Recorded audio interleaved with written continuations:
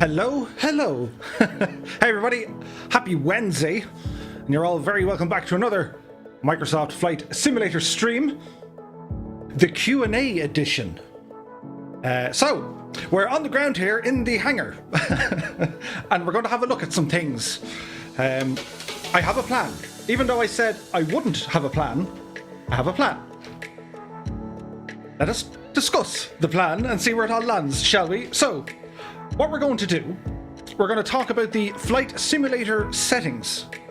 And I'll show you what I have and how, well, things look the way they do. So we'll go through the graphics, we'll go through some of the preferences, the controls, realism settings, the multiplayer options. Then we'll rumble in and have a look at the content manager, the marketplace. We'll talk about kind of where to keep all your files and folders. We'll list off a few external websites where we can get some bits and pieces. From there, we're going to talk about flight planning. We have the internal planning mechanism from within the sim, which is, you know, it's fine. But we're going to have a look at the likes of, say, SimBrief and other bits and bobs as well. The weather. We'll have a look at a couple of websites, and we'll go through some of the weather settings in the sim. We'll go through more multiplayer settings, because we do, and some of the voice options and how we use a sort of team speak, as it were. From there, we're going to go over and have a look at some of the system settings, the install locations, where on your PC is the best place to keep your Microsoft Flight Sim and your add-ons. We'll talk about some of the antivirus settings. We'll go through some of the Windows Update and Marketplace updates. I use Nvidia, so I can talk to you about the Nvidia control panel.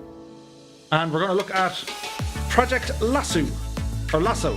I think it's Lasso.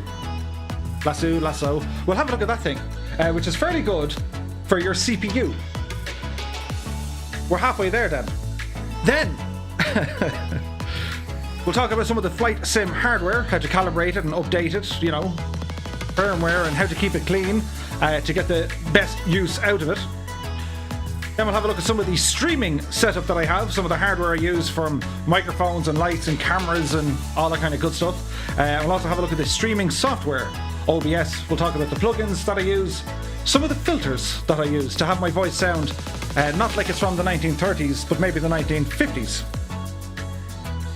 We'll also have a quick look at where I get my music from, because I know you guys like the music. Then we'll have a generic kind of a, you know, Q&A. As I'm looking at my internet speed here in the corner, I'm really hoping it doesn't stop. We can talk about that as well. And then after all of that, which is a lot to take in, so make sure you have a notebook and Pioun Louis, or Pioun, that's a Pioun, and hang on, I have it here without dropping stuff. A notebook, very important. I will be asking questions. There will be a quiz at the end.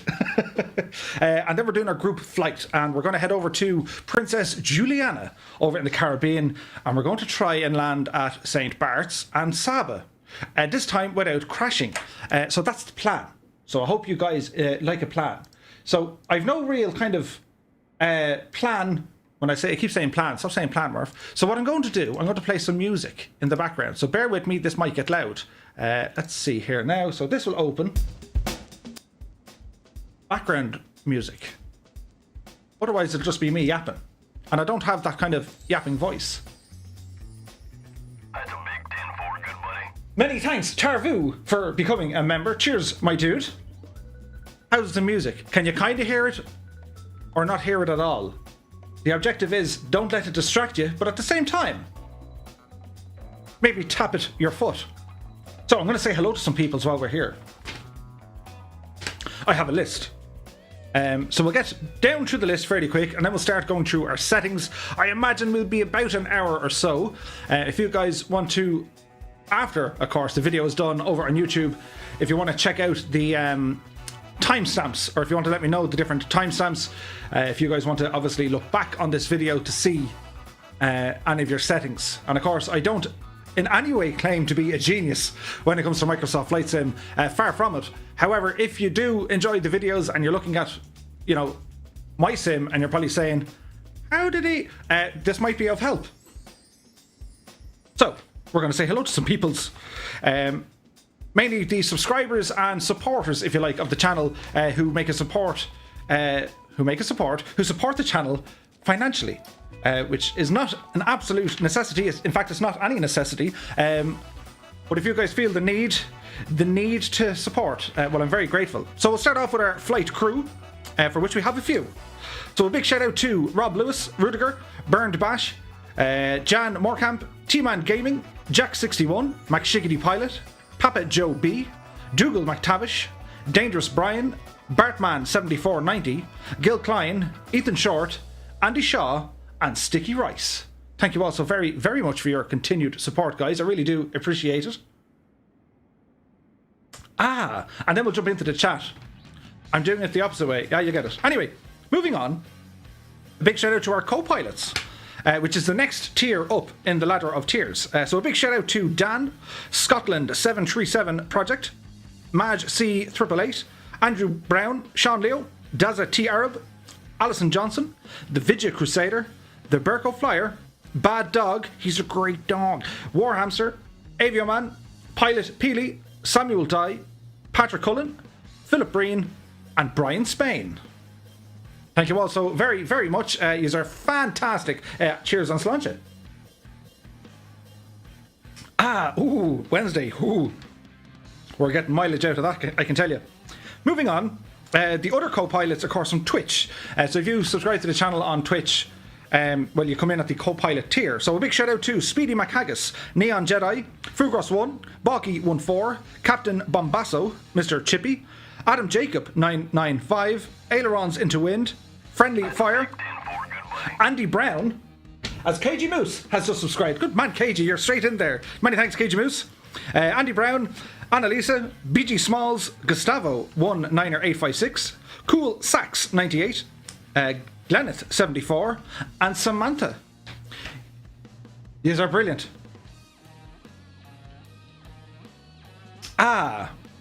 Thank you all so very much. I really do appreciate it. And last but not least, the highest tier for these few members, for which I am very, very grateful indeed. We'll say a big shout out to Scott Voigt, Mark O'Gorman, Jim Oates, Ed Reed, G Slayer, and Colonel Fork 85. Thank you all so very, very much. I have notes. We're going to need them. Oh look, it's a Mooney. Anyway, we're getting there. Now I'll say hello to you a lot in the chat, because you're all fantastic for joining us. How's the music? I think it works. We shall see. Johnny is in the house. He says, watch for falling light baffles. Keep your hard hat on. Mark O'Gorman is in the house along with Ben McClure. Modern Tornado 81 is here. How are you? Happy Wednesday to you, my dude. Patrick Cullen is here. How are you? Brian Clark has rambled in. Andrew Brown is watching as well. Good evening to Alison Johnson and the Scotland 737 Project. You're all very welcome along. Dougal McTavish is in the house. He says, I love this man. So chilled after having a crap day. Well, Dougal, hopefully we can bring some laughter and good vibes your way this evening. Philip Breen's in the house. He says, good evening, guys and logs. Hal Jor has become a member. Many thanks to you, Hal Jor. Really appreciate it, my dude. Philip Breen saying hello to the logs. We knew it was going to happen, we just didn't know when. Erlansky is in the house. Happy Wednesday to you. Ailerons into Wind is here. He says, sup, peeps. Johnny says, new tunes. Yes, we've picked some new tunes, and we'll go through it. Colonel Fork is in the house. He says, I didn't get to send a surprise message today, but I'm home now. Nice, dude. Your photos over on Discord looked absolutely amazing. I really hope you had a great trip, and you're very welcome back to the simulated world. The real world sucks. It's better in here. Merlin Flyer is in the house. Good evening to you, my dude. Happy Monday. Pilot Peely is here. He says, hey everyone. Good to see y'all. Papa Joe B has rambled in. He says, good evening, Murph, and happy Wednesday. Rudiger is in the house. He says, team, good evening from Stuttgart. Good to be here. Good evening to you too, Rudiger. I saw the picture of your new PC setup. Really looking forward to you joining us along some night for the group flight. Jeffrey David is here. He says, hola from Nola. Ben McClure says, vibing. Mal Walsh is in the house. He says, hey, Murph, I hope you're well. WB1990 is here. He says, hello. KG Moose is here. Free Murph with his motley crew in in tow, shenanigan musics. Or shenanigan music. How fitting. KG Moose is watching us over on Twitch. Good evening to you, my dude. Happy Wednesday. Bell Bros in the house, as is Ed Reed. Hello, Father Murphy, he says. Almighty then. Peter Pepperman is in the house. He says, hey Murph, how is jolly Ireland today? Jolly. It was raining this morning and then it became very sunny. I was on the road for most of today. I passed by the Rock of Cashel. I was down around the Clonmel region and then, of course, up towards Dublin. But all is well. Who else do we have here? Ecor says, 50 watching, 9 likes, hit the thumbs up button. But you don't know what you're thumbing up yet. This could be awful, but hopefully not. Philip Flyer's in the house as well. H. Lightsphere, greetings Murph, greetings everyone. Hope all is well with everyone. Same to you, my dude. You're very welcome along. KG Moose says, class in session, sharpen your pencils. Colonel Fork says, will there be a quiz at the end? Yes, there will. It's school time. Ben says, I don't know if you heard, but here in Northern Ireland there are new restrictions. I've read a bit, yes. Pilot Boy is here. He says, what's good, Two-Tone? Can you demonstrate multi-engine prop engine out procedure? Well, let's see. Let's see what we can do. Peter Roach is here. Open the pubs. The virtual pubs are open, my dude. Captain Lee's in the house. He says, I might join you at St. Bart's. Cool. Bigger60 is here. Good evening to you. He's watching over on Twitch. Tarvu says, proud to be part of this lovely community. Well, we're proud to have you here and delighted. Thanks a million. Jim Oates is in the house. Good evening to you, Jim. Hope you're keeping very well. Joe Blow Photo has rambled in. He says, good evening, Two-Tone and all. Maj C888 has rolled in. Happy Wednesday to you, my dude. You're very welcome aboard. Gabriel Dillon says, hi, Murph, Mal, son of Aaron. Nice. Team Mindor is in the house. Good evening to you. Hope you're keeping very, very well. As is Jan Moorkamp. Welcome along. There's lots of you here. What's going on? Have you nothing to do on a Wednesday? Major Butcher has rambled in, as has Moose Knuckle Life. Good evening to you both. Jim Oates says, Alison just upgraded to pilot in command. Well, many thanks, Alison. Welcome aboard, and thank you so very, very much. The Glendalough whiskey is slowly, but most definitely surely fading. The bottle's getting lighter. QWERTY Pro is here. He says, Murph, the last update was not promising for me. I still can't fly. My buttons go in up. Okay, well, let's see if this helps tonight. That's the plan. Scott Voigt is here. He says, the music is always splendid. Many thanks, Scott. Ethan Short says, good evening, Murph. How's it going? What's the plan for tonight? So the plan is a Q&A. I'm going to go through all the settings and setup of what I do and how I do it. Hopefully it'll help you guys. Don Gallagher's in the house. He says, hello. Michael Karolak is here. Good evening to you. Daza has landed. Good evening to you, Daza. KG Moose says, so organised, Murph and a man with a plan. What sorcery is this? We'll have to wait and see. Bossman is here as well. Good evening to you. It's Murph night. No, it's Smurf night. I liked it the first time. Rob Blue's checking in. Good evening. Gaz Robs is in the house. How are you, my dude? Who else do we have? Dan is here. Jan Fjord is here. Good evening to you. Kieran Nile has landed, as has Jake Lusty. Good evening.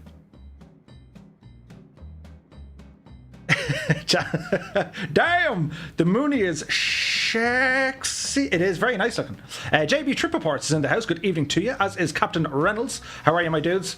Happy Wednesday. We're getting through the list. We're nearly there. Randy Hurst says, hi, Murph and all.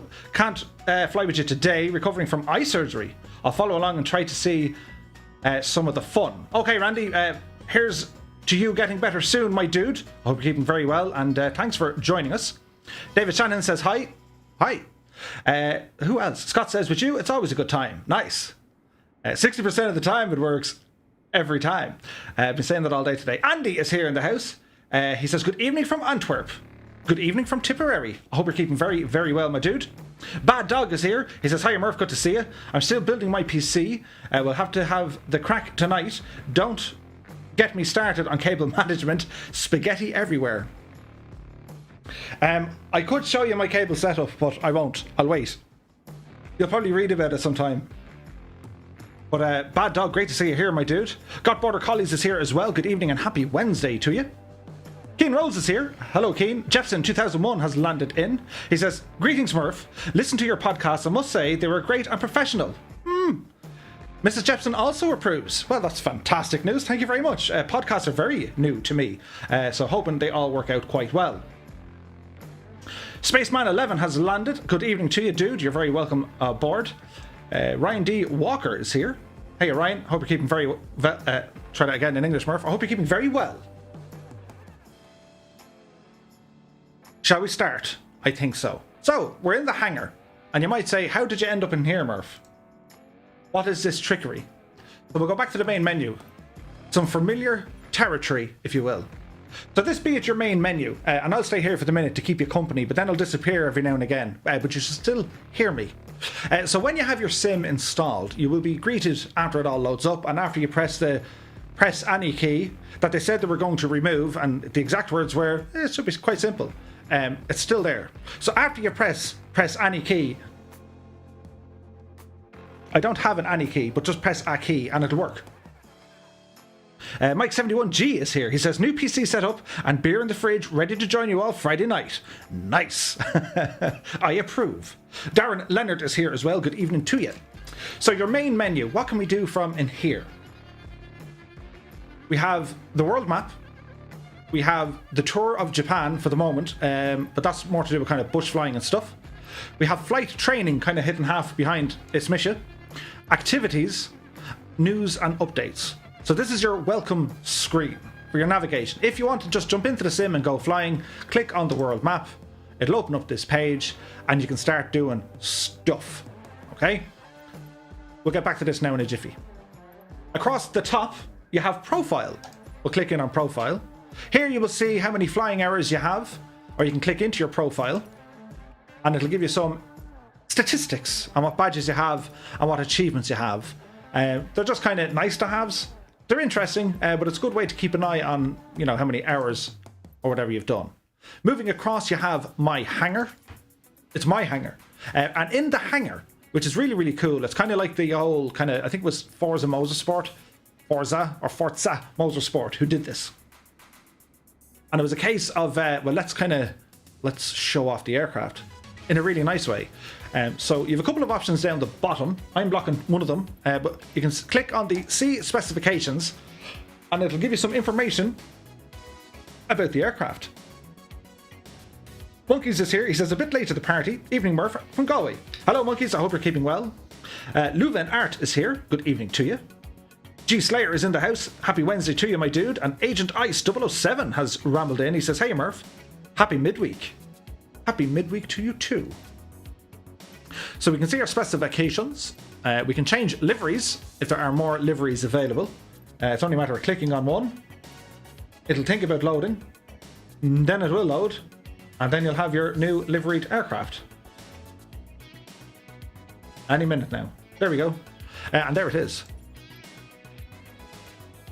And then you can change your aircraft to whatever is in your sim, basically. So, for example, if you wanted to click on another aircraft, it's now selected. Click back. Your little aircraft will then appear. Again, you can click on specifications. With the default aircraft that come into the sim, they'll have a bit of a write-up for them. And there are text files, so you can edit them if you really wanted to get, you know, creative and populate your own bits and bobs in there. And so you can hide the specifications. Over on the right-hand side, you have set view. So you'll see we're in this play button mode. That's just kind of showing you the aircraft from the saved positions. If you click on the airplane, it now gives you control of the views. So depending on what you have bound as your viewpoint, well, you can kind of move things around, which is super handy. Which is nice. And then, of course, the last one is showing you an icon of controls.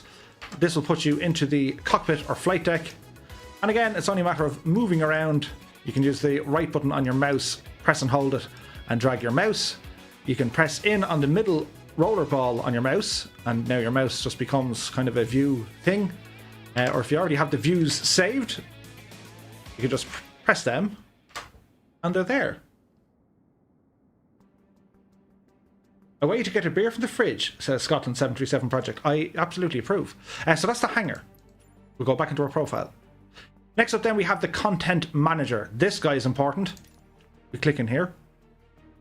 The content manager is basically every file that the sim needs and how it keeps it up to date. So for example, if we were to look at the 747 Intercontinental, if you were to click on this, it'll give you a version number. They still haven't implemented the version. The dependencies will tell you the minimum dependency for this to work is 1.9.2. Again, not very important yet.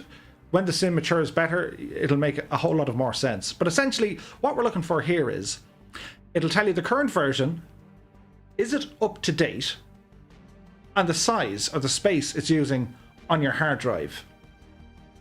The Chasman is in the house. Good evening to you. Don says, I assume this is after update 4. Yeah, so we're running on 1.9.5. Bartman7490 is in the house. Good evening to you all. Guys are all very welcome aboard. So as you scroll down, you might see a couple of third-party add-ons, I suppose. So the Aerosoft Saint-Tropez, it tells you it's a community add-on, the version in which it's running, and it's custom content. So as far as I know, you can't update them just yet through the official marketplace. You have to go out and go to Aerosoft. They have an auto updater. If it was Orbex, you can download it through Orbex and you can get the update from there. But everything else, it'll say either up to date or update available. If there's an update available, you simply click on it. When you do, a little icon will come up here and it'll say download or update or whatever. And that's pretty much it, which is really handy. So another handy feature of the content manager, if you installed a particular airport and you wanted, or an add-on for that matter, so if we looked at the, I don't know, the M20, because I always put that in, and you can see, yes, it is in fact installed in the game. So if you had an issue whereby you installed something and you can't find it, you can just go into your content manager, hit the search bar up the top, and it'll locate it for you. If it doesn't appear there, at least then you know, right, the sim isn't actually reading it, and it might point you in the right direction. So that's the content manager, super important. My logbook, the captain's log, or well, twotonemurphy's logs. Basically, it's a very basic logbook of all the flights you've done. How long did they take? The operational condition time, was it nighttime or during the day? How many takeoffs or landings you did in the day or in the night? So you see total flight time, total nighttime flying, total daytime flying, the number of takeoffs, the number of landings, and so on and so on. It's handy. It's not great, but it's handy. Partial flights, this is everything that you would have maybe loaded in, you didn't do a landing. So it does record all of this. So it'll say, yeah, you did 72 takeoffs and 102 landings. That doesn't make sense. Oh, it does. So if you click into the sim without actually taking off, a custom waypoint, if you like, it'll jump you in there. So your partial flights, then ground to ground, and then everything else. So you might say ground to ground. Yes. Don't know what that is. Ground to ground. A ground to ground flight. Isn't every flight a ground to ground? Oh. Anyway, that's not important. Next up, we'll have a look at the marketplace. So in the marketplace, it'll show you the newest or the trending ones all appearing here. And the main thing, you go into the full catalog.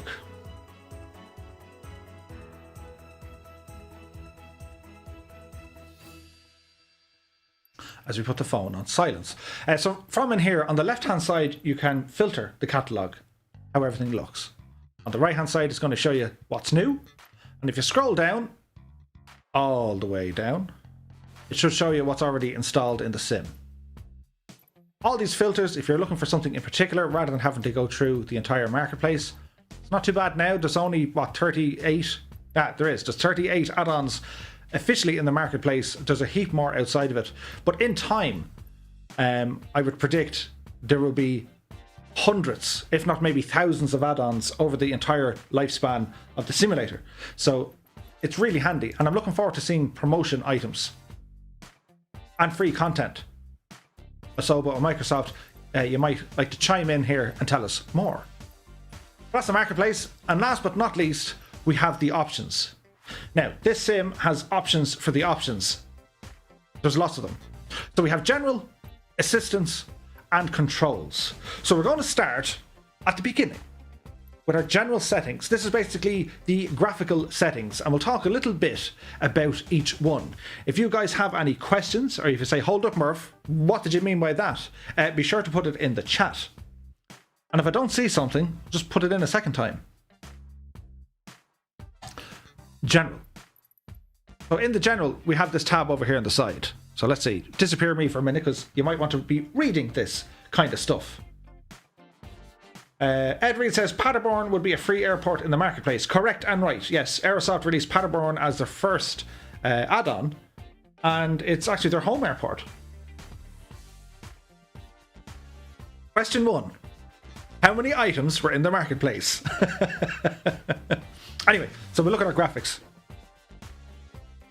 Display mode. On my system, I just used windowed. Now the sim will probably tell you it's probably better to use full screen, but it's either or. The resolution, I run in 1920 by 1080. That's what I view it. That's what I record with. That's what I use. HDR 10. HDR is your high dynamic range, depending on the equipment you have plugged in. Global rendering quality. So the first time you install the sim, this will probably be predefined by getting a basic read on your graphics card. Hint and tip number 1. Whatever rendering quality the sim thinks your PC can handle, dial it back 1 notch. Always use that as your starting point. So if you have a fairly high-end PC, it might say ultra, put it back to high. And then you can start moving sliders up and down to really kind of squeeze every last bit of frame rate out of the sim. Of course, if you're running on the bare minimums and it comes up, you know, minimal, don't even look at it, just leave it. So, V-Sync. You might say, what is this V-Sync? V-Sync is a vertical sync. It basically locks the refresh rate of the sim to your display, be it your monitor or your TV or whatever else. Basically, I like having the sim locked at the refresh rate of my TV, which is 60 frames. If you're not getting 60 frames in the sim, if you only get like 30 or 35, well, there's no point locking it at 60. It's trying to hit a number it'll never hit. So don't be afraid to dial it back. If you lock it at 60 and you're getting above that, you know, if the sim is capable of doing 70 or 80 frames, you're going to have a much smoother performance. To be less jagging, to be less stuttering, it'll just run smoother. So if you're finding it difficult locked at 60 and you know it's constantly stuttering, bring it back to 30 FPS and just try it out. See what the difference is going to make for you. It should help smoothen the whole thing out. On some cards or on some machines, V-Sync can actually cause a performance issue. It can actually lower your performance, so don't be afraid to mess around with it. You can turn it on or off, and the in-sim V-Sync should be working. Before there was, you had to do an outside override to get it working, but it should be working now.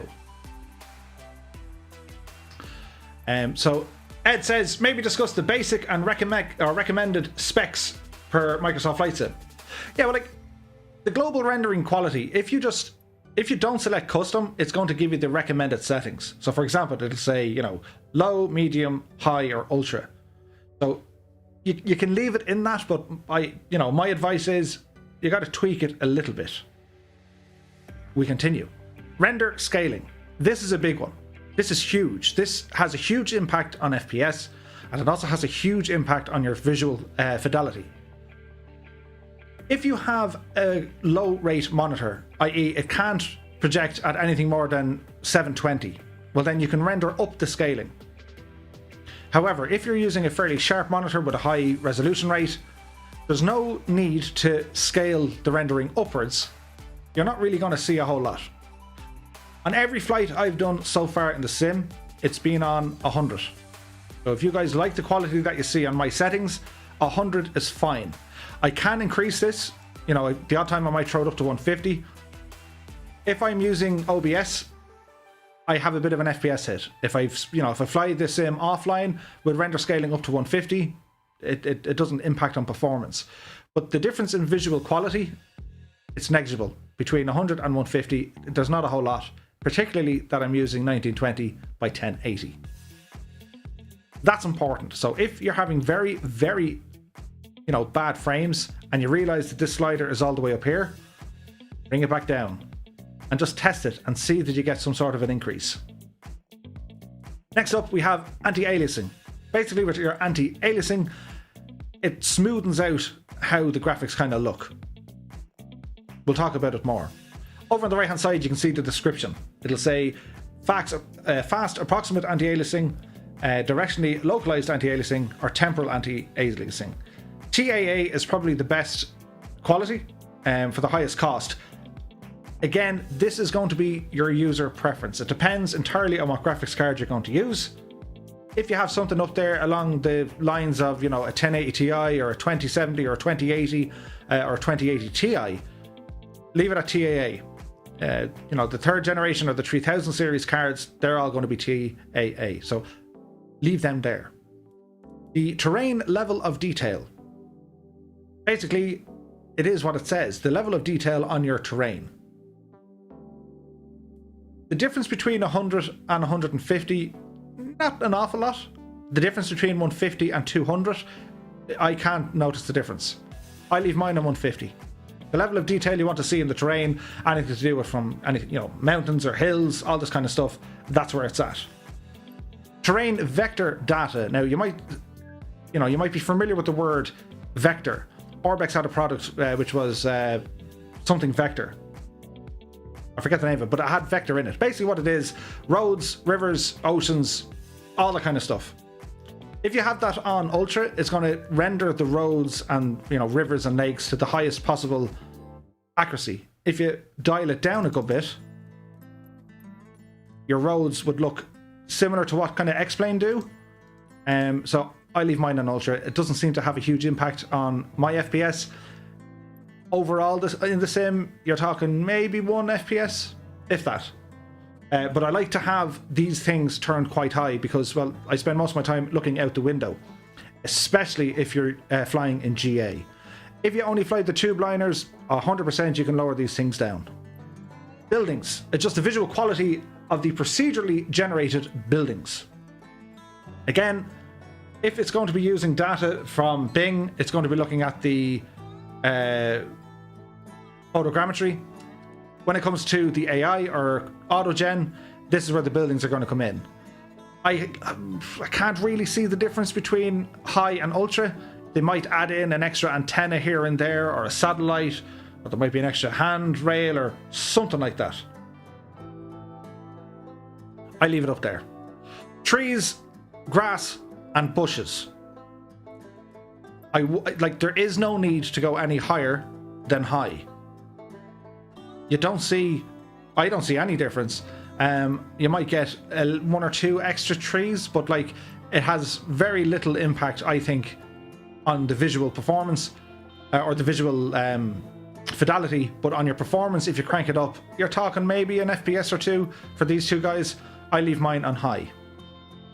Next up then we have the objects level of detail.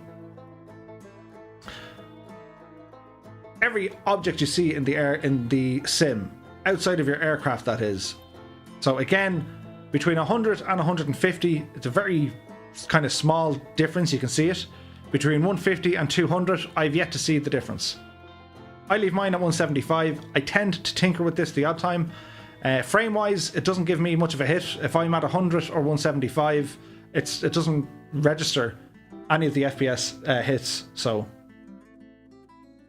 again, anything that has a slider, these are the ones you guys want to mess around with. They will have some sort of an impact on your FPS. Moving on. Volumetric clouds. One thing I think about Microsoft Flight Simulator is the sky is more important in this sim than in any other sim, only because it looks fantastic. I've never seen clouds or weather or a weather engine built to such a fantastic sight, and I want to get the absolute most out of it. Even on the ultra settings, you can see kind of pixelated square blocks every now and again through the clouds, so they're still working on it.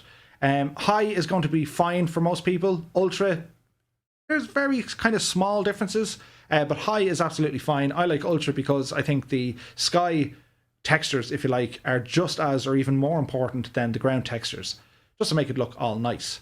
your texture resolution. Adjust the quality of textures. So your kind of default ground textures, building textures, the runways, taxi aprons, all that kind of stuff. Again, if you change this, you do need to restart the sim because it'll load in different files. But overall, it makes a kind of a very small impact from high to ultra.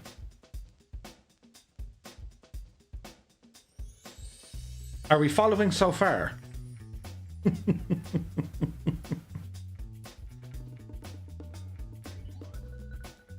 Okay, let's have a look here.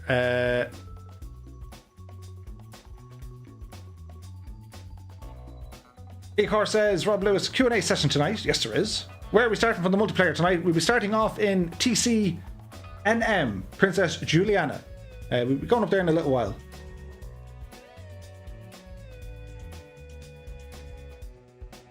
Bad Dog says you should put trees on low. It'll make landing at St. Bart's easier. Good evening to Luke. How are you, my dude? He says, good night, Murph. How are you today? Very well, my friend. Billy Roach says, aye, Captain.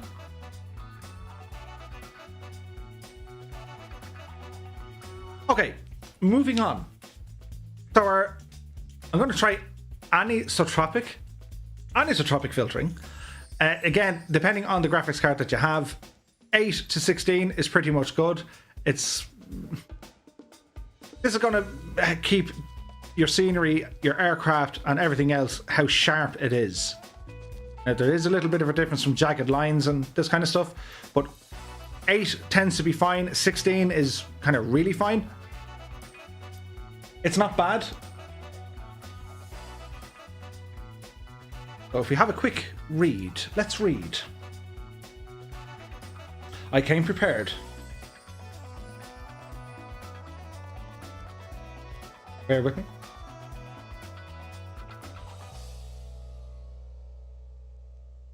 You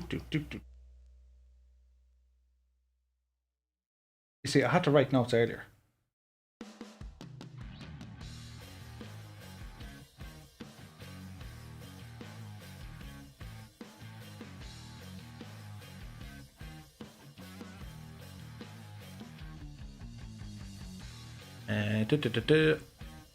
Topic.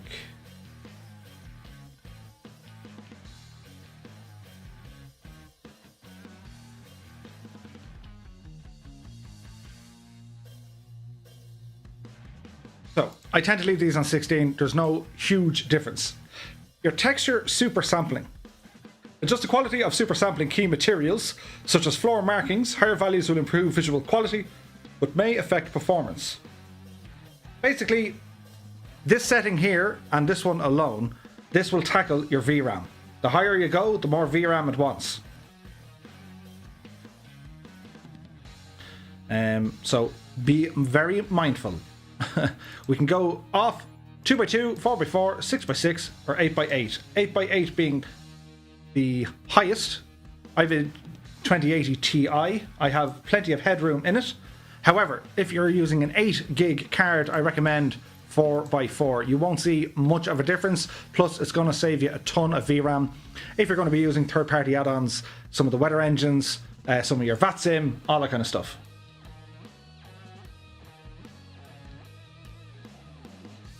Bro says, trees on low equals less logs. It's more to do with your terrain level of detail.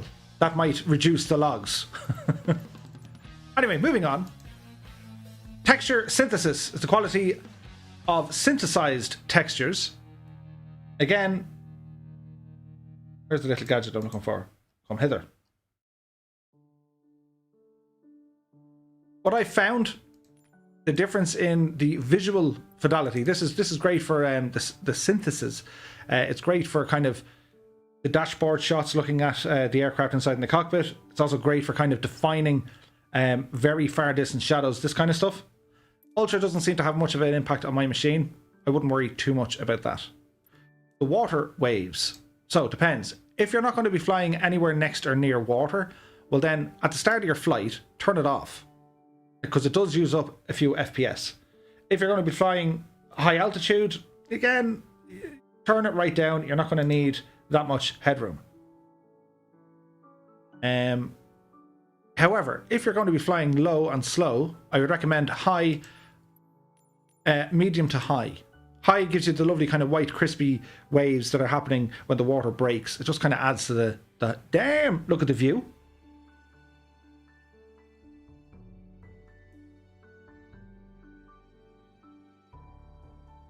Luke says, it's actually quite bad that I still haven't been able to play the game since its release. It still hangs on downloading.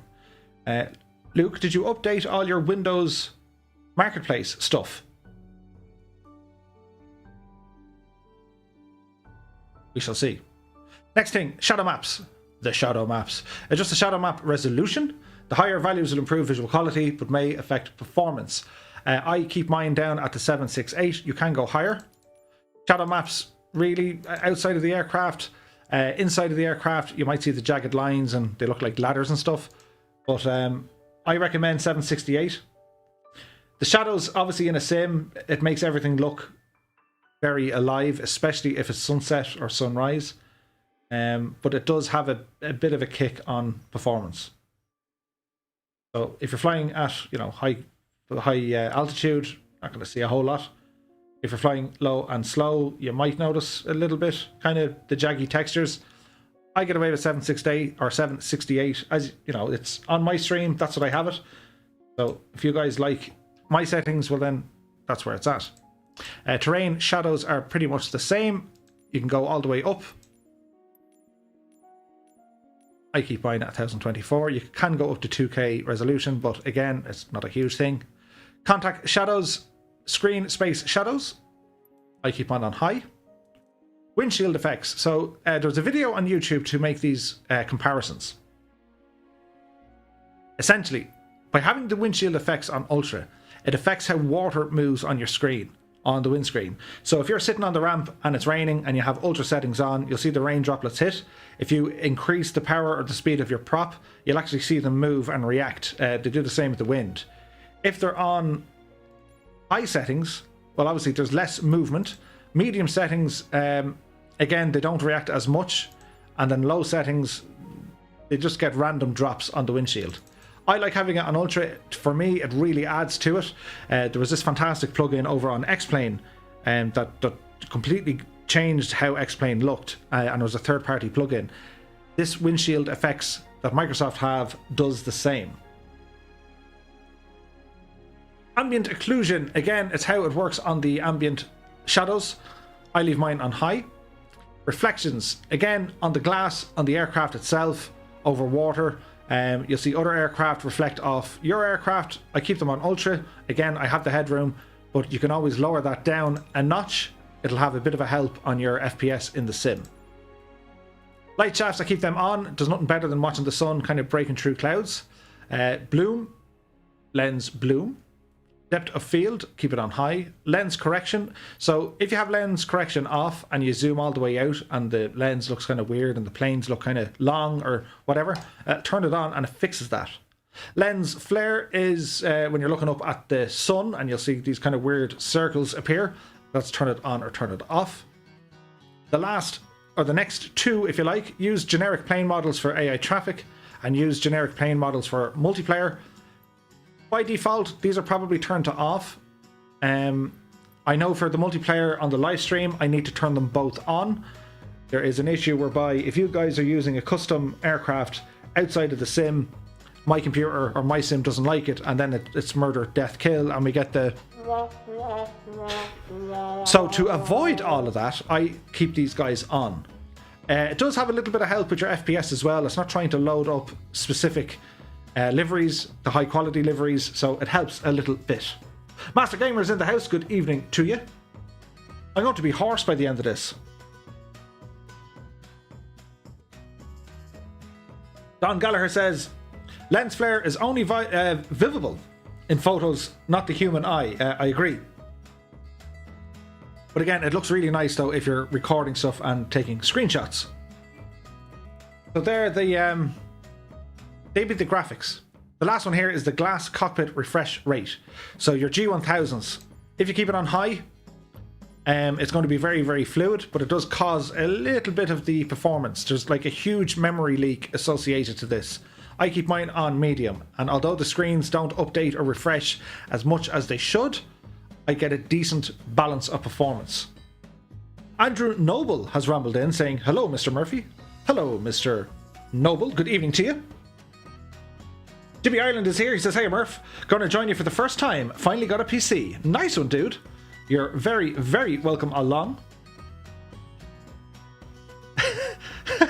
Jeffson 2001 says, you're going to be a horse by the end of this. Nay. Justin Mercer is here. I am on. Hello, Justin. Good evening. So they're the graphics ones. If you want to have better performance in your simulator, play around with the render scaling, with the terrain level of detail, the objects level of detail, your reflections, and the windshield effects. For me, they're the most that are going to have an impact on your FPS. Moving on. Camera. Your camera settings. So your global settings. Camera selection. So when I want the sim to start, it'll go straight into the cockpit. Quick view. So if you want to select a quick view, that can be mapped to a joystick or to your keyboard. When I look that direction, it'll stay there. If you select toggle, it means you got to keep the button pressed in order for the camera to keep looking there.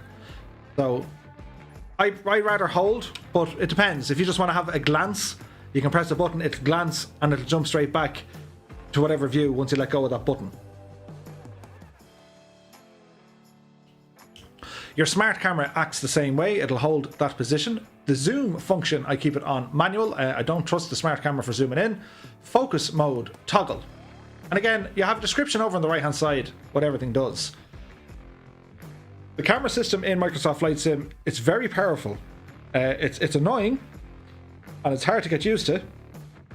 But once you do get used to it, it's very good. So for the cockpit camera selection, you can go wide angle. Camera's positioned close to the pilot's seat. If you can go too close, that keeps it right up against the headboard. And if you go for landing, it keeps it above it. I keep it at wide angle just usually for the main sitting or seating position. And then you'll notice then that I kind of move things around. You can press the space bar, that'll kind of give you a booster. You can look up over the nose, but depends on what it is. Free look mode, you can toggle. Again, you can hold the input to enter free look, or you can toggle it. So again, if you want to go into free look, you can either say toggle or hold. By hold, it means you have to keep your finger on that button. So yeah. So the main cockpit settings. Your height, horizontal position, zoom speed. The heights and positions, don't worry about them in this menu. The zoom and zoom speed, again, you can control all of these from within the sim. Camera shake is really nice. It gives a nice very light effects on shaking the camera that reacts to landings, takeoffs, turns, all this kind of stuff. And then the flashlight mode, or the torch, is automatic. So if you hop into the plane when it's dark, the torch or flashlight will already be on. Again, you have toggle or hold buttons for the instruments, and the same crack again when it comes to the chase camera. But all of these camera settings, you can adjust them from within the sim. Moving on. Sound, communications. So this is where you want to have your default sounds from. So default, all audio plays through the default audio devices. You can click it onto headphone simulation. Basically, if you guys are familiar with the likes of X-Plane, a lot of the third-party aircraft had a little icon. You can press the headphones, whereby it keeps the external sound of the aircraft when you're in a free look view quite loud. But if you jump into the aircraft, into the cockpit, it simulates as if you were wearing headphones. Kind of handy. Communication output, you can kind of tell the sim then where do you want the likes of your ATC to go. So if you're using, external speakers for your PC, but you want to have ATC come through your headphones, that's where you can do it. Warning sounds in external view, it depends, leave them on or off. I tend to do a lot of flying from outside of the cockpit, especially when I'm recording. It's not very real, but it adds for nice views. I leave the warning sounds on in the external view, just in case I do something I didn't realise. Your VHF signal degradation. You can read up on it, but basically the further or closer you get to the tower or the VOR, the signal strength will degrade over time. Active Windows Spatial Sound. That's a spatial sound functionality. I think it's more to do with your headphones. Text-to-speech settings, if you're using it. You can have a text-to-speech. I use the Azure. You can use Windows Offline. Music selection, and that's just your background music. Mute audio and background. Again, I've the music turned off because I play my own tunes. And then you have various volume settings. They're fairly self-explanatory, and you can go through all them in your own time. Moving on. We're getting there, lads. We're moving. Bear with me. If we go over to traffic, so we can have aircraft traffic type. You can turn this on. So you have real-time online. Basically, it's going to be reading the data from Azure, and it does a fairly good job, considering I've done a couple of tests, and the sim seems to be working maybe 30 to 45 seconds behind the likes of Flight Radar. And that's running about 30 seconds behind live ATC. So it's accurate. You can then turn on the AI airlines. So if you're not using the real one, you can use the AI offline, and the sim will just make its own, it'll generate its own flights, and you can turn up the density and how many you want to see there. Show traffic nameplates. You guys would have seen that already. I wish they would make this a keybind. Asobo or Microsoft, if you ever, for whatever reason, come across this video, just sort that, will you? Allow us to bind a key to show traffic nameplates. It will be super handy. But anyway, they're on at the minute. I'm going to turn them off because when I start a flight, well, we know what the group flights are like. I turn them on for the landings. Airport life. So the airport vehicle density, the ground crews, the workers, and all this kind of stuff. By default, all of these are going to be set at 50. Ships, ferries, road vehicles, and leisure boats. I think it's scenery specific at the moment. I haven't seen them implemented everywhere. But I leave them on default. I haven't seen much of a hit with them, but I leave them there. Over to data or data. Online functionality. This is important. So if you're not happy with the textures you're getting in the sim, make sure that the Bing Data World graphics is turned on.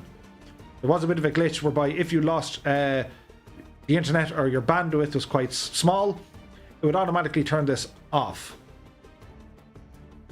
And you know, I do 3 to 4 streams each week. I tend to use different locations. I fly it quite a lot. I use roughly, 40 to 80 gigs a month with this sim. Like, it's not huge, but it's still a good bit. So just be aware of that. And again, you can see your data consumption here. Photogrammetry speaks for itself. They have a number of cities that have photogrammetry installed on it. Am I right in saying there's 400? I think there's 400. Live real-world air traffic, again, that's going to connect to the air traffic services, live weather, and multiplayer. So if you turn all of these off, you're pretty much going to an absolute offline mode. Data consumption. So you can reset after how many days. You can limit it. So if you have a metered internet connection, say for example, your maximum download per month is 50 gigs. Well, that's where you put in a limit. You say, yeah, I'm limited, set it to like 40 gigs. And once the sim knows it's used 40 gigs, it'll turn off the online functionality for you. Handy.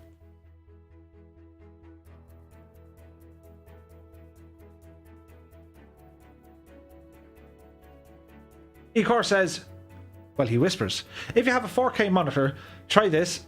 Render at low resolution, scale to 100% in 4K, turn off anti-aliasing. Also worked in Arma 3. Yeah, so you shouldn't need anti-aliasing if you have 4K, because the resolution is so high. But we'll have to wait and see. XP72 is in the house. Good evening to you, my dude. He says, thanks for taking us to school, Murph. I needed this info myself. You're more than welcome, XP72. Guys, you may or may not be aware, but make sure you check out XP72's YouTube channel. Fantastic streamer. Always good vibes from there, my dude. And I'm learning so much from all your tube flying, so you're very welcome along, and happy Wednesday to you. So again, we can go down with our data bandwidth usage limit, so you can tell it I'm limited or unlimited. If you say it's unlimited, well then the servers will try and push as much information this direction as it possibly can.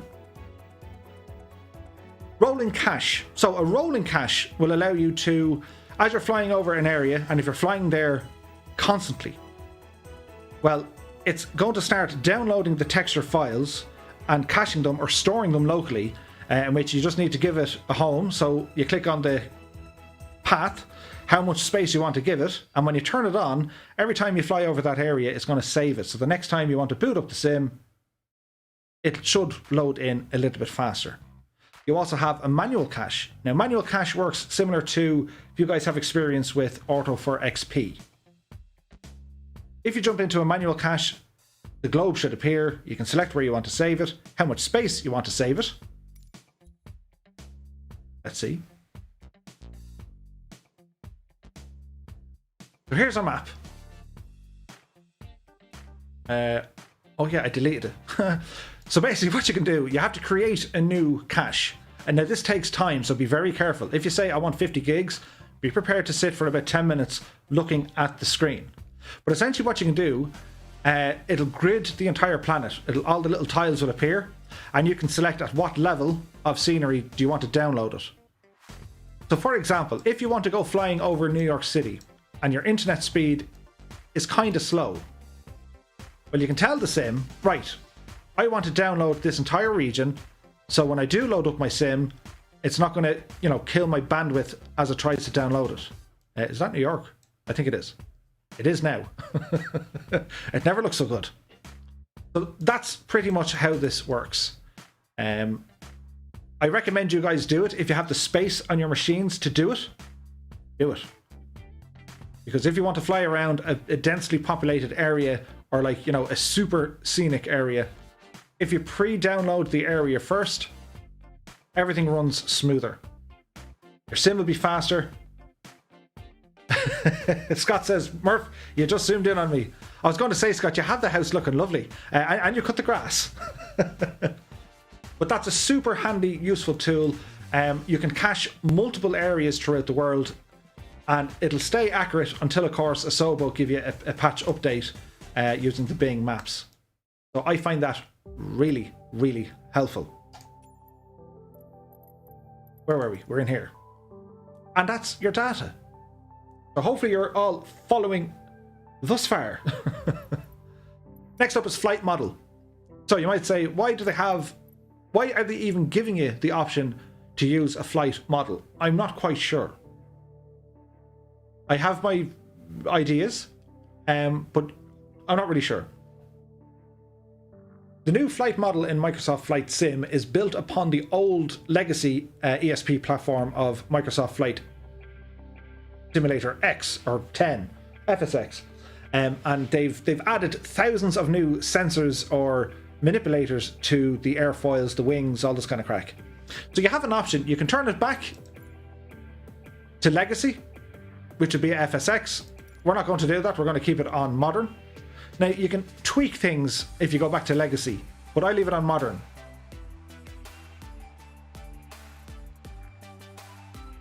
Now, there was a theory, you know, if you're porting over aircraft from FSX, which some people have already done, and you change them to work on the old physics, you know, it's not bad. Anyway, moving on. Miscellaneous. Language, it should speak for itself. Do you see what I did there? Your pilot avatar. So you can change how the dudes or dudettes look in the aircraft. So you can change these. I've yet to find a way to edit their models, because soon enough there will be a giant log, and also the autopilot needs to get in there real soon.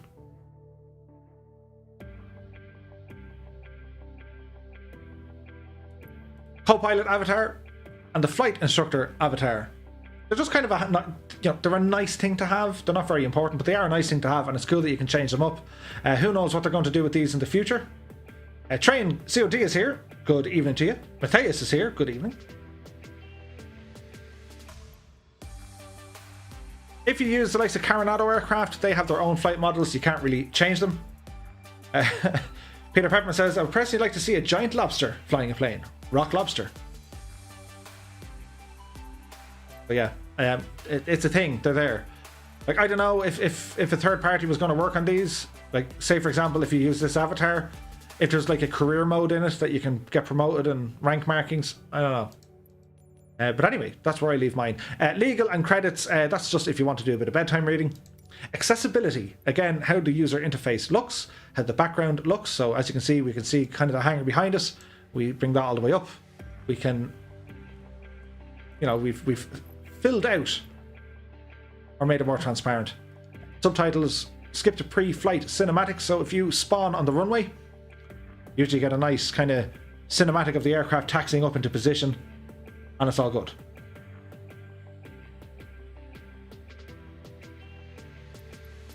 Developer mode. If you want to turn on developer mode, it'll open up a new menu up here. Use this with caution. What is handy, if you select on, you will notice a new menu. If you go to options, move down to display FPS, I recommend you open that, and that's when you go back into your graphics in the sim. You can start tinkering with all your settings, and 60 is what you're looking for. If you want to, if you want to go above 60, just make sure your VSync is turned off. That would be very important. But there are general options. Are we following so far? Question 2. How many graphical questions are there? Or graphical options? Assistance. We can all use a bit of assistance every now and again. So assistance is kind of, well, how do you want the sim to work for you? After you've set it up and made it look all really nice, or what do you want to work in it? So a takeoff auto rudder. Basically, the auto rudder will, does what it says. It'll use the rudder for you. If you have flight sim pedals or flight control pedals, or if you use a joystick that has a twist function, make sure this is turned off. If you turn it on, the AI takes control of your rudder, and it's not very realistic. So, if you're simulating a crosswind takeoff or landing, your rudder pedals are where it's all happening. You have very small inputs on the actual joystick or the yoke. Your legs do the working. So make sure that's off. The same for the assisted yoke. Again, I wouldn't recommend leaving these on. Even if you're a complete noob, leave them off, because it's going to give you a better feel and of understanding what the plane is trying to do with your controls. The assisted checklist, again, I leave all of these things off. If you're brand spanking new into the world of sims, you could turn them off, but you could turn them on rather, but I think you're as well to leave everything off. You'll learn it as you go, and don't be worried about making mistakes. If you want to join in with the group flight with us and you're dreadful, don't worry about it. It's fine. We all had to learn somewhere. Assisted landings and takeoffs, and then delegate the ATC to the AI. You can do that from within the sim as well. Johnny says, do you use the rudder much in the air? You use it a little bit. So if you need to do what's called a coordinated turn, you'd use your rudder. If you want to do some slips and spins and stuff like that, you want to use it there as well. So they are important. I leave them off, and by turning them off, it says you're on hard mode. I like that. Aircraft systems. Auto mixture. If you're struggling to find the absolute best power in the aircraft, in particular with the GA aircraft, the likes of your Cessna, the mixture is basically going to control how much air and fuel goes into the engine depending on the altitude that you're at. There is a science behind it. There are many videos out there. Squirrel did a great video on it. If you guys want to check it out, if you ramble over to our Discord, go over to the flight school. I think one of the guys put a video up on it there as well. There's a link gone in on the chat. Keen Leopard is here. Good evening to you. Botop is here as well. How's it going, my dude? So auto mixture, I leave it off because I control my own mixture. You'll often see me making an adjustment to it. But if you like, and you're new, turn that setting to on, but study it. Make sure you know what the sim is doing with the mixture, and then you'll start figuring it out. It's not a huge headache. Unlimited fuel, again, it speaks for itself. I like the whole idea that it'll use different fuel tanks, and it actually affects the lean and pitch of the aircraft, so I leave that to off. The aircraft lights, I controlled our own lights. Now I know there's a way of moving the lights, there's button assessments for all of that, but I just leave all these things off. These settings for the systems, if you're absolutely new, or maybe you haven't used a flight sim in a long time and you've no real world experience, turn them on, but then slowly but surely give yourself little targets to say, okay, in 2 weeks I'm not going to use the auto mixture. That's where we want to get to. Many thanks to Frag for the follow. Really appreciate it, my dude. Ecor says, thanks for going through the settings. It saves time for when the new PC arrives. Cool. Morrow is here as well. Many thanks for the subscription. Many thanks to you, my dude. You're all very welcome along. And, well, happy Wednesday. And if you're in school today, sorry, we're in school again. Benny P is in the house. He says, good evening, Murph. Great tutorial. Many thanks, my dude. And again, guys, just a, disclaimer. I'm in no way, in shape or form, a genius when it comes to this stuff. This is just what I do. And I'm only... No, that's the wrong way to say it. I'm super looking forward to what you guys have to say in the comments, in the description. Be sure to ramble over to Discord, because I like learning things too. And if I'm saying something that isn't maybe accurate, or if you guys have a better way of maybe explaining it, or even a better way of getting the thing to do the thing in the thing, be sure to say it over on the Discord or in the description and in the comments, because what I say is not verbatim. It just works for me. So moving on, as our music stopped again. Is the music volume okay? I can't hear it. I can hear it, but I'm tapping my left foot right now. The gyro drift auto calibration. So basically you have a gyro drift in most aircraft. That's where you see the suction. They work off a gyro. So that's where the likes of, let me think, the compass will start moving, as in your heading indicator. So you have to recalibrate it. I've left it on because it was giving me a bug. But I think it's fine. WB1990 says, my sim is running a lot smoother now. Result. Don says, the music is fine. Awesome. So again, the gyro, it's entirely up to you. It's more to do with your checklists. Depending on the aircraft, you want to be making an adjustment to your gyro or hitting the reset of your gyroscopic heading bug kind of every 15 minutes or so. Dam says, the music is great. It's been an 80s party. Oh yeah. Kane Leffert says, half a day in school today, no school tomorrow. A two-tone-murphy stream with a pizza. How could this get any worse? Oh wait, a page and a half of French homework. Kane, two things. One, and probably the most important, how many days until Eurovision? And two, is there pineapple on that pizza? Moving on. Failure and damage. Now, these are all turned off for obvious reasons. Mainly for the Evil Knievels in the multiplayer, and also myself. I have them all turned off at the moment. Aircraft stress, it depends. It's a little bit buggy on some aircraft. For example, if you open a window on one of the aircraft and your walking speed for your taxi, it'll say you caused too much stress. I just leave them off. Engine stress, I've tested it. It's not super accurate. It kind of works, but it's not super accurate. So again, I leave it disabled. And all that happens, which I'm okay with, if you do have a mid-air disaster or a crash and you're expecting like fireworks and explosions, well, it doesn't do that. The sim just goes a dark screen and it says, you're dead, or words to that effect, and it's good. The icing effect, I have visual only. However, if you turn this to, come here you slitter, if you turn it to on, if your aircraft does get icing, it becomes heavier, you lose lift, you increase your drag, and the plane will kind of fall out of the sky. So you want to check on them. Gary Sandberg is in the house. He says, good information and learning place. Cool, dude. Hope you enjoy it. Johnny says, that toe tapping music explains your twitchy rudder. Scott says, pineapple on pizza, never. Scott, listen. There is no other place for pineapple, only on pizzas. And what I found is, most people who don't like pineapple on pizza have never tried it. That includes Mrs. Two-Tone. Because she accidentally ate pizza 2 weeks ago, and there was pineapple. I hid the pineapple in the pizza, but you're not to tell her. It was under the pepperoni, and here you are, and I gave her a slice of pizza, and she ate it, and she goes, that was really nice. It was really sweet. And I made this face to myself that she couldn't see. But it was grand. So there. Rab is here. He says, hello Murph, discovered your videos last week. Liking what you do. Cheers. Many thanks, Rab. You're very, very welcome along. KJ says you have to have pineapple on pizza. Keen is now jumping on. First off, pineapple doesn't belong on pizza. Secondly, 215 days to the Eurovision.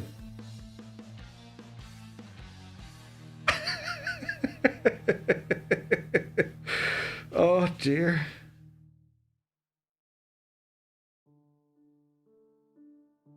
Mrs. Two-Tone just texted me. You did what now? The line was not secure. Anyway,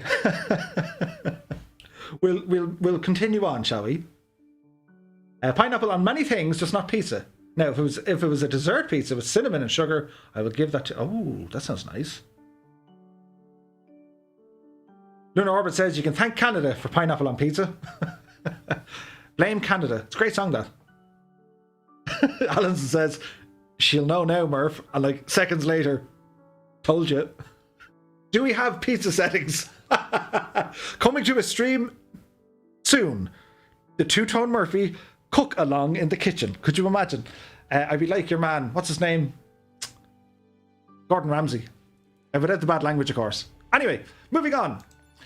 Navigation aids. This will appear all the icons in the simulator of where you are. So route and waypoints, the taxi ribbon, the landing path, smart cam mode, I leave it on auto, POI, city and airport, and fauna. Now your fauna is like your animals or points of interest, whatever. If you turn these on, it'll give you the drop pin on your screen. That's what they do. I leave them off. However, if I'm going to go exploring, I did a quick flight in Africa last night to see could I find some animals. And I couldn't see them with the naked eye, so I had to turn these guys on, and lo and behold, I found some. They didn't say much, but they were great listeners. I told them all my woes as they continued walking across the plains of Africa. But anyway, that's not important. Notifications. Pilot and control notifications. If you're new, or you're a noob, or you're unfamiliar with a type of aircraft, these will help you. They'll tell you, watch the torque, you've too much, you've too much torque, you've too much power, your mixture could be off, make sure you turn on your lights, all this kind of stuff. The aircraft systems, again, this doesn't work. Asobo and Microsoft, if you're listening, will you fix that? It's super annoying. And I know we can use a third-party alternative to turn them off, but I don't like changing the code of the sim. And basically, if you hover over a switch or a panel, it tells you what it is. This button should remove it from telling you what it is. But anyway, it's grand. Flying tips, again, it'll tell you what you're doing on the screen. Objectives, if you're following like a mission or one of the bush flights. And software tips. Software tips could say, you're low on frames, or it could say that you're offline, all that kind of stuff. So there are my settings. Again, it's on hard mode. Hard, custom, easy. Custom, hard, custom. User experience. So your air traffic control UI panel, does it be open at the start of your flight? If you're going to be using the inbuilt ATC, which is, you can turn it on, and every time you start the sim, it'll be on. Show message log in the ATC log. Show the log in the ATC menu. I leave it on. If I am going to use the in-sim ATC, sometimes you might be able to hear it. It's great to see the log there, so you can see the text. ATC voices, I've turned them off only because I don't use the in-sim ATC. Checklist UI panel, is that going to be open? No. The VFR map, that was yes, but in the recent patch 1.9.5, they have fixed the VFR map break in the sim, so I turned it off again. I can now press the V key and not jump out that window. And then the navlog UI panel open at start. Again, I don't want any of these things on at the start. You can turn them on once we get into the sim. So that's assistance. So we'll apply and save, and we go back. Moving on. Controls. Now, this in itself is a huge headache, right? There are so many different settings here. Be quiet, Siri. There are so many different settings here, and depends on what peripherals you have plugged into your machine. You're going to have a keyboard and mouse. You might have a controller. You will have some sort of flying yoke. So that's where all these guys live here. So depend now, not all of them, so be aware of that. But as far as I know, the likes of the Cytec gear should now be installed. The Honeycomb should be installed. Most of Thrustmaster's equipment is now installed. So the main thing is figuring out, okay, well I can see the buttons. You know, I see what you've done, but what do they actually do? If you're brand new to flight simulation and you're using flight sim hardware for the first time, when it comes to recommending what switches do what, if you're using a Thrustmaster, most of the stuff is labeled. Now, for example, in Microsoft Flight Simulator, you have very, very little reasons to be using kind of radar switches and weapon systems. It's just, they don't exist. So it's always a good idea to move them around and change them. So, rather than going through each and every one, because we'll be here till tonight, what's important is as follows. On the left hand side, you'll see filter. Make sure you have this on all. Or if you're only starting and you got a new one, click on assigned and it'll tell you everything that's currently assigned on that controller. Likes of axes and all this kind of stuff. We'll talk through some of the main ones that you need. Now you can click on essential. This will tell you you absolutely need these. Okay, so instruments and systems for the joystick, I don't think I need them. The camera settings for the joystick, I have some of them. So cockpit, look down, look left, look right, look up, look whatever. These are all the POV buttons. And if we have a look at this here, I use this guy here as a point of view button. So that's what we do. Previous pilot position is number 13, which should be my down arrow, which is here. And the next pilot position is number 11, which is the up arrow. Basically, I can say, right, I want to look at the controls, I want to move back, I want to look at the landing camera. That's what they do. Unzoom the cockpit. Again, I don't need any of this to work on this piece of hardware. You get me? If I were to click on the mouse, well then all these are going to be populated with the controls for the mouse. And you need to be careful that you don't have two controllers doing the same command, otherwise it breaks. You'll try and press, you'll try and barrel roll to the left and, the door opens, that kind of stuff. So drone camera, again, some of the basic external quick view left, 12, 13, 14 and 11. On my system, that's these little buttons over here. Toggle the autopilot master, which is number 6, which is this guy over here on the side. I recommend not using this button. B Doft has now subscribed. Many thanks, my dude. What I have found is by having a toggle autopilot master. Now, on most almost every aircraft I've been in has the autopilot master switch on the yoke. For whatever reason, there is a bug in the sim. If you were to press this button, it will turn off your autopilot, but for whatever reason, it will never turn back on, and you've lost your pitch trim. It's a bug. It's reported. It'll be fixed. So for the moment, don't use an autopilot master switch on any of your controls. Moving on. Ailerons. So we have our axe, we have our roll, and we have our pitch. They're fairly straightforward. Elevator trim up and down. You can see where they're set. As I move the button, you'll see them flash, so I can see what I'm using. Landing gear, I don't have it on the joystick, I do have it on the throttle. Now, there should be another button here. Number 1 we're looking for. It may not be under essential. So we go back to all. And we're looking for number 1. There it is. This is important. If you ever notice when I'm flying, if I'm looking at something out the left window or on the ground, and I instantly go back to the main one, I click on number 1, which is my trigger, and it jumps me straight back into the pilot and command view. It's really handy. Alison says, my button was working fine yesterday, Murph, for tuning or turning the autopilot on and off. Maybe it was fixed. I'll double check it, Alison. Or again, it could be hardware specific. Because with Thrustmaster, it's not just as you see it, they have target software working in the background. So yeah, I'll definitely check it out.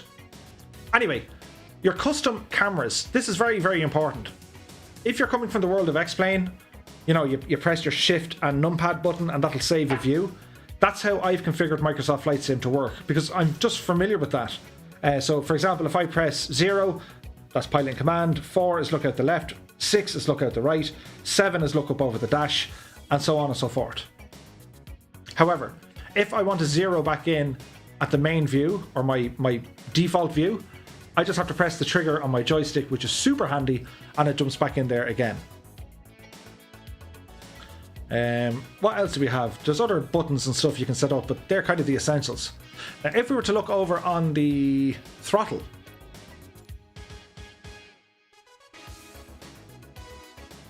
have I gone for views over here? No. But the likes of, say, landing gear, you know, engine controls, power management, for example, if you want to look at throttle. Where'll be this now? So there's our mixture. Our prop should be here somewhere. There it is there. Propeller axis. And we're looking for our throttle. Hither you slither. There it is. So, throttle axis. So that's full or minus depending on what you do.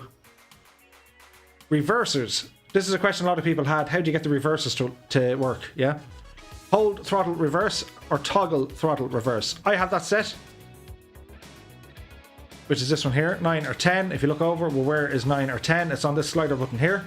So I can engage, I can hold the throttle, or I can toggle the reverse. So if I toggle the reverse, then I can use my throttle to increase or decrease, and then I just flick it off again. So it's super handy for using your reverse thrust and stuff. Next up, I think the views are what most of you guys are going to be kind of stuck on. So this is important. Miscellaneous, instruments, camera. Yeah, we'll jump into that. Autopilot, brakes. Close all these for a moment. So, camera. Load your custom cameras. This is what I do. I've deleted everything that was already assigned and I put them in. So load custom camera 0, the numpad 0, 1, 2, and so on and so forth. That's just what I've done, okay? If I want to save these as custom cameras, you need to tell the sim, by the way, if I press this button and this button, I want it to save this position. You get me? This is vitally important, and it just means you can save all of these positions. Once they're saved, they're called custom views or custom cameras. Then you can tell another device, be it the joystick or whatever else you're using, to say, when I press this button on my joystick, I want to load this camera. Appreciate the comeback, good buddy. Rudder with the donation says, buddy, your explanation saved me a lot of money. Nice. Saving a lot of money for a new graphics card already. Well, many thanks, Rudder. Really appreciate the support, my dude. So, again, I recommend, this is what I use. You got to tell the sim the following command, which in my case is going to be the right control button, along with a number key on the numpad, is going to save a custom camera. Now, when we're in the sim, I'll show you what that does. And it's super handy. It's brilliant. And then you want these buttons to say, when I press this button, it will load that camera. So if you notice, for example, load custom camera 3 is numpad 3. And if I want to save custom camera 3, I make sure it's number 3 along with the control. All right. So that's what I do. Another couple of things, if we want to move around in the cockpit, again, I'm used to X-Plane, so I've configured my buttons and switches because I'm just used to that simulator. So my up and down will increase my height. If I want to move forwards or backwards, it's the greater than or less than symbol, or in this case, a full stop or a comma. And translate the view left or right, it's left or right. So it's strafing left or right, yeah? If you find when you click into these, it'll give you a warning to say this button is in use somewhere else. Take a note of what the button is already bound to, and then don't be afraid to delete it if you don't need it. If you're unsure, for example, I want to use the translate cockpit view to the right, okay? If I now change this, let me say, right, clear the current, and I want it to do this, up. It'll tell you, this is already used to do with something else, and it's telling you, it's already set on these controls. So what you want to do about it, you don't want the sim to have the same controls for everything in the same view category. So for example, you can set up your cockpit views or how to manipulate your views in the cockpit only. You have to do it again in the external, and you have to do it again in the drone camera. Now you can have the very same commands, but you got to make sure that each of the category of view has the same command. Does that make sense? So if you're in cockpit and you want to say, if I save this, or if I want to move the camera to the right by strafing, I just want to press the right arrow. Well, you save that in the cockpit. Then if you're in the external view and you press the right arrow, nothing is going to happen until you go back in to say, oh, by the way, when I'm in external view, I'm going to hit the right arrow and I want to strafe to the right. Okay? So we can cancel that. So what do we change here? So toggle, so we have an up, down, a left and a right. If you're unsure what you have, you can make sure your filter is selected to all. Select it by the name. So I say, oh, I need to control the light. Type in the light and it'll give you the whole shebang. Yeah. Like I've yet to see nameplate. It just doesn't exist. Last you. Or you can search by input. So if I were to say, right, hit the right. Okay. This is everything in the sim that has that button command binded or bounded to. Cockpit camera to the right, drone camera to the right, external view to the right. Carol says, my sim was jumping, I used her graphics setting, my sim is perfect now, thanks for the help, great video. Many thanks, my dude, we have a result. It's an awful lot to take in, but again, you know, guys, if you're watching live, notebook and pen is handy, but you can watch it back, it'll be on YouTube and Twitch. And again, if, you know, I really want to hear what you guys think. If you have other ways of setting up, if you have different button configurations that you find better, be sure to drop them into the description. And while we're here, shameless plug time. If you guys are new to the twotonemurphy channel, we live stream every Monday, Wednesday and Friday at 8 PM Irish time. We're probably more famous for our group flights. Tonight is just a, well, it's a one-off, isn't it? We did a poll over on YouTube and we said we'll do a Q&A session. We picked anything can happen Wednesday. Tonight is the night of our Q&A session. And don't worry, once we go through all our settings, which we're getting there, we'll ramble over and we'll do a group flight. Because we all want to go flying. So there are the controls. Again, when the sim first loads in, everything is going to say default. So see the way this says keyboard or M1. Or mouse default. Anything that has keyboard or M1, I've put them in. So I know these are my settings. So for example, if we go to mouse, and let's look at all the assigned. Toggle cockpit focus mode. Right click. Okay. Cockpit look down, lockable. So this is when you're moving your mouse around. If I want to change this, okay, clear current. No. Why did I not do it? Ah.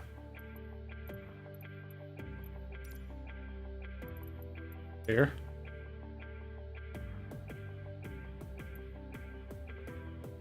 Better not, because I should go for the right, shouldn't I? Ah, there it is. So we say, yeah, I want that. Back you hitter. That icon. Press key or command. Clear the current input. Start scanning. Mid click and access. Yeah, that could do it either. If you want to save this new profile, it'll tell you gotta save it. If you look at any of my saved ones here, I can say, right, move it to the default or load in my actual settings. This is important. So you got to save a new profile for each one. Otherwise, well, you can't save it under, like, the default is the default. You can't edit the default. So you got to make a new profile. So in time, when they bring out helicopters or helicobacters or choppers, a lot of my settings are going to change because I'm going to need to have, for example, not necessarily on my rudder pedals, which are these guys. What's he doing? What's he doing? That's called toe tapping. On the throttle, this guy, the main throttle, yeah? Well, that's going to become a collective. It's not going to be a throttle.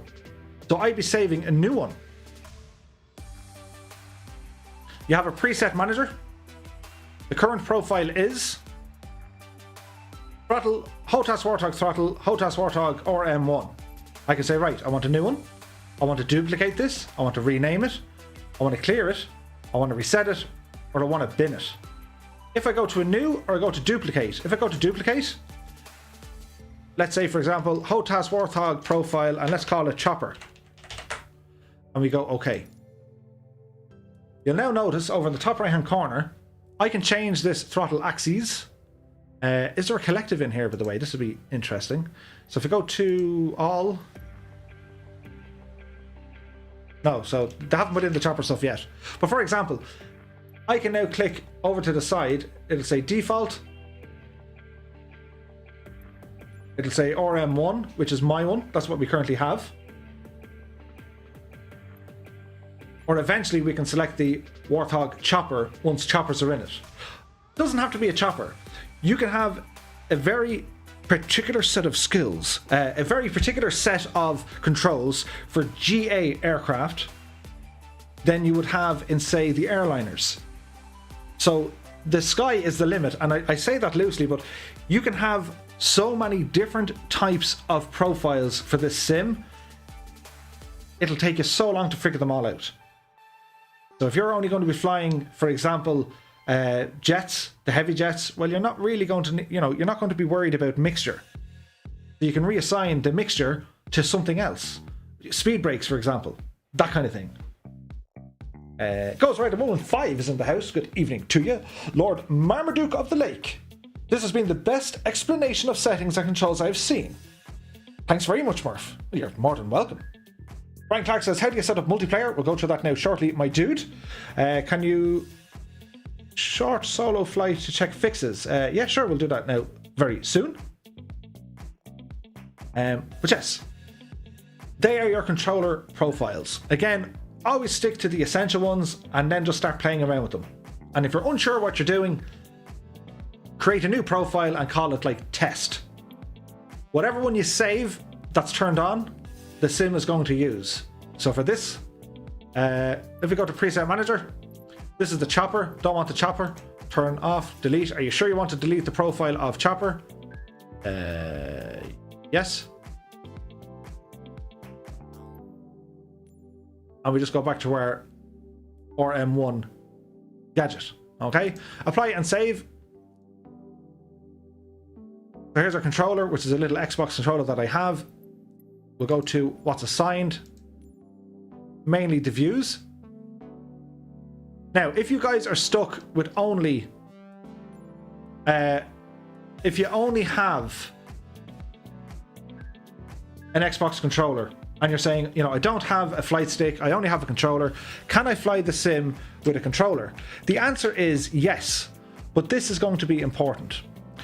The ailerons axis. Do you see how sensitive they are? As in, they go nuts, yeah? So with this, if you click on sensitivity for the ailerons axis,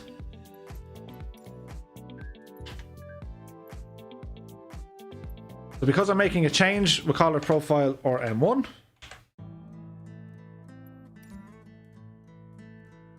So the left stick, that's the axis, and that controls my ailerons. See how absolutely nuts it's gone? Well, you can change the sensitivities of this thing. So if we bring it down to, it means it's dead or like that. It means it's a little bit more fluid, and you can increase the dead zone so it won't do anything in this area. It's just, it won't react. So it's going to be much slower, and then it'll speed up as you go. Play around with this. The same for your y-axis, as in your up down on the left stick. Change the sensitivity. If you're trying to fly with an Xbox controller and you're saying, dude, it's so sensitive, go into your sensitivities, dial these numbers up or down and test it out, and you'll be good to go. So again, there's a new controller profile made for that. I'm going to go back to default. Are you sure? Yes. And now we're back to where we were. So they're the controls. As we put down our little controller, we're getting there at a rate of knots. Ghost Rider 115. What do you mean pattern is full? It's out of Top Gun. When Maverick requests a flyby of the tower. Maverick, this is Ghost Rider. Or Tower, this is Ghost Rider. Requests a flyby. Negative, Ghost Rider. The pattern is full. And he buzzes the tower and your man spills his coffee.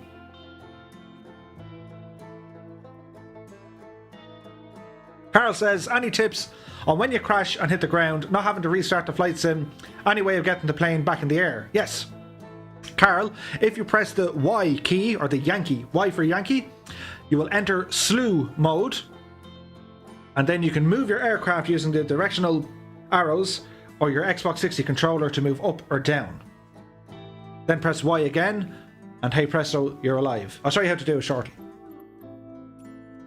Alright, so to recap, we have gone through our graphic settings, we've gone through the preferences, controls, our realism settings, we've gone through the content manager, we've gone through the marketplace. We're nearly done. Moving on, we are going to look at flight planning. We'll go into our world map. So, from our world map, if we want to select a flight, first things first, a couple of things looking at us right on the screen. Select your aircraft is on this gadget here, so you can scroll up or down to say, I want this aircraft or this aircraft. I started flying this one yesterday and I really like it. It is, of course, the Beech Baron. It's absolutely wonderful. So your aircraft selection is here. Liveries, if you have any liveries, you can select them. Your weight and balance is going to be your fuel and payload. Payload is the weight of your passengers and any cargo. I tend to leave them up there. You have gallons or pounds. Failures, I leave them off for the moment, but of course if you want to start training, you can say, right, I want to have a fuel pump, or I want to have an engine fire, or I want to have a complete failure, and you can say it's armed. There was a beep. It'll say I want it to happen in 10 minutes and I want it to last for 5 minutes. You can put in all these things. This is where the simulation comes into it, and they're all there. Don says, you have a notification. I do. I wonder what it is. I'll worry about it later. It's probably someone wanting to be a friend. ATC options. Your tail number. This is the number that appears on the side of your aircraft. Your call sign is what ATC is going to call you. Flight number, not going to be important until you're, you're using the airliners. Append heavy to call sign. So if you were, November 235 or, Shamrock 155 heavy. Heavy means it's to do with the kind of wake turbulence that you're causing, usually for the massive jets. Joe Blow says, have an average of 4 frame increase. Thanks, Murph. On a Xeon 5690. Cool, dude. KJ says, had the Baron had analog gauges, may have got more flying time than my beloved M20. Agreed. I do love the Baron. So there are your ATC options. Next, we want to say, well, where's our departure airport? Well, you can type in the name of your airport if you know the ICAO code, which Murphy clearly doesn't.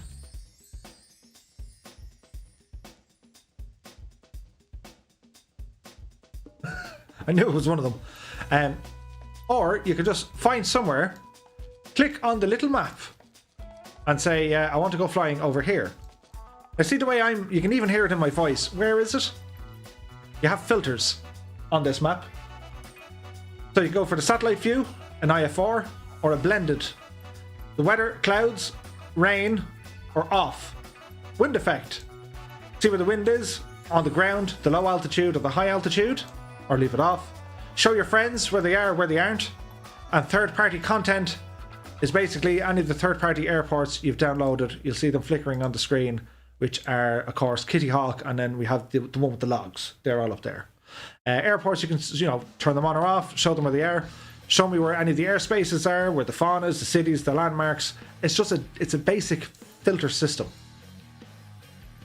We shall zoom in here. So if we want to take off, here is Princess Juliana. Click on the airport. If you click set as departure, it'll automatically put you on the runway. If you set as arrival, well, you're going to land there. Zoom to details. You have two ways to do this. So you can now have a look and say, ooh, I want to start over here. Or you can select the airport, set as departure. And then up here, it'll say runway 10, or you can scroll down to parking. Alrighty. It'll then ask where do you want to go. Same crack again. You can type it in into the box, or you can go down to the airport here and actually click on it. So we say we want to go here. Set as arrival. The information it's now telling you, based on the aircraft you have selected, it's 17 nautical miles and it'll take you 7 minutes flying time. However, if we wanted to add somewhere else to our flight plan, because we're going direct GPS, if you click on another waypoint, or even a custom one, just click anywhere on the map, you can say add. So on this one we'll click add. So now the flight is going to take off from Princess Juliana, it's going to go over to Saba, and then it's going to go back to St. Bart's. It's now saying it's 51 nautical miles, it'll take 19 minutes, and so on and so forth. Here's not a good, here's not ideal to show you VFR stuff. So we reset the flight. Let's head on up to the US. So say for example we want to take off from Orlando, we'll say set as departure, and we want to fly over to, let's go to Scott's neck of the woods.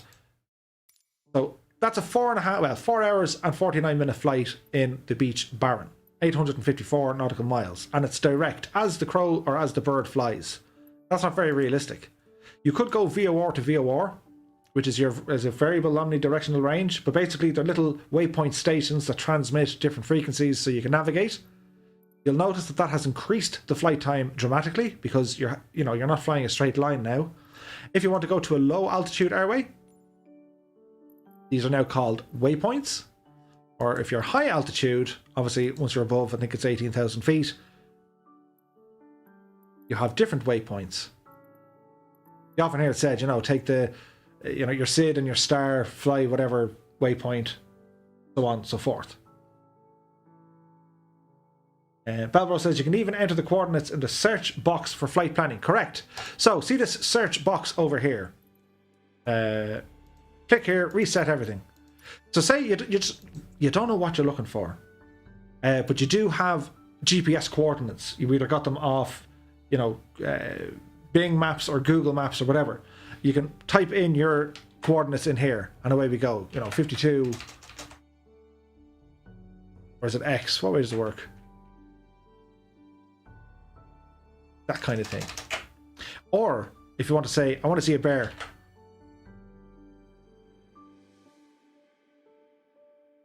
POI. I want to see grizzly bears at the Grass Lake or in Yosemite. Or you say, I don't want bears.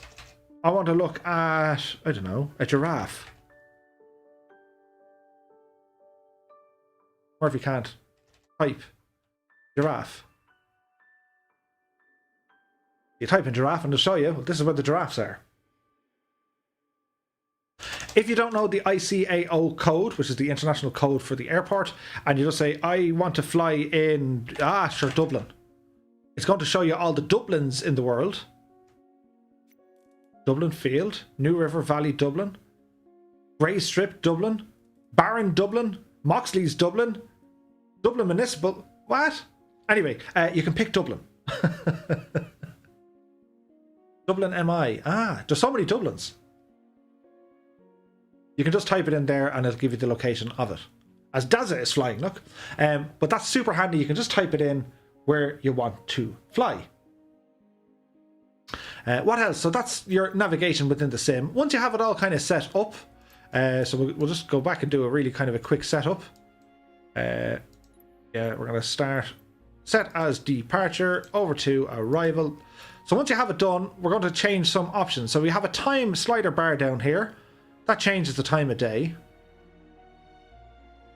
Or you can go to your flight conditions up here. So we're going to click on our flight conditions. And note, with this airport selected, it's going to give you the runways and the frequencies. And then live airport activity server on. Yeah, I'm just waiting on that. So if you had the what's it called? If you have the real world traffic, it'll give you the airport live activity. I have yet to see that working. Not to say it doesn't work, but I'm sure it does. Dublin in Michigan, says Colonel Fork. Very good. Dublin our frame rates. Daza says hello from 39,000 feet. You're looking well, Daza. Bombasso's here. Hey Murph, been here but in the back. Thanks for this. No worries, my dude. So our flight conditions is next. We're going to click on flight conditions. This is important, because many a time new folk will rumble in and they'll say, "Be Janie Murph." I just muted my microphone while I threw an empty can and landed it in the bin. They'll say, "Be Janie Murph, how do we fly with you?" We have 3 settings. We have offline or group only mode. This is designed if you want to make a group with your friends. You can fly up to a maximum of 5 other peoples with you, and it's a closed group. You won't appear on the map with anyone else. If you go to all players, well, it is what it says. It's all players. However, you can change the weather, you can change the time of the day, and you can kind of mess around a little bit. If you go to live players, you're only playing with the players who want live settings. Real world weather, time of day, and they tend to fly with the real world procedures. They could be using VATSIM, or they could be using Pilot Edge, or they could be using the in-sim ATC. For us, we go to all players. Next up, AI traffic. Because I'm using all players, I don't want to see any AI traffic, or you know, you might want to put in real world traffic, but again, there's no point. If you're playing or flying with enough other people, you got enough to see. So I leave this off. Then we have weather and time. If you have it on live, be mindful where you're flying, because you know, if you're in Europe and you want to fly in America, well, it's going to be earlier there. Or if you're in Europe and you want to fly in Asia, it's going to be much later there. Time codes and all that. So we go to preset. In preset, we can have live weather. Now the thumbnail is giving us an indication of what's happening. It's stormy.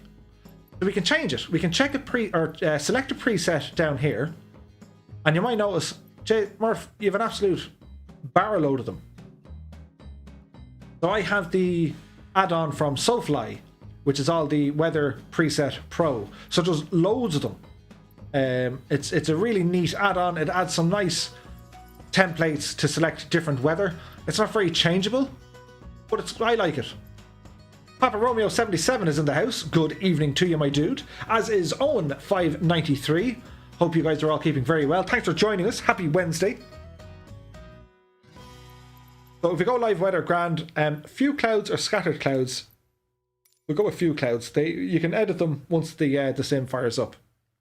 You can then change the time of year, the day, and the date. This is kind of weird, because if you adjust obviously the month, well, the height of the sun is going to be different. As you can see, the screen getting lighter or darker. Change the day and change the year. You'll notice that there's some very subtle changes with the height of the sun and the distance of the sun. It's more to do with the stars at night time and the position of the sun. Darren Holmes says, a few clouds are grand, Murph. There's nothing like clouds, Darren. They're underrated. We all love them. But yeah, that's what you can do. So they're your flight conditions. The very last thing you need to do, you have your gamer tag. And I hate saying that because this is a sim, but this is your gamer tag. Click on the gamer tag. Make sure your status says online, as noted by the green circle. And your server, by default, this is going to be set to automatic. My location, of course, is in Ireland in Europe. It's going to ping me to the North Europe server because it has the smallest amount of latency.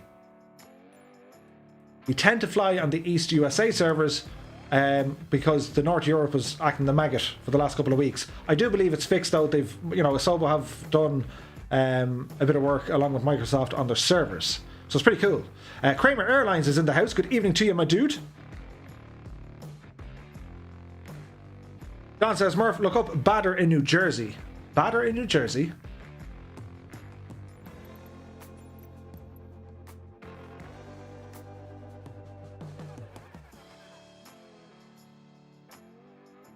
Atlantic City.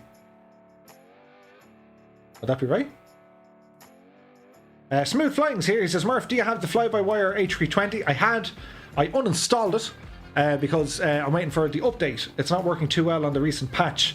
Alison says, what server will we be on? We might go with North Europe.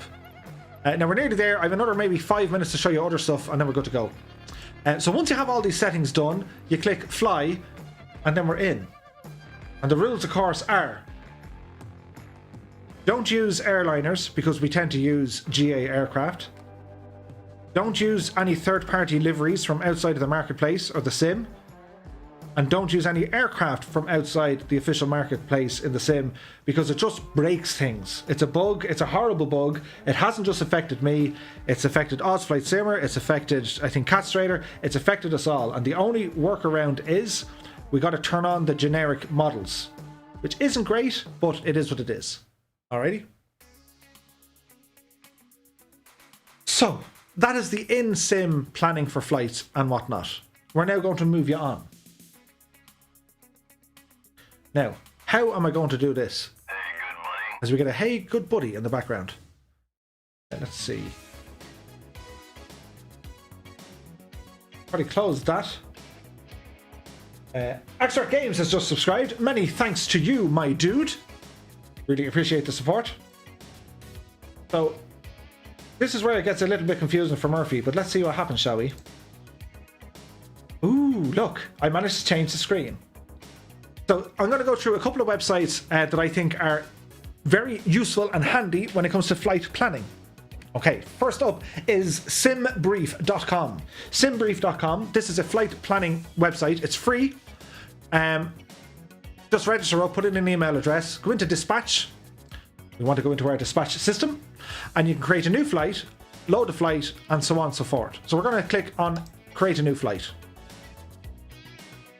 So say for example we're going to depart from EIDW, which is Dublin Airport, and we want to go to EIDL, which is Donegal. It'll give you an alternate airport, when you want to fly, so on and so forth. And let's just say we're flying in a Cessna 172. We can read about the climbing profile, the cruise speed, descent profile, so on and so forth. Anyway, the main thing is, it's going to take 1 hour 45 minutes to get there. Your departure is going to be runway 10 right. Arrival is going to be runway 21. Taxi out and taxi in. Whatever way your fuel is going to be. The captain's name and so on and so forth. Passengers, whatever, cargo, zero fuel weight, all that's going to be there. The AIRAC cycle, this is important. Microsoft are using NavBlue to provide them with their own data for the navigation data. I have a subscription to Navigraph. They give me all of this good stuff. This is going to show you the route. You can analyze the route. And if you scroll down, this uses as close to the real world as you're going to get in a simulator.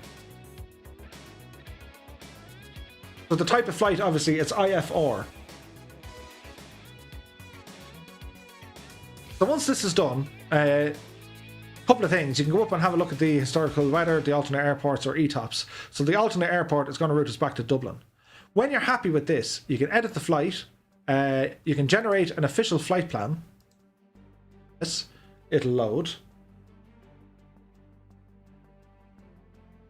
And this is what an official flight plan looks like. So if we scroll down, here's your flight plan. Now, it mightn't look as nice and whatever else because it's on the page, but you can download it as a PDF, which is here. So, some of the information we'll get. November 172, that's our aircraft, the date, where we're going, the aircraft registration number, when the flight plan was released, which is on Zulu time, Dublin to Donegal, the weather, all the information of what's happening, takeoff weight, all that kind of stuff, how much fuel you're going to need, how many passengers, all that good stuff is there. The routing ID, Dublin runway 10 right, these are all your waypoints until you get up to Donegal. All the way down, it'll show you time out, time in, block fuel, passengers, cargo, zero fuel weight, all of them. It then goes through the flight logs. It'll tell you at such a destination you will be on this heading, at this altitude, at this speed, so on and so forth. It'll give you your climbing details and the temperature, top of climb, top of descent. Go further down, this is going to give you the METAR for the IKO. So let me see. Circuits fix. Where's the Metar? Oh, weather data available. Interesting. Right, so Donegal is giving us 100 at 8 knots, clear skies, temperature 11 degrees, 2.9, QNH 1029. And then, what's really cool, it gives you mad information, as in, you know, the COVID stuff, and, you know, you've all your frequencies and whatever else. But it's also reading the real world terminal information. So, for example, in the interest of public health, the Government of Ireland requests that operators of aircraft ensure that all persons entering the state are aware of the legal requirement. So it's reading this information directly from the real world stuff. And of course, SimBrief have to say it's not for real world navigation, but I reckon it's pretty close. It will be interesting to see. SimBrief is free, it's absolutely fantastic, and you will absolutely get more out of your flight planning by using SimBrief. So you've seen it here. That's for your flight planning. Also, another one I didn't show you, and this is really good. You may or may not be aware of it. Sky Vector. Load in there now, you devil you. So Sky Vector. Again, this is free, and it has a flight planning mode on it, but it basically shows you the world. You can tell what kind of layers you want to see. These are kind of weathery stuff. It has TFRs, or traffic restriction areas. So for example, if we wanted to zoom in here, and the more you zoom in, you suddenly realize, hang on, this is an entire VFR map. And this is accurate. This is very accurate. So if we have a look here at Stephenville Clark Regional, we can see the weather is 210 at 12, gusting 18 knots, 10 statute miles. Temperature is 33, dew point 13. Altimeter is 2987. So if you want to say, right, we want to take off from here, we want to plan that, and we want to say we're going to fly over to, I don't know, here, Sycamore. So you get the same kind of idea. You guys on YouTube will notice this is where I work. Scott says that's not too far from my place. Cool. So we can get some information here. Flight time based on the aircraft. So, you know, if you log in and create a profile, you can put in your tail number. It will remember it, which is super handy. But you can say your speed. Okay, if we're in a Cessna 172, it'll probably be 110 knots. Safer though, we can say, right, we're going to do 90 knots. Altitude, we'll probably keep it at, you know, 3,500 feet. Our fuel, block fuel, you can put all that in. Speed, 990. You wish, Murph, you wish. Departure, arrival, estimated time of departure, local time, yada yada yada. Flight plan, you can go briefing and filing. It's asking you to log in. We won't worry about that. Disappear you. Or your nav log. And it's another flight plan. Forgot to mention, you can export this and also SimBrief, download the FMS, go all the way down to Flight Sim 2020, which is here. Download it. Save the file. Right click, open containing folder. Right click.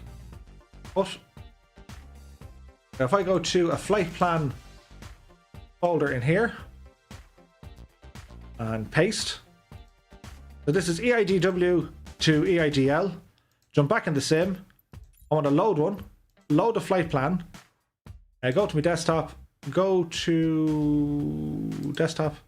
Go to flight plans, which is somewhere here. Flight plans. And then we look at EIDW. Open. This is going to load the flight plan we created on SimBrief. Isn't that the cat's meow?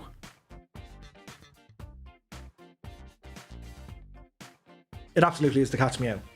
So that's when it comes to flight planning. And then you can just hit fly. And again, you know, Sky Vector does all that as well. So that's all super cool. Where were we? We're here. Okay. So that's it for planning. Next up, weather. How do we get our weather information? First website. badweather.com. If you want to figure out somewhere in the world where there's absolutely mad weather, for example, where are there currently thunderstorms? Click on thunderstorms and it'll say, right, there are thunderstorms in these locations. You go ahead and you take the ICAO code, which are these guys, drop them into your simulator, fire up the sim with real world weather turned on, and you'll have thunderstorms. Likewise, if you want to go to high wind, high gusts, rain or snow, where's it currently snowing in the world? It'll find them. Isn't that super handy? So if you're in the sim and you say, oh, I want to fly somewhere that has like mad weather. And like, you know, if you want to go to gusts, this will tell you where, like, you know, Cheyenne has 55 knots of gusting. That's like crazy. So it'll always start with the highest first. So wind speed is 42, but it's gusting 51. That's like, you know, everyone in that region, everyone has the same type of hairstyle after tonight. You know, it's like a horizontal mohawk. The wind is blowing in one direction. But again, it doesn't have to be thunderstorms. It could be high temperature, or it could be very low temperature. Bad weather is the cat's meow when it comes to this kind of stuff. Another really handy website, guys, Vent You Sky. This is similar to the Windy app. I prefer Wendy Sky, or Wendy Sky. Vent You Sky, I prefer this. I find it to be super accurate. So you have templates over here on the left hand side. You can check for temperature, your perceived temperature, your precip. Where is it raining? If we go over to the United States, we can see this is current as of today's date at 1900. So in these areas, it should be raining. Now, the sim told us that over at Juliana, there was thunderstorms in the area. We can now verify this because here are thunderstorms with heavy rain. Where is it? Is it up here, is it? Yeah. So here is Juliana. Here is St. Bart's, and over here is Saba. And it's giving us thunderstorms in the area. So it is very accurate. And Venture Sky, you know, it can forecast. So we can say, like, what's it going to look there tomorrow at 1600? So you can see the weather moving, yeah? And in particular, if you go to wind gusts, this gives you a huge indication where the storms are happening. So there's a weather front here way out in the Atlantic, and we want to see, is this thing getting closer to little old Ireland, or is it getting pushed back out towards the States? So if we keep moving this, here's another system. So let's jump ahead maybe 12 hours. Yeah, it's calming down. So we don't have any kind of mad weather hitting us here. But Vent You Sky is really handy. Naglator says, drooling over Sky Vector. It's pretty cool.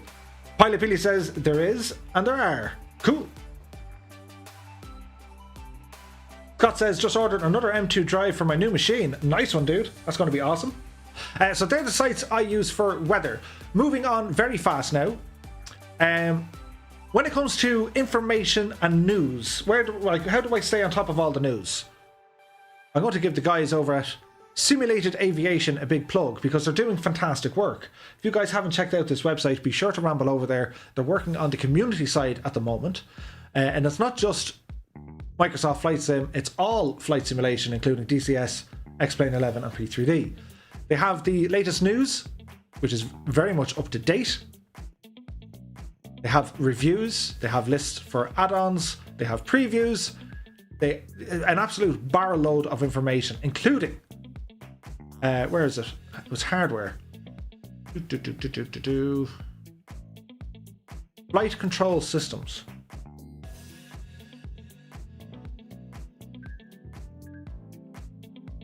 So entry level, mid range, or enthusiast. I'll give you an idea of what to look for if you want to get new hardware. And not only that, the link to where you can buy it. And so on and so forth. And they also do the same with computer components. It's a really good website. The guys over there are doing fantastic work. We have on our Discord a little news ticker for them. So be sure to check out their stuff, guys. If I want to find out news, what's happening in Flight Sim, if I want to know what add-on is going to be good, this is my first stop shop. They are the absolute reason why I picked up the Aerosoft Saint-Tropez the other day, and it's probably why I'm going to pick up the Bird Dog as well. I love their reviews. They don't beat around the bush. They just tell you, this is what we like, this is what kind of needs improvement. And yes, Ed says, wallet's ready. I know, this place will hurt your wallet, but it's good. Rob Lewis says, good luck finding hardware in stock. I know, it's gone crazy. But this is a one-stop shop, guys. This is where I go for my news. I know there are other sites. There is FS Elite, there's Threshold. I just like simulated aviation because there is so much information here. Not only that, these guys work on the simulated air shows, which is awesome. This kind of stuff. Now, they do it in DCS, but it's only a matter of time before we figure out how to get the Murphy, or the two-tone Murphy flying circus up to this level of holy moly. Moving on. Flight sim controls. I use the Thrustmaster HOTAS. Here's a tip or two for you. This is the target software. You may or may not be familiar with it. If you guys are using Thrustmaster's HOTAS system, here is your one and only tip of the day. Your throttle. If you see either on DCS or a Microsoft Flight Sim that you have a slider button, or if you're getting feedback or static, go into control the LED state and make sure you turn your LED intensity to full. If it's any lower, for whatever reason, it adds noise into the controller itself, which means that if you try to accelerate slowly, or if you want to move one of the sliders slowly, it's spiking, it's picking up interference. Turn the LED up to full whack, hit done, you're done. That's it. So that's all we need to know about target software. Of course, if you're going to be in the sim and your settings, we can go through these now shortly. But again, where to install your flight simulator. This is my local disk on my machine. It's a solid state drive. Windows is living in this drive. I make sure Microsoft Flight Sim does not live in here. Because if it's in your program files and it's with Windows, it's very hard to have controls. WE says, can that happen with the joystick itself, Murph? No, not with the joystick. But I've noticed on the throttles it can pick up a little bit of noise. But if you turn up the lights on the LED, it's perfecto. So, when you install Microsoft Flight Sim, if you have the option of another hard drive, or in my case, it's called the OR drive. Don't mind the fact that it says X-Plane. Charles Hubert is here. Hey, you don't fly tonight? Question mark. No, we're going to go flying very soon. We're just going through the last of our settings. We're going to do a quick Q&A, and then we're going to boot up a quick group flight where I can laugh at my poor landings and your good landings. Anyway, this is an NV2 drive. It's one of these super fast drives, and I highly recommend them. An SSD in time will fail. Be aware of that. So an NVE2 drive, this is my Microsoft Flight Sim folder, along with my X-Plane and so on and so forth. You have your community folder, that's for the third-party stuff, and you have your official folder. This is where all your sim stuff is. Don't make changes in here. However, some of you have been asking, Murph, how do you find the paperwork when it comes to the Coronado aircraft? So go into your Microsoft Flight Sim, official, one store, and go down to your Coronado aircraft. Double click, go into Sim Objects, go to Airplanes, the Ovation or the 182, or soon to be the Seminole, and go to Documentation. And here you will see the manuals. As we used to say, RTFM, here's the manual for the Mooney. Isn't that handy? If you ever wanted to know where they were, that's where they are. And you can move them all around. Alrighty.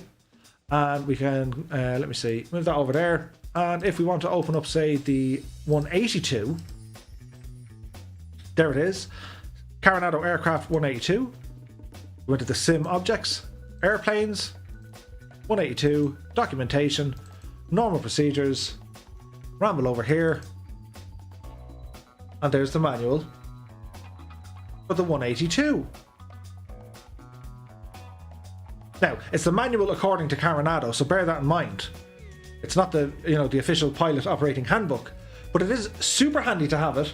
And you guys are asking me, Murph, where did they hide it? Well, that's where it is. While we're here, your community folder.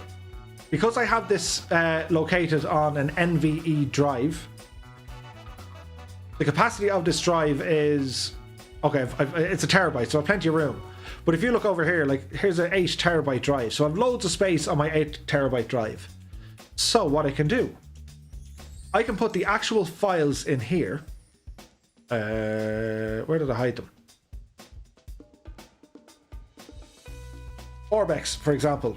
So here's the actual files. They're all saved on the normal hard drive, but they are linked into the community folder by way of a shortcut or a hard junction. So if you're worried about losing space, you can dump an absolute ton of add-ons elsewhere on your PC and just do a shortcut, or you can do what's called a hard junction. There's a little bit of coding involved in that. Be sure to check out one of my Explain 11 videos on how to do a hard junction. I think the video is called How to Move Your Custom Scenery. There's information on there how to do a hard junction. It's faster, but it just means then you're not going to overload your sim folder. So that's where that goes.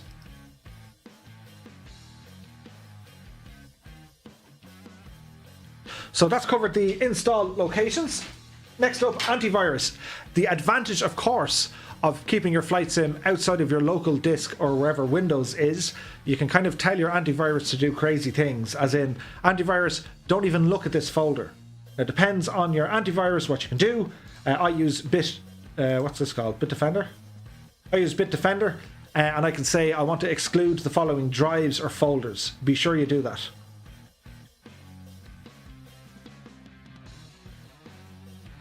Bad Dog says, Murph, one more question. Do you know where the Flight Sim EXE can be found? Yes. So if you're looking for your Flight Sim EXE, the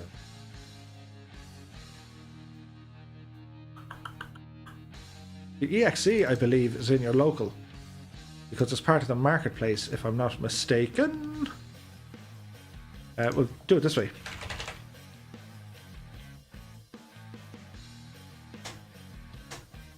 Right click, app settings,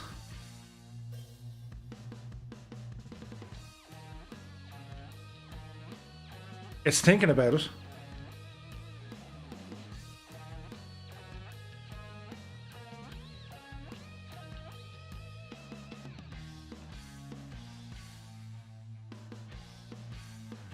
We don't want to move it.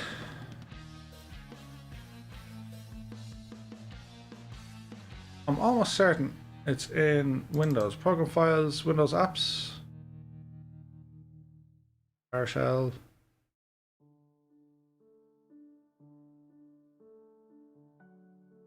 Those apps. Yep. Interesting. How did we get into the last time?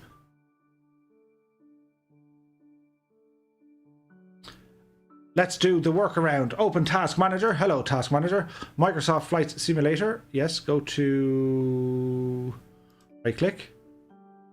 Switch to search online. Open file location. No. Flight Simulator EXE. Go to details. Open file location.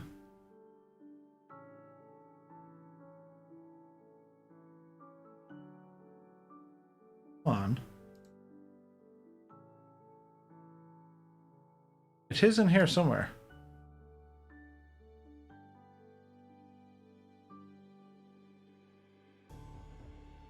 Interesting. I'll get back to you on that one.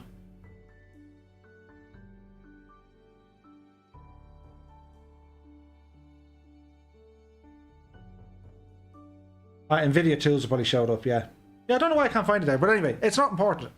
Anyway, antivirus, make sure that you exclude Microsoft Flight Sim from your antivirus. It'll have a huge impact on your machine. So you can exclude either the folder or the drive. I would recommend maybe the folder, or if you're just using a designated drive to handle your flight simulators, that's where you put them. Moving on. Where are we moving to next?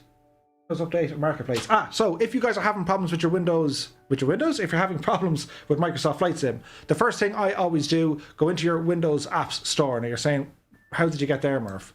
Very simple. Go back to this screen. Close that. So we go down to our start button and type in either Windows Marketplace or Microsoft Store. Click on the Microsoft Store. It will load up. Ramble over to the very top right hand corner. Go to Downloads and Updates. From Downloads and Updates, click Get Updates, and you need to make sure that every single app you have is up to date. That can lead to problems if they're not updated. Now, if I click Get Updates, I think Forza is on my PC.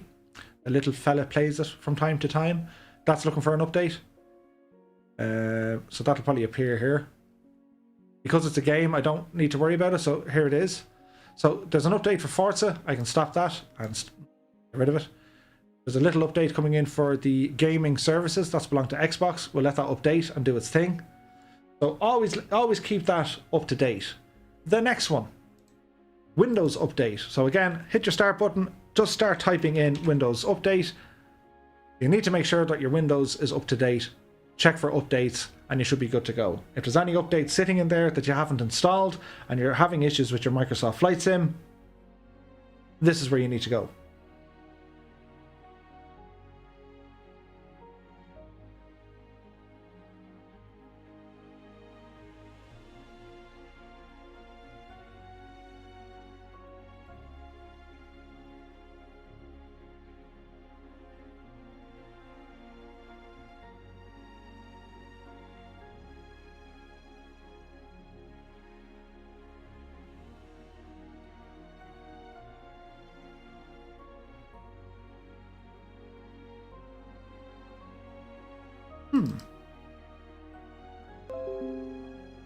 There's the update.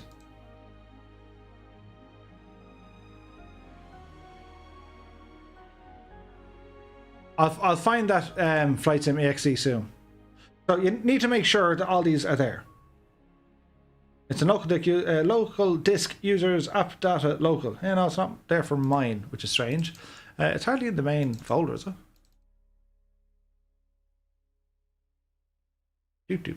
No. I'll find it for you after and we'll put it into the notes because we're sound like that. Jamie94 is in the house. Good evening to you. So that's the Windows Update and Marketplace moving very quickly along. I use Nvidia. I have a Nvidia RTX 2080 Ti. So what we're going to do, you have Nvidia's way of speeding up your simulator. Click on the little gadget here and it'll use its own recommended or optimal settings. It's up to you if you want to go with them or not. I tend not to. As you can see, there's a whole lot of things that's telling me to change. But by and large, for other games or sims, it works very well. So if you have an Nvidia card, you should have the GeForce Experience, and you should have this icon here for your games, and it'll optimize the games for you. The second thing then, you go into your drivers. This will show you have a game-ready driver. You can check for updates, but it's vitally important to keep your drivers up to date. This is annoying me. How do we find Microsoft Flight Sim?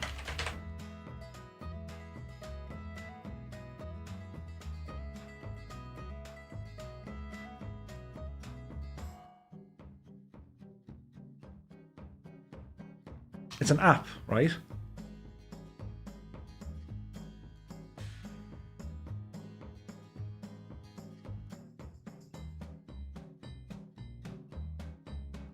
Where are you looking for it though? This is going to give me an error now saying it's already running. More.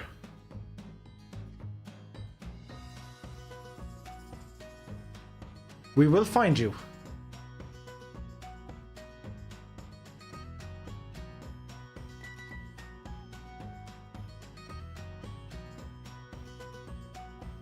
I kind of shut it down, alright. Had a feeling it was going to do that. That's still doing its thing. That's the sim starting to boot up because we made it angry. Anyway, so that's your GeForce Experience. That's somewhat important. Another thing that's important is your Nvidia control panel. So if you guys, it's in the main Microsoft folder, Program Files, Windows Apps, Good Man Kernel, that's where it's at. Program files. So program files. See.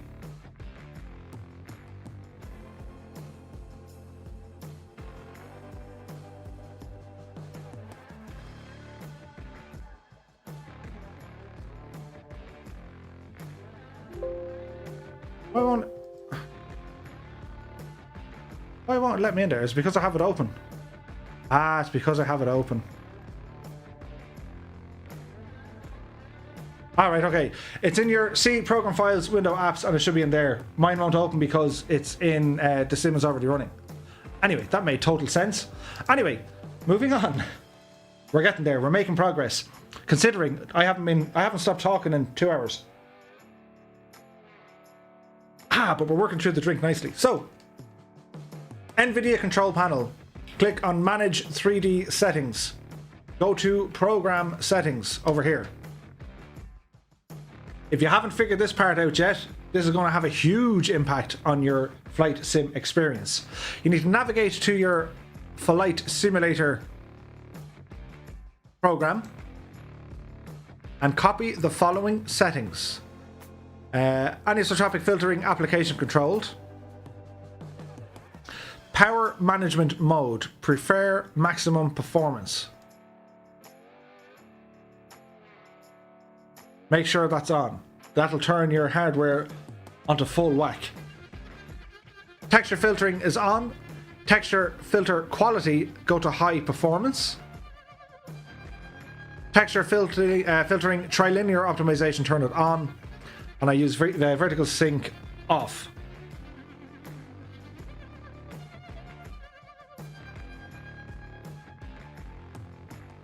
Mine the same as Ryan. Yeah, it could be in the packages. It probably depends on your install location. But anyway, use these very settings in your Nvidia control panel, even if you've never had to go in there before. If you want to find your Nvidia control panel, as my telly says it's going to sleep, no it's not. Come down this neck of the woods, you'll find an Nvidia icon, right click it, Nvidia control panel. If it's not there, go over to your Windows icon, type in Nvidia control, and there it is. Okay, this will open. Go to Manage 3D Settings, go to Program Settings, select Microsoft Flight Simulator, and edit these guys. Once you've changed them, hit apply, and then restart your flight sim. You will instantly get better performance. I guarantee it. So, that be that. And that be that. Last but not least, I'm going to show you a third-party program called Project Lasso or Project Lasso. It's a free download. You might say, Murph, for the love of... What is this? Don't worry about it for the minute. What is important is the following. When it opens, go to Active Processes and make sure your Microsoft Flight Sim is working. Find your Microsoft Flight Sim folder, right-click, and you want to start changing things. The priority class, select it to high. That's the first thing you do. Your CPU affinity. You're telling it what CPUs or what cores you want the sim to run on. I turn on all of them.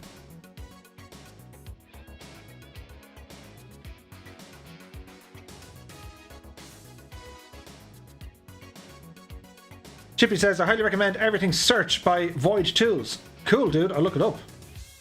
Marty's in the house. Good evening to you, Marty. Sorry, your CPU affinity. Basically, how many cores do you want to work?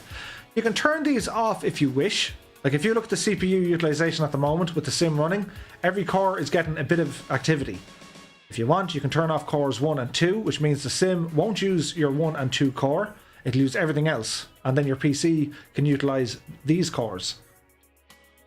So that's what you do. Your power on or off priority goes to high. That's all you need to do. Then 3 settings. Priority class, always high. CPU affinity, make sure they're all selected. And your IO priority, high. It just makes sure everything works well. It has subtle differences with Microsoft Flight Sim. It had biblical differences with X-Plane. This completely eradicated any sort of stuttering in the sim. So there's the free version or the paid version. You'll notice it says Bitsum highest performance. Basically, this will throttle your hardware as best it can, mainly with your CPU. It makes it do its work. It's a very efficient way, sometimes more so than what Windows can actually do. So we'll close that there into the background. We're almost there. Last but not least, type into your... when you hit the little Windows icon, type game. Click on game mode settings. Make sure game mode is turned on. It's a setting that Windows is using with Microsoft. It classes it as a game. It just means it'll put it higher in the priority when it comes to putting resources on it. If your game mode is turned off, turn it on and see what the difference is. It should help with your performance. Okay. Okay.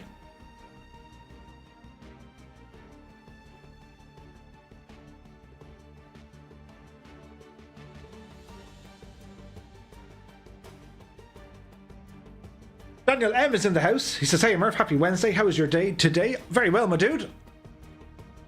How are you keeping? The weather is good. We're going through a kind of a general tutorial here at the minute. We're almost finished. Then a quick Q&A and then over to flying. So we're getting through it. Last but not least, the stream. Murph, how do you sound, look, and do the things you do? Doing the things you do. Facecam on for dramatic effect. So basically what I use OBS as my software. OBS is... I wonder, can I move this across? I can. Right, don't freak out. There's lots of us. What did he say? What did he... And so on, but there's lots of us. Basically, if you look at this screen, don't mind the preview window here for a minute. I have my chat up here. That's what I'd be looking at over there. I have my various scenes. And this one. Ah. And then I can jump it back to this one. And so on and so forth. I have all my sources. So if I jump into, say, here, and if I hit my little source, well, it's that little gadget. Isn't that weird? But that's what I do. It's Murphception, Inception with Murphy. But that's what I do with that. So when it comes to the settings that we use in OBS, OBS, don't mind all the preview windows. How does this actually look for you guys? Is it freaking? Yeah, it's kind of freaky. Don't worry about it. Basically, this is the screen on the outside you want to concentrate on. So you can see the microphone settings, the webcam, and XP audio. That's, it used to be called X-Plane. This is running the sim audio in the background. We can see the frames and various settings. So with OBS, there's a couple of things you need to be aware of. We'll move this off the screen. First and foremost, my settings. These are my settings. So my general settings, if you guys are interested in using OBS, it's a really cool broadcasting software suite. If you want to do streaming or even recording videos, it's very, very good. Ah, okay, that's why it's making a noise. Anyway, your stream, when you click on stream, that's where you put in where you want to stream to. Your output is going to be, well, what software or hardware rendering you want to use. I use Nvidia NVEC, which is the new one. It's basically the encoder settings. I don't need to rescale the output because I record in 1080. The rate control is CBR at 4000 kilobytes per second. The preset is quality, profile is high, psycho visual tuning is 2, and the max speed frames is... Sorry, psycho visual training is on, and max speed frames is 2. Audio settings, sample rate is 48 kilohertz. The video, 1920 by 1080, and so on and so forth. Hotkeys, this is where I have all my transitions. I save them to different keys. I then use the Elgato Stream Deck to set all them up. And then we have our general bits and pieces in the background as well. That's a big 10-4, good buddy. WB 1990 has become a member. So when you see that appear on this screen, basically I have the alerts. And these are all linked back to either Streamlabs or is it not Streamlabs? It is Streamlabs. Or you have the other one. There's two different types of Streamlabs stuff. So they're settings for stream. Another important thing, the audio. Audio is very important, obviously, when it comes to recording. These options in here. I have a standard microphone, would you believe? It was only like $30. It's quite cheap. I have a mixer beside me, which is the Yamaha MG10XU. Can't remember how much it was. It's like 140 bucks. But anyway, that's not important. If you're using a bog standard microphone or even a headset microphone, one of these guys, hey, if I wanted to use this and have double sound, there's a little button for that. But I'll show you a couple of things to get. Your gain, increase the sound of your microphone. The noise gate. So if you can't hear that, or if you can't hear that, it's in between. It's where you want the audio to pick up and not pick up.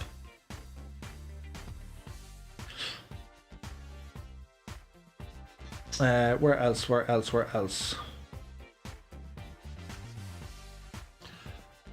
I use a wider plugin, open plugin interface.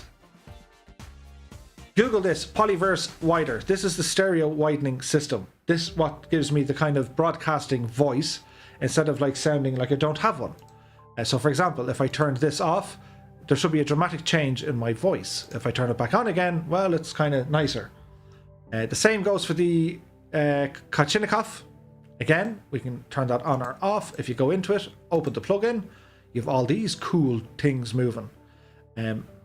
This is all trial and error. You're kind of touching on the boundaries of sound engineering. There are a number of YouTube videos out there to help you guys out. I'll try and find the link to the one I used, but just Google it. But basically, to get your sounds working right in OBS, just Google on YouTube or go onto YouTube how to have better sound on OBS, and they'll show you how to use all of these things. So they are what I use. So they are. And then when it comes to hardware, well, my camera that you can see, which is that one, it's a Canon 70D, and Canon have released new beta software. It's a DSLR camera, and Canon have released this new software where I can literally plug my webcam or my DSLR into my USB on my PC, and it works as a webcam. Now, the only thing I had to do as Captain Comet 42 is now following. Many thanks to you, my dude. All I needed to do was to have a battery or power source that'll keep the power on rather than using batteries. You get them on Amazon for like five bucks of that. So that's what I use for the camera. Lighting. Here's one I made earlier. Hold on. Disappear me. I'm not going anywhere, so don't worry. I'm just rambling over to find us something to show you. Camera on, please. So this is a light. And you guys probably noticed that the Elgato key lights are probably around $200. This light was $25.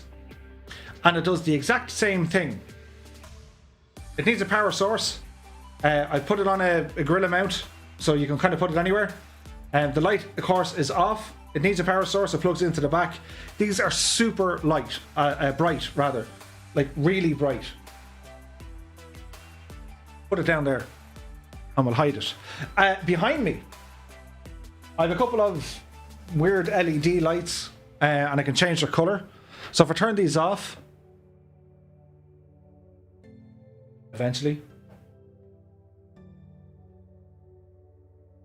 work button. Damn you. See, the difference that makes to your background is unreal, because it's kind of like, oh look, it's Murph, kind of. But if you turn them on, it's like, ah, there he is, it's Murph. So they're the little tips. They make the screen look a little bit nicer, kind of. And if you have little lights that aren't too bright in the background, and just enough of giving a bit of mood lighting, that's what they're all about. Moving on. The Elgato Stream Deck. This thing is absolutely fantastic. So with the Elgato, what I can do, I can turn on and off my camera with that button. I'm back to you. That was weird. It's like it froze. I can mute my microphone. but now you can hear me. I can go into music and select all my different soundtracks. I can go back to the one that says crash. Really handy. And these are all different things, and I can keep an eye on how many people are watching and slideshows and all of that. The Elgato Stream Deck, I highly recommend this piece of kit, because for flight simulation, you can, for example, I can say I want this button to be the autopilot, I want this button to be the, I don't know, the flaps switch, so you can use it as an additional control, and you can tell it what icons you want in the background. I just realized I'm trying to explain all of this without actually showing you. So you can see it, right? As I was saying, so if I press all these buttons, you'll see them here. So if I press the crash button, if I press the cam button, I disappear. And see the way the icon changes color? So these guys let me know who's viewing. If I click in on music, I can move all these around. And that's all my sounds, which is this one. And so on and so forth. And yeah, and I can, I can change the scene. I can do all of these things. Plus, you can program these, as I said, to do anything within your sim.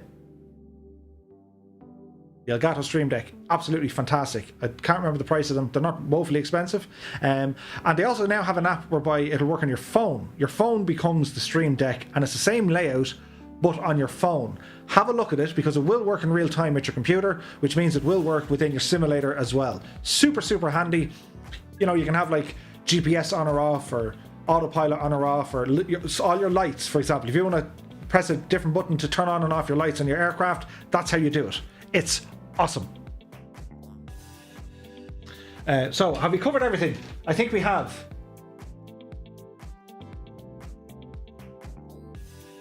Last but not least, my music. Because you like my music, don't you? Well, you said you did.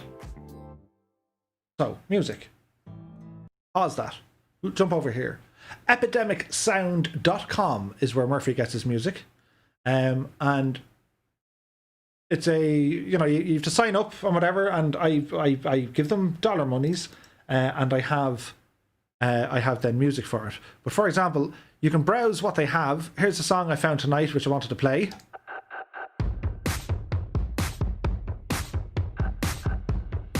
It's pretty good. Anyway, that's Epidemic Sound. You can search by different places. For example, you can go all the way down and say, I want to go to World and Countries. Let's go to Little Owl, Ireland. And Asher will pick up this one.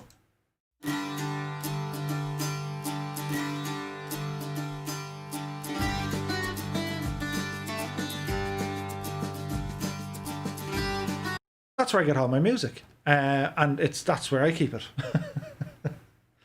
So that's epidemicsound.com. You can sign up there. I can't remember. It's a couple of, I think it's like 15 quid a month or something like that. But it gives you unrestricted usage rights for the likes of YouTube and Twitch, online media, and others to use the music. So yeah, so that's kind of it. Last but not least, then, just before we go on to the Q&A, we're going to rumble over to twotonemurphy.com. This is my website. Hide me again. So on the why did that open? Close. On the Two Tone Murphy website, we had music. On the Two Tone Murphy website, I'm still working on this, because I actually think Discord is working out a little bit better for us. And don't forget, guys, be sure to check out our Discord. If you're new here, it's great fun. Plenty of helpful people. So be sure to check out the Discord. Dougal says, Murph, do you run all of this on the same PC or a second client? This is all on the one PC. It's a one PC streaming setup. And the machine was, I had it built for me to do that very job. That's why the motherboard, the RAM, the speed of the RAM, basically everything on the computer is designed to do exactly that. So I can stream it all on the one PC.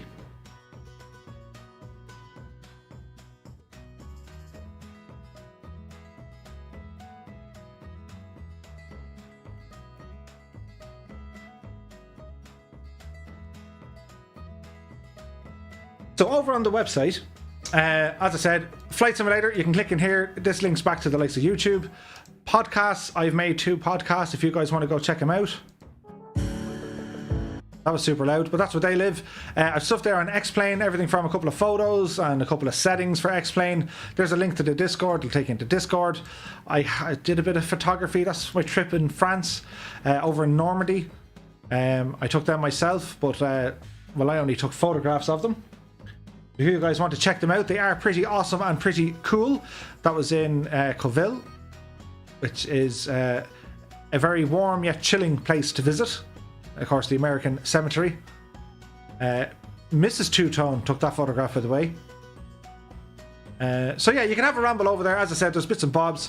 Store links to store stuff about, well, that's just kind of me. That's what I do. And contact. So be sure to check out the twotonemurphy website if you want to have a listen to the podcasts. I'll be throwing them on soon, or soon enough. G Slayer donated through the super chat. Many thanks to you, G Slayer. I really appreciate that, my dude. Thank you very, very much. Don Gallagher says, Murph, what was the CPU program again? It's called Project Lasso. Lasso. Gop, I really appreciate the donation, my dude. It's very kind of you.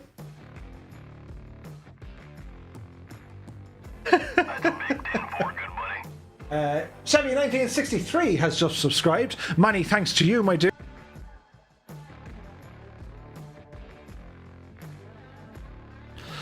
Keen Lafford says, who be that? Papa Romeo 77 has just subscribed. Many thanks, dude. Really appreciate it. Keen Lafford says, Murph, you're better at photography than flying. One log, is it Log Mango? But Mango has subscribed. Many thanks, dude. This is fantastic. There's all new people joining us. You're all very, very welcome indeed. Whiskey Kilo has just subscribed. Many thanks, dude. It's all kicking off now, lads. So yes. So that is the stuff. We'll jump onto this screen. That's a big 10-4, good buddy. Mickey Rice 82 has resubscribed. Many thanks to you, my dude. We don't need that stuff left on the screen. We do need that stuff. So.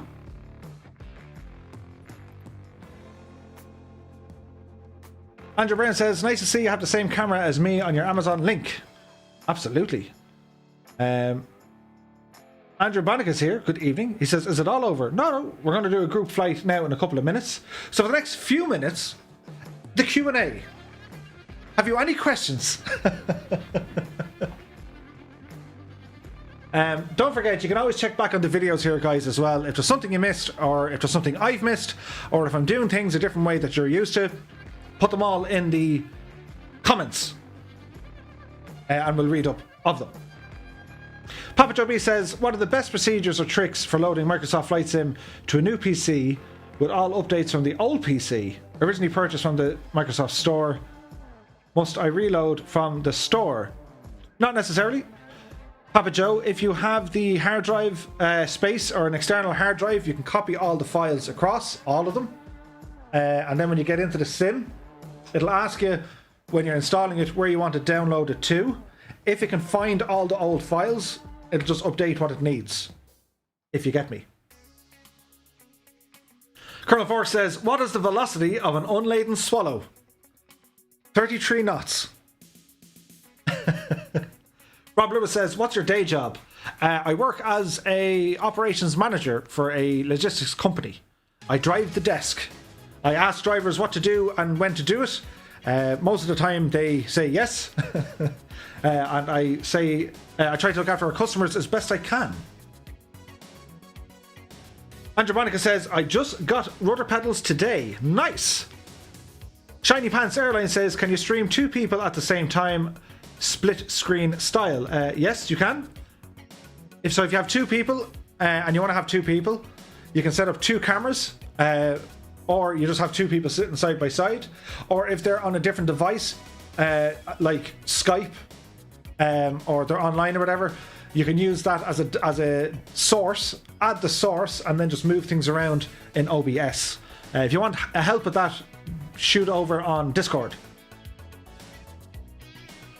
Hal Jor says, do you have any experience with cheaper rudder pedals? I know you use Thrustmaster but it's way too expensive for me. So I started off with the Cytec Rudder pedals. They're about, well, $60 or $70, and they're fine. They work. Or even the Thrustmaster, I think they're like $80. They work. They're absolutely fine. I used my Cytec panels or the pedals for about 10 years, and like I've been watching the Thrustmaster TPRs for years, and it wasn't a question that I couldn't really afford them. To me, I couldn't justify spending that on a set of pedals. But since I bought them, there are no regrets. They are absolutely fantastic. They are an absolute game changer, the higher end.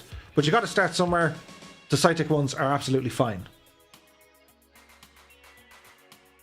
King Leffer says, I love this new approach to a stream. Well, it's not a new approach. This is a one-off. The normal schedule shall resume soon. Brian says, when I land my Mooney, it's like landing on ice. It's all over the runway. Any ideas? Double check your settings to make sure the auto rudder is turned off. And again, check the wind. Are you landing on the correct runway? And is the wind blowing against you or blowing behind you? King Leffer says, logistics? Yes. Tarver says, worked in transport myself, doing pretty much the same job as you, by the sound of it. Yep. His work picture looks quite spiffy. That was taken on my wedding day, Scott. Deep Future says, can you reinstall without re-downloading? Yes. Be careful, Deep Future. There is a way to do it. If you go into your Windows menu and you type in Microsoft Flight Sim, right-click it, go to App Settings. This will appear. You can repair it, reset, or uninstall. If you uninstall it, your documents will not be affected. If you reset it, the app's data will be deleted. If an app isn't working right, you can try and repair it. So you can repair it, reset it, delete it, or uninstall it. For me, when I hit uninstall, it just uninstalled the program files, the executables, which meant I had to re-download about 1 or 2 gigabytes. And ever since doing that, it's working tickety-boo.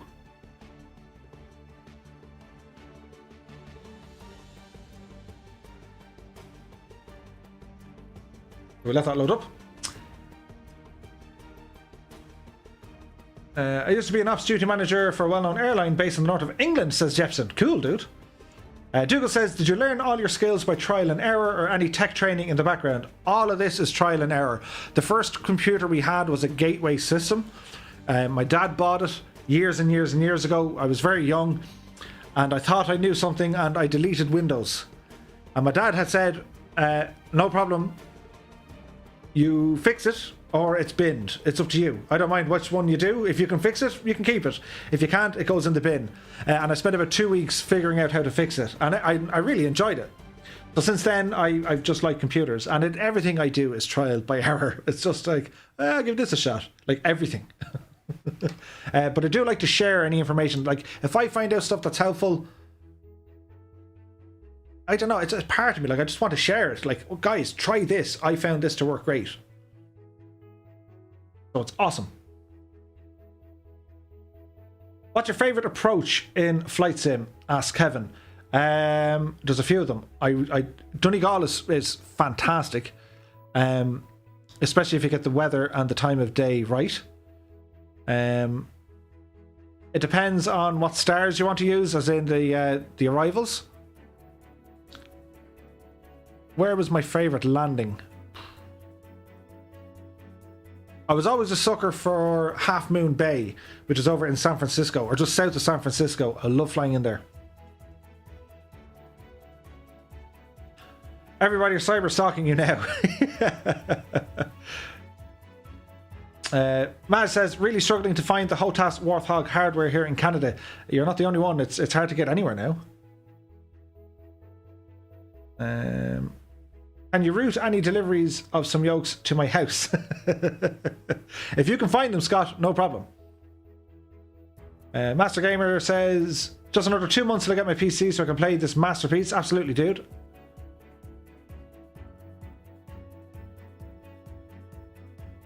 Tim Middleton says, now you tell me.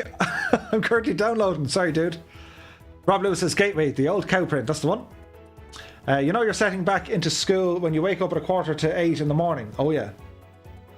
Tarver says, have you had any real-life flying lessons, Murph? I've done a few. I've done about nearly 5 hours in total, spread over quite a long time. Philip Breen says, the logs landing was fun. Can't remember where it was. Oh, yeah, that was super fun. Actually, that was the best approach.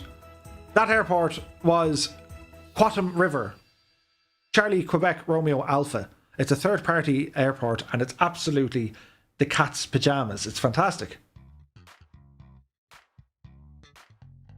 Chevy says, will you do a flight to Donegal again? Sure. We'll probably do it on Friday. Dougal says, very limited hardware in the UK. Same with all the tech stuff. Yeah. Bill says, have you done or are you going to do Japan tour now that the update is out? Yeah. I just waited for like it to calm down flying over there. But yeah, we're definitely going to do Japan soon. Darren says, where did you get your PC or did you build it yourself? I went to pczone.ie. I spoke to the owner and I said, this is what I want.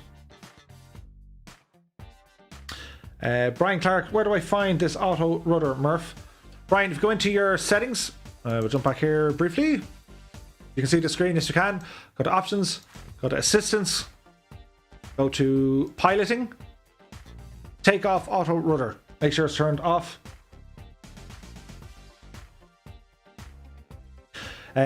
Nick Hines is here. Do you think you'll upgrade to a 3000 series card? I'll wait until the new year just to see kind of supply and demand. The 3090 does look very nice though. Jerry B says, just tried a Northwestern Ireland bush trip mod I downloaded from Nexus Mods for free. Somebody put it up. It's worth a try if interested. Cool. Jerry, would you mind putting a link to that over on Discord? I'll definitely check it out. Logs was CYB2.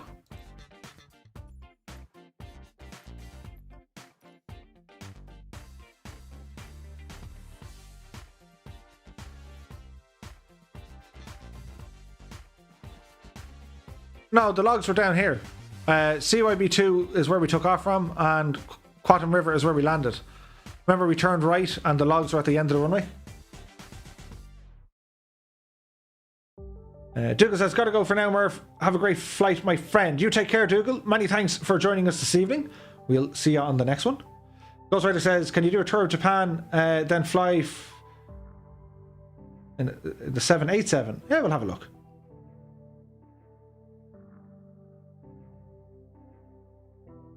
But yeah.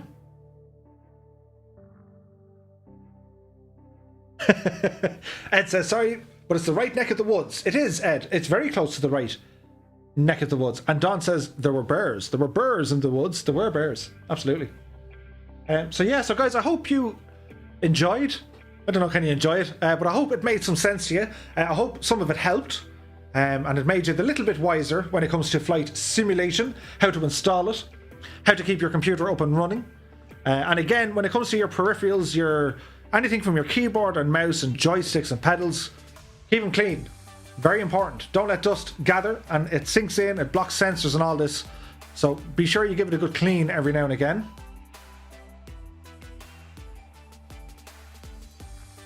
Cool. Okay, I'm going to say goodnight, says Kieran Nile. We'll catch you the next time, dude. Right. Who's ready to do some flying?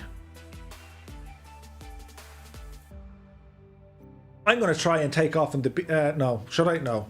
Stick to what you know for this flight.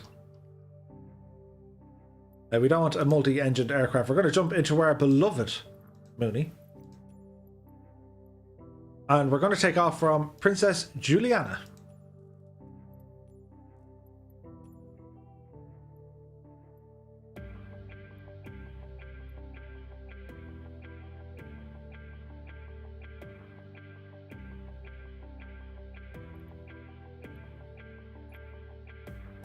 We got a lot of people up there. Set as departure. We're then going to head down to St. Bart's. So what we're going to do, I did this the last night. When we take off, we'll just fly around a couple of laps, let everyone catch up. I don't particularly want to land in thunderstorms. There we go. 6 o'clock in the evening is okay. All players is selected. We're on the North Europe server. That all looks good to me. Make sure, guys, that you're not using any third-party liveries or aircraft. And no airliners, please.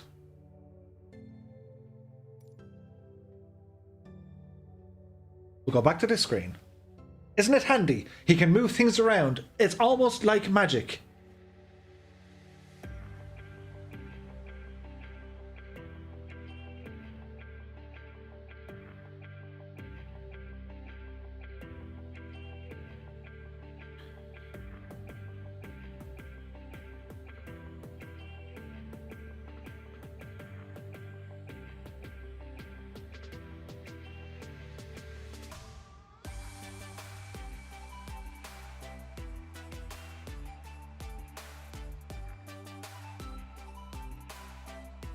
Cynthia is here. I don't have Microsoft Flight Sim yet, but I always love to join you for the view here at Twitch. Make sure you have some stunning soundtracks to make it cinematic. Cool. You're very welcome, Cynthia.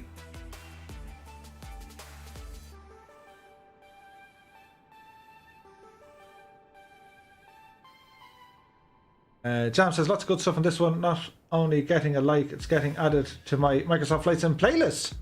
Hope you feel honoured. Honoured and adored, Jam. Broken record, folks. 167 watching, only 101 likes. Smash the like button. It's painless and free, says Scott. Alison says, oh no, I'm here to crash into the sea. Kevin, me, and DB Vetter are now following and subscribed. Many thanks, my dudes. Very kind of you. Let's see. Use some good powered switchable USB hubs as well. 100%. So if you have multiple stuff installed, be sure that you're using decent USB hubs. It's all happening here, lads. So we'll jump outside. We have some aircraft. Time of day isn't right. 4 o'clock? No.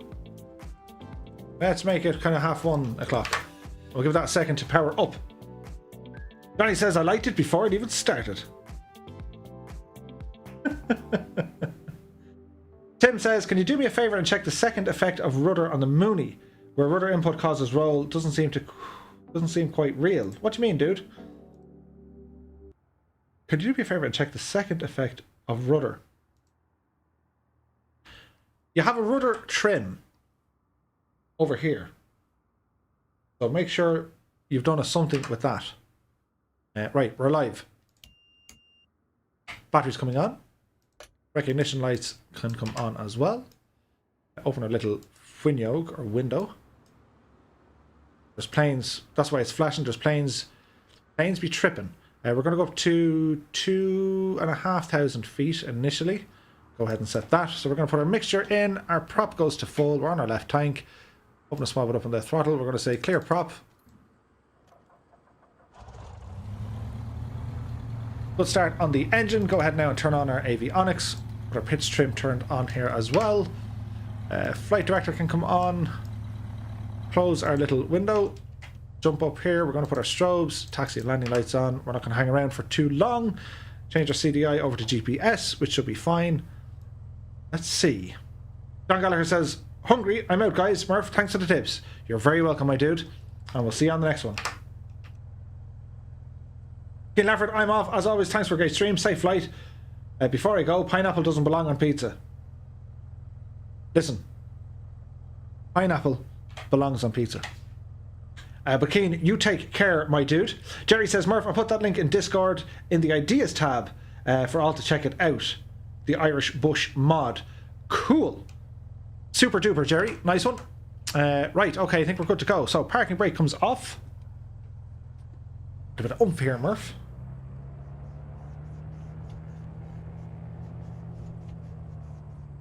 Now, Murph, have you everything set up the way you're supposed to? You do, yes, that's all correct. Don't run out of runway. Who's this Murphy guy? He's full of rubbish. He's talking here all night about how your stream working, and then as soon as he starts it up, he dies. Anyway, we need to get our sounds ready for later. That's okay. There. That goes back open. Okay, we continue.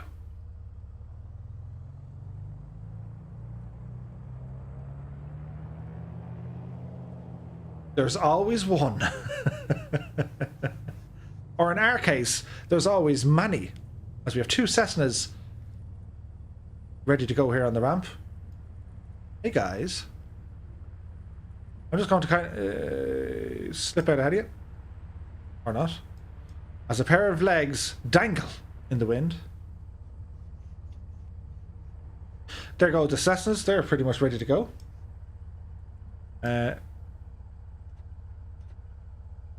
Is there? Okay, there's a Mooney parking up to us. There's a Baron over there somewhere. Right, everything appears good to me. So before we go, double check on everything. We'll go with 1 notch of flaps for takeoff. Probably don't really need it. You guys know what this beach looks like. That's all set. That's all set. We're good to go. No, we're not.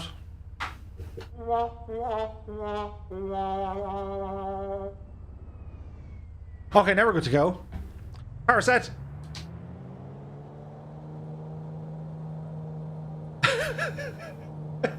We're on the North Europe server. Airspeed is alive.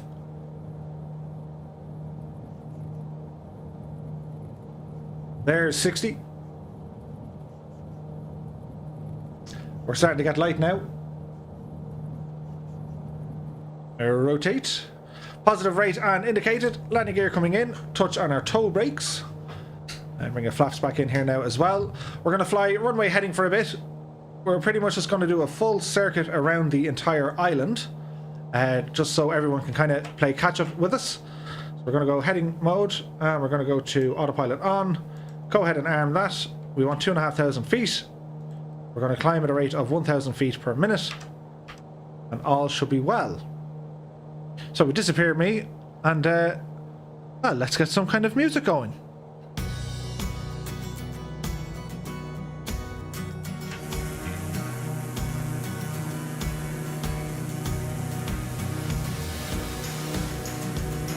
Hello, fireflies.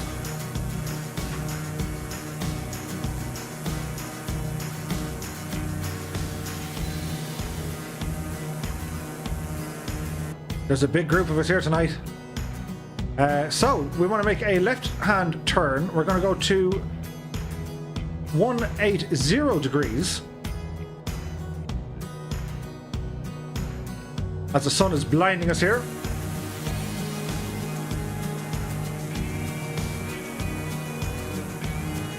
Don't forget, guys, if you're new here, shameless plug.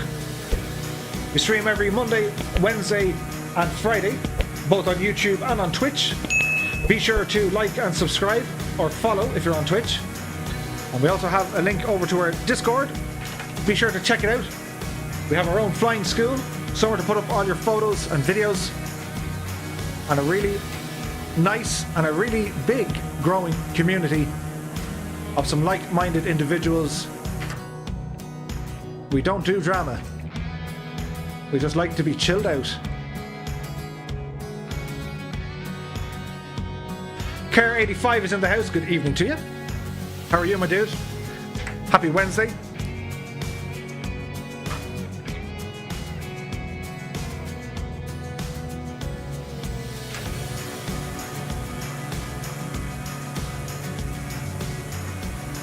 Now, as much as I like passengers, the co-pilot, we can do without. Because the less people we harm in this stream tonight, the better. Because my landing skills at St. Bart's and Sava, well, they're not ideal. Now, remember I was telling you about your custom views. Yes, so if I press 0, there's a view. There's another view. There's another view. And if I just press the fire button on my joystick, it goes back to here. Isn't that super handy? So you get to see them in real time. And again, if you want to change your camera settings, they're up here. You can change the speeds and all that kind of good stuff. So we're going to make another left turn, 90 degrees. New heading is going to be 090. As we fly around the island, bring the speed back here now, Murph. We're at 2,500 feet indicated. We're picking up a little bit of chop, but that's okay. It's bumpy. So we continue on our amazing flying around this amazing island. Holy hump, look at the amount of them. You guys must have been like itching to get flying.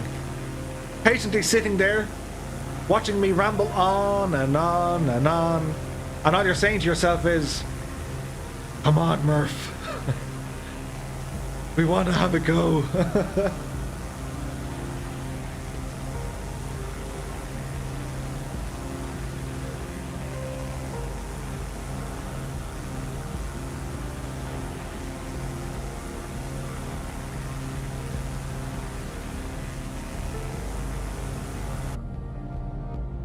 I bring my own speed back a little bit so you guys can play catch up. As I said, I'm going to intend to do a complete lap around Saint Martin, and then we'll head down to Saint Bart.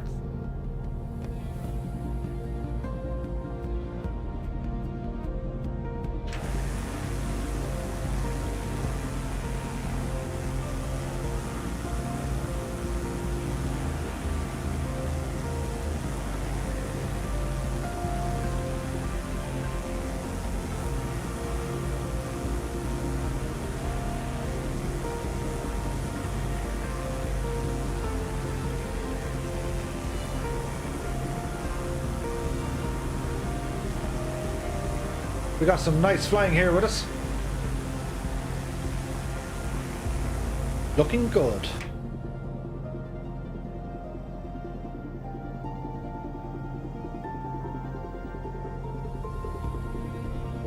When you see a plane flying that close in formation, it looks easy, but I can guarantee you, it's absolutely not.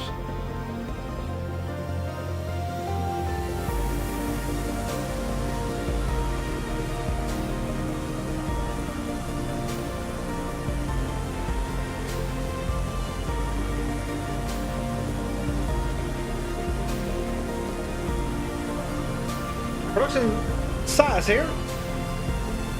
Haven't seen you in a while, my dude. I hope you're keeping very well. Happy Wednesday to you.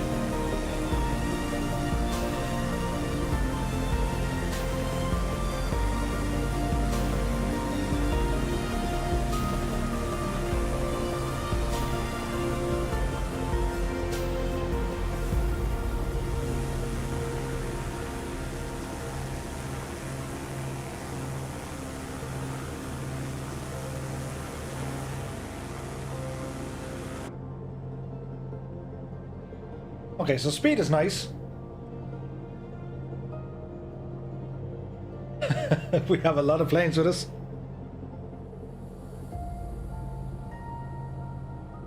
Productions says, yeah, been busy, Murph. Did look back at a few of your streams though. Nice one, dude. Many thanks for that. Got Border Collie says, can you upload a definition for similar hardware? What exactly do you mean? Is it like do a kind of review maybe, or what are you thinking?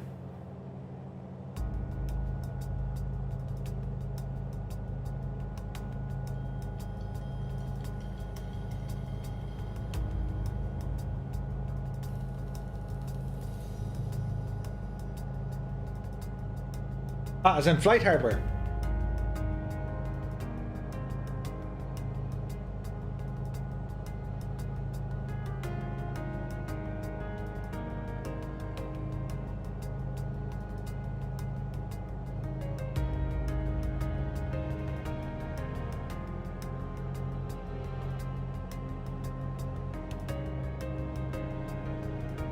Yeah, we can do that. Do me a favor, got Border Collies, if you wouldn't mind. If you message me over on Discord with your idea, I'd be happy to put something together for you.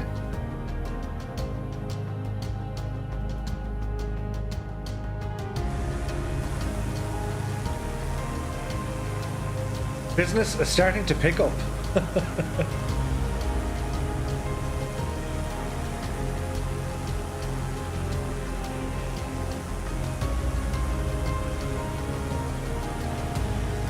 David Dunford says, Murph, you are a born entertainer and put on a hell of a good show. Well, many thanks to you, David. Really appreciate the kind words, my dude.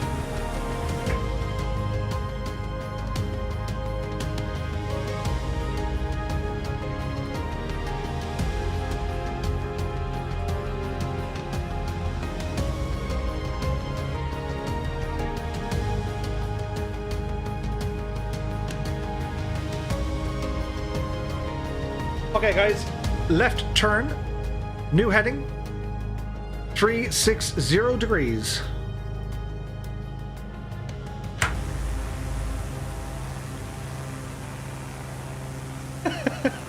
Scott says probably what Mrs. Murphy tells him often.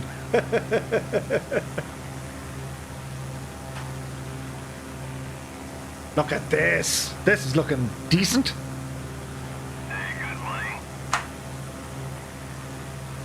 Super Mr. Mac is now following. Many thanks, my dude. Really appreciate it.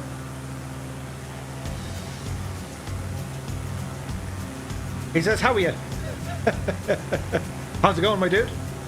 Crispy Bacon. What server are we on, Murph? We're on the North Europe. I love the huge pack of Cessnas trying to catch up. I know, right? They should. We got a couple of Moonies. We got a TBM. A couple of Cessnas. The odd tail dragger. A Bonanza. And of course, a Baron.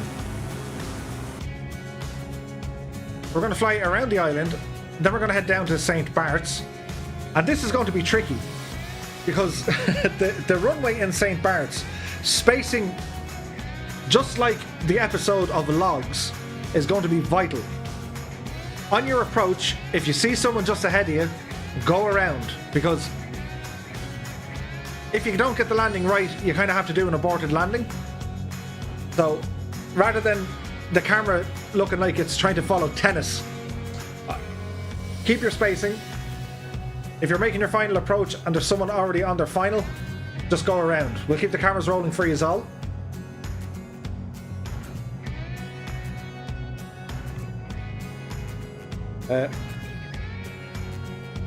Welly is here, says, what's the name of this place? I want to join my M20 with you.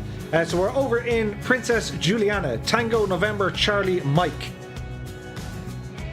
Productions Ass says, are you interested in any force feedback stuff, Murph? Yeah, 100%.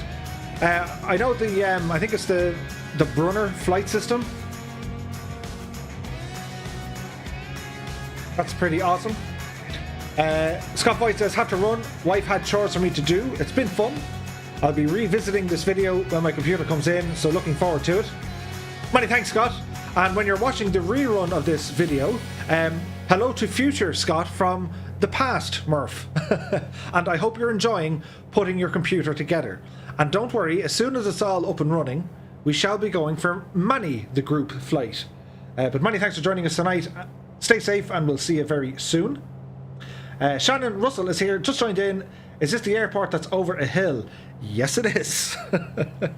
It's like, it should have been renamed to like Murder, Death, Kill. It'd be crazy dangerous.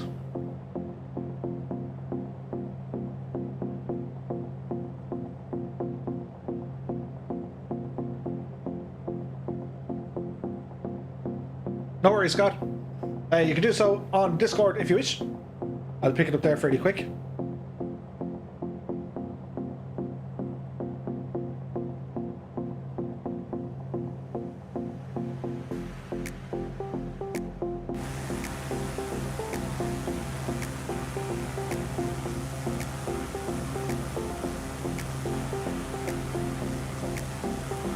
Look at the state of that view.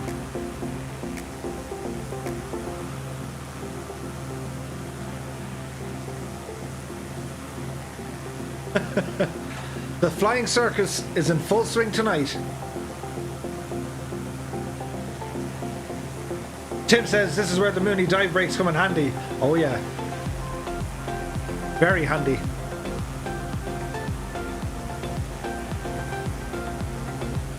Kevin Byrne says St. Bart's requires a special license to land at it. Yeah, I read that. Very interesting. And I can absolutely see why that is. Okay, guys. Left turn, new heading. 270 degrees. From our stream the other night. Daka daka daka daka daka daka daka.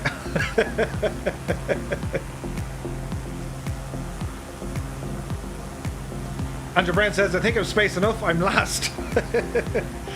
Sticky Rice the series says, how are you finding the new patch? I like it.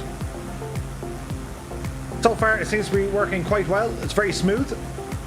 Touch wood, I've had no issues as of yet.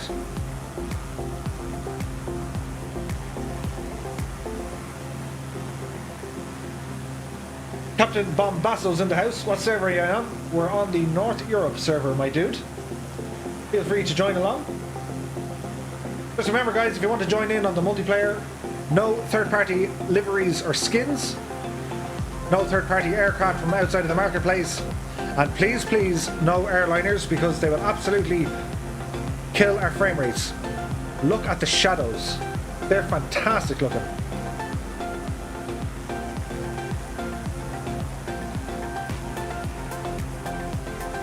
It's a flight sim and Murph talks about shadows. I know, right?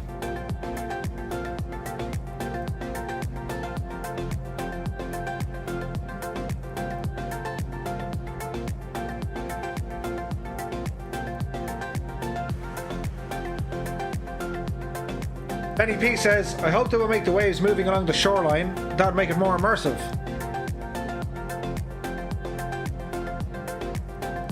In some regions, they do move.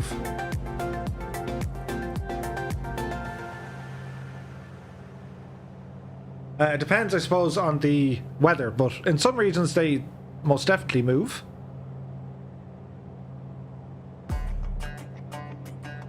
So very shortly we're going to be making a left turn to follow our GPS, which is going to take us down to St. Bart's. We're about 10 minutes away from our destination. As per usual, I'm going to try and land it first, set up the camera, and we'll catch you guys coming in for a land. Virgo Flyer says, you must be freezing, your door's open. It's a glitch, but I like to call it extreme flying. Bad Dog says, is it too early to tell if anything has been fixed with the new patch? Well, the CTD with the nav map, that now works, as in it doesn't crash anymore, which is super handy. Also, the dolphin flying, as in the oscillating from the aircraft, they've improved it enough. Not so much in the Cessna Longitude, but on other aircraft it seems to have fixed an awful lot. Ghost Rider says, are we a multiplayer? We are.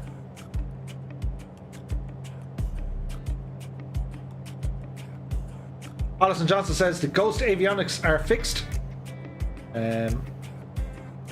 Yeah, also buttons turning on and off is fixed, which is super handy.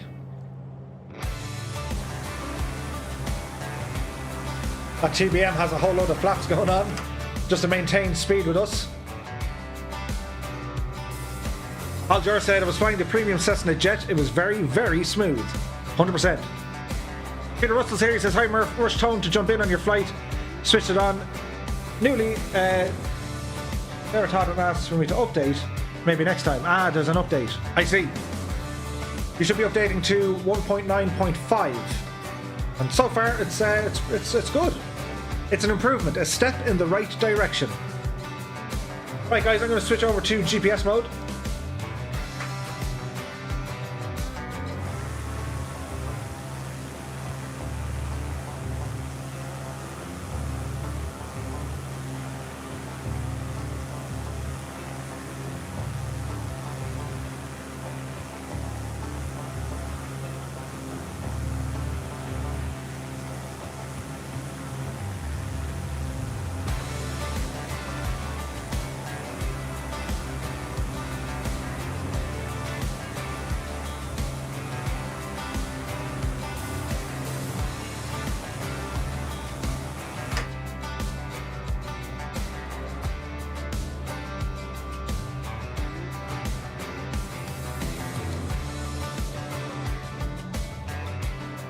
Two wrongs don't make a right.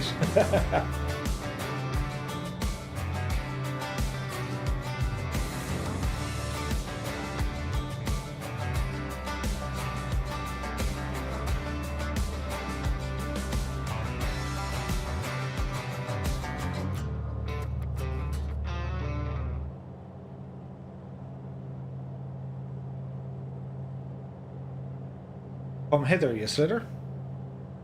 Right, so current altitude 2,500 feet. We're doing about 110 knots, 120 knots indicated, giving us a ground speed of 127.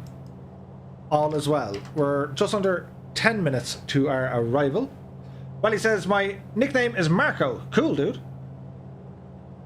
WB1990 says, the difference in my sim. Thanks again, Murph. I'm delighted for you, dude. Really glad it made an improvement.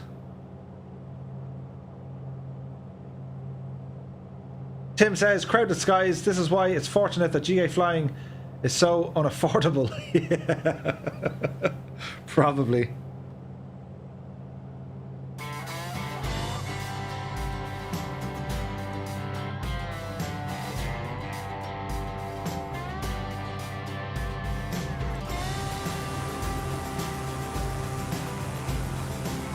Hello, fireflies.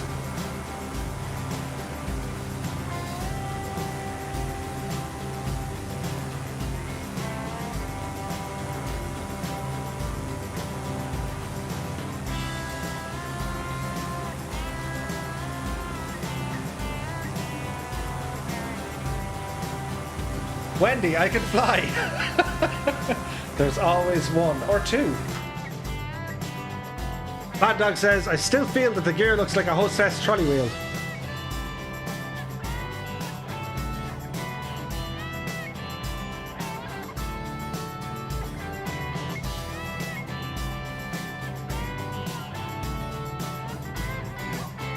Yep. Energy Aiden is here. Good evening to you. He says, I'm new. Hi. Hello, Aiden. You're very welcome along.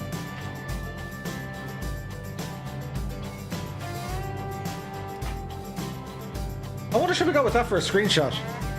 That'll be like the thumbnail for the video.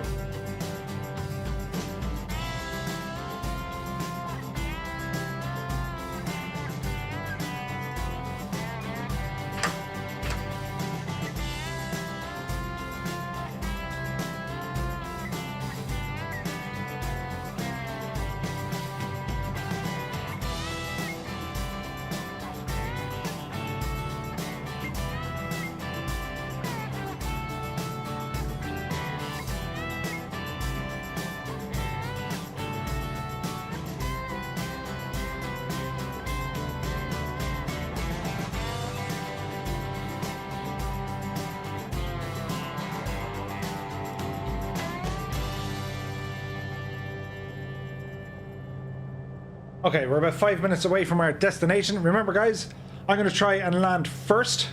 Then we'll set up the camera. And then we'll cue the corny music. And see who can make it down. This should be fun. Aiden says, I love the accent, so I'll sub. Nice. Many thanks, my dude. I spent years working on this accent. Sometimes against my best wishes. Tasman says, welcome to Murph's Flying Circus to all the new people here tonight. Absolutely. And by Flying Circus, we mean this.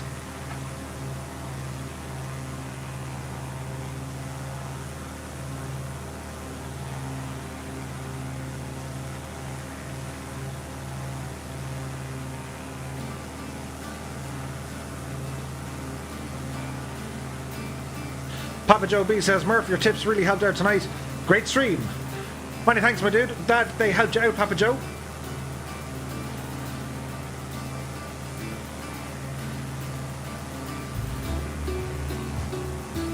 And don't forget, guys,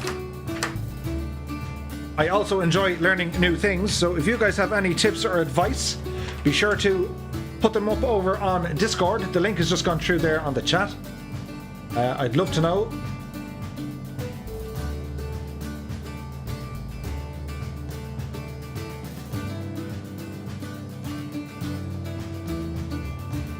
Extreme flying. Door open, door closed. Door open, door closed. Energize. Infinite Aviation is in the house. Good evening to you, my dude. Happy Wednesday to you. Bad Dog says, right, here we go again. Should be hilarious. Time for a shameless plug for all the new peoples. So guys, if you're new here, We stream every Monday, Wednesday and Friday here on YouTube and on Twitch at 8 p.m. Irish time. If you're liking the content, be sure to hit that like button and hit subscribe or follow. Let me know you guys like this type of content. For all the new people joining us, you're all very, very welcome along. Feel free to join us for the group flight. We're on all players on the North Europe server. Just make sure no airliners, no custom liveries and no custom aircraft. Just keep it with the default stock stuff because there tends to be a bug. But if you can stick to them rules, you're more than welcome. Right, Murph, let's start our descent here, shall we?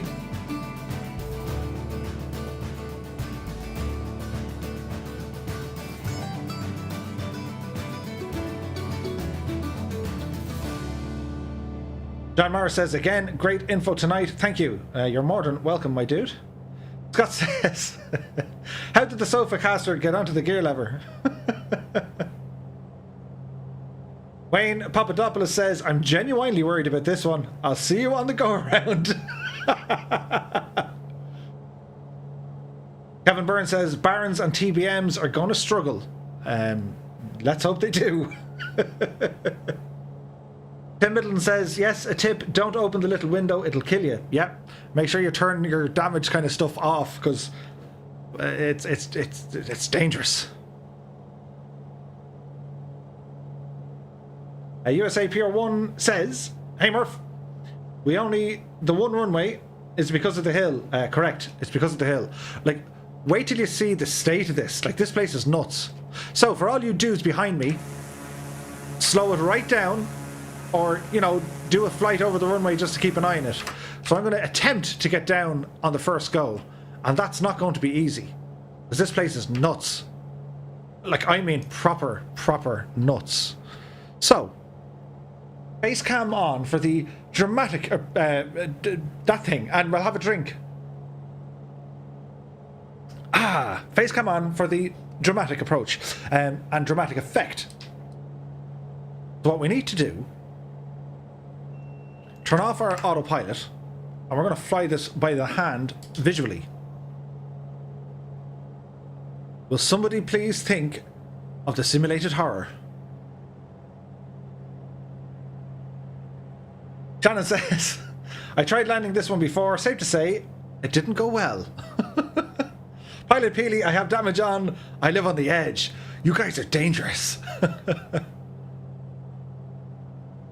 Okay. So your landmarks, the first landmarks are going to be these rocks, and then you're going to see a cruise ship, and then over the hill you're going to see a runway, and like, this is super difficult. Andrew says, can we buzz the boat? It'd be rude not to. Make sure you do buzz the boat. Oh, Murph, zoom in here now, Miel Flower.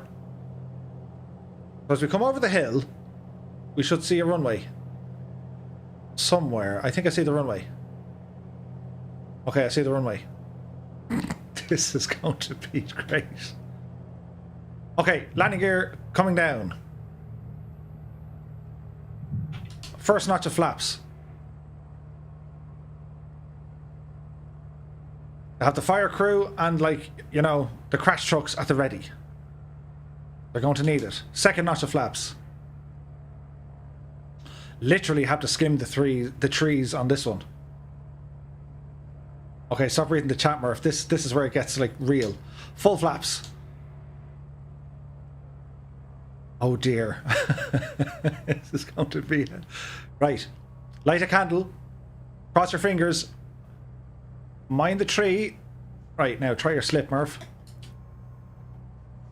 Mind the flare. Mind the flare. Get down, get down, get down, get down, get down, get down, get down, get out. Go around, Murph.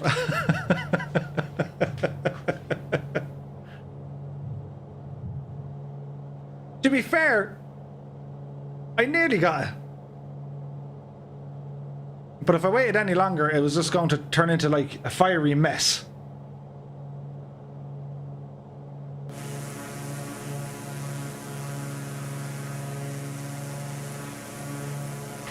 So we'll do a quick lap around and try it again. We'll gain a bit of altitude here as well.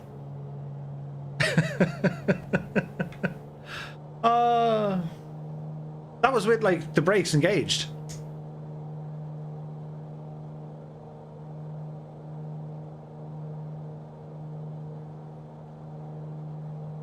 If in doubt, go around. So this is the dress rehearsal. This is how we get ready for the madness.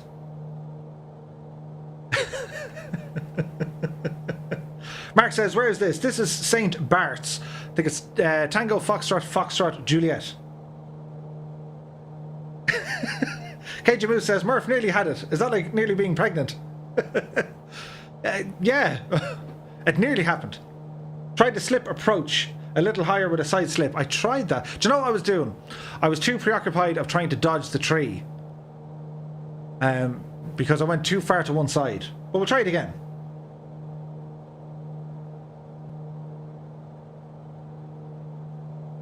I reckon we'll get it this time.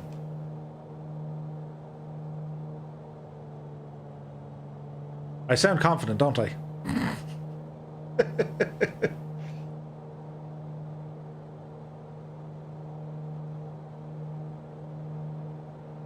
Right, Murph. Let's see what we can do this time.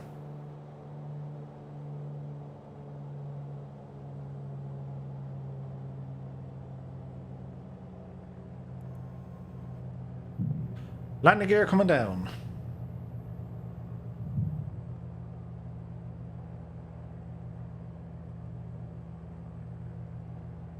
I feel as confident as you sound, says Wayne Papadopoulos. Super confident. We know what we have to do. It's going to be great. Really great landing. Best pilot ever. Eddie P says, this is so much fun, those landing challenges in multiplayer. Right, Murphy, stop looking at the chat. Behave yourself now. Lots of flaps here, please. Joe Blow says, just crashed. Cheers, two-tone. Night all. Hard luck, old boy. But many thanks for joining us, my dude. Okay, Murph. Let's go for it.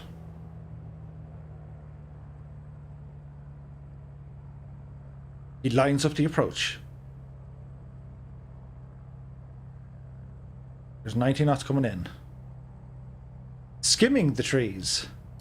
Speed brakes out. Nosedive this machine. Watch the flare. Watch the flare. Oh, touch. Second touch. Well, I reckon we've made it, but like that was like far too close. Yeah, we've made it. So flaps come back in. Speed brakes off. Get yourself turned around here, Murph, and we get our cameras set up.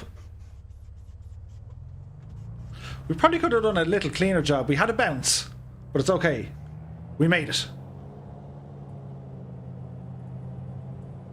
So we'll ramble ourselves back up this direction. And now it's going to be hellacious as we watch everyone. My dignity is left somewhere up there on the runway because we absolutely... But we didn't wallop it, like, but we bounced.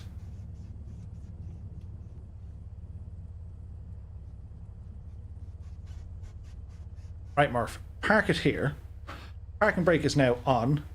Come back out to our settings. Traffic, we want to turn on the show aircraft nameplates. Press back. Holy moly, look at the amount of them. So we want this controller to be working. Yes, we do. Bear with me now. We'll speed up our drone. And we're going to go ahead for music.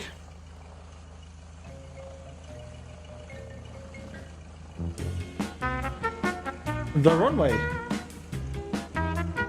is open with a Colonel Fork inbound. Oh, there's a bounce.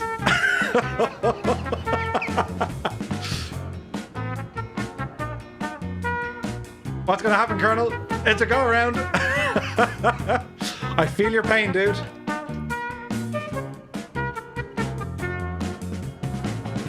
Prefontaine and Chris.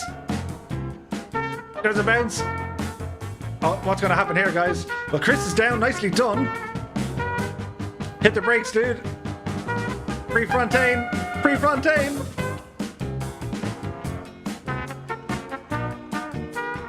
Chris.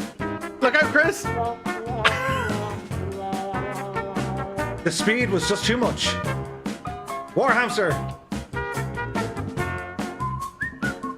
Well, he made it down.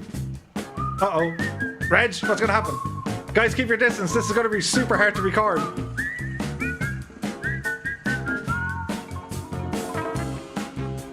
Okay.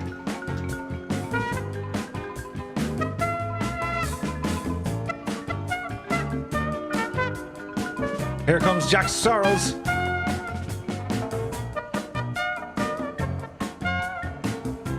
Oh, this is looking very nice indeed. Oh, yeah. That's how it's done, ladies and gentlemen. Jack Sorrows is leading.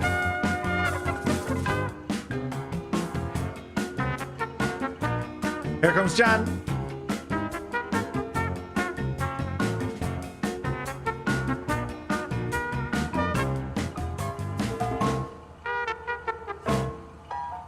Nicely done, Jan. Who be this? Here's Johnny is down in the TBM, full reversed thrust. Chippy Arnold and Deep Future.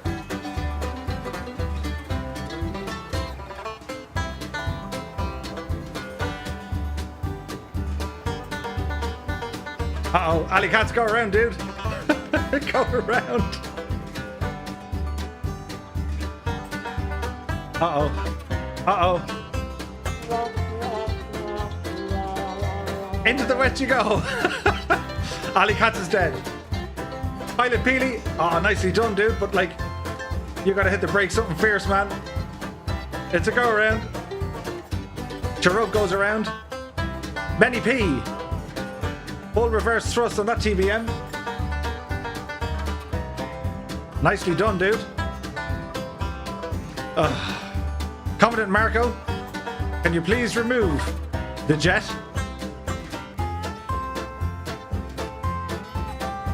Here comes Merlin Flyer.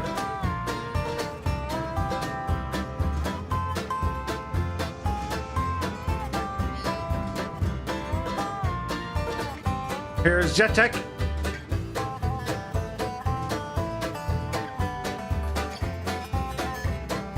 Uh-oh. Uh-oh. That's a go around. Nicely saved. Chris made it down. KJ Moose.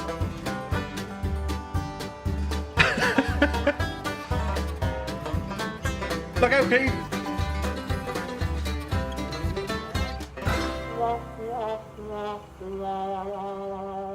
Or L Pete.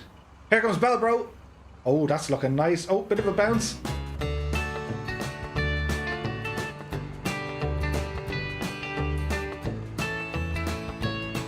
Bellbro goes for another go. Uh-oh. Sean is down.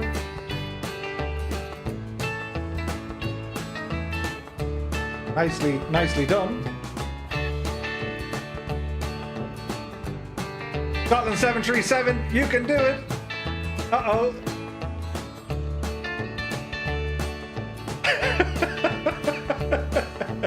A handbrake turn.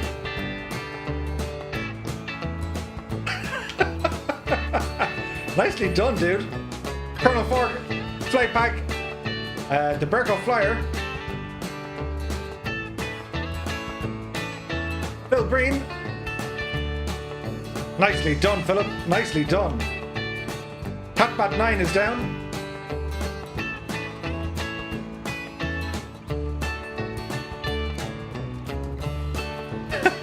This place is a doozy.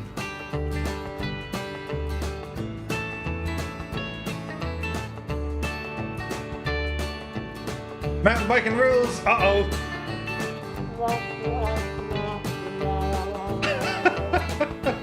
As John Fjord makes an attempt.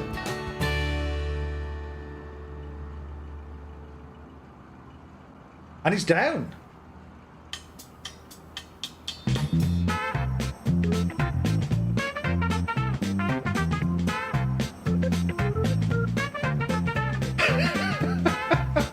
carnage.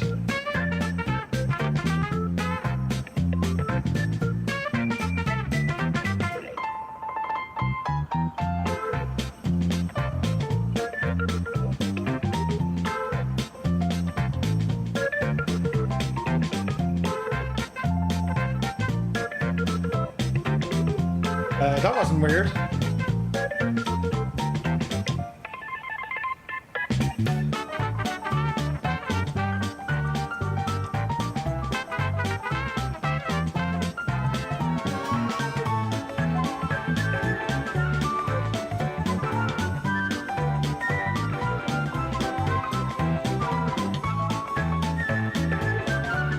GTA 555 inbound. There he is. Oh. Oh. Oh. And he's down. Nicely done, my dude. Burn Flyer made it. Reg is down.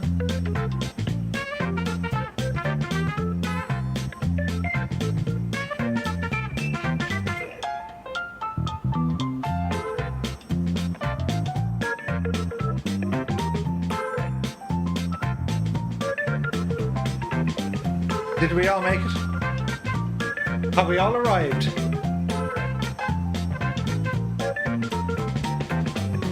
Here comes Jet Tech.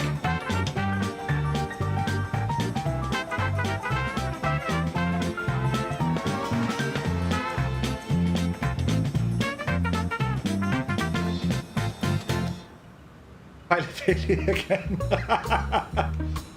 Nicely done, guys. Scott says, this approach you actually want the plane to sink gently right ahead of the numbers. We're not all here yet. That's okay.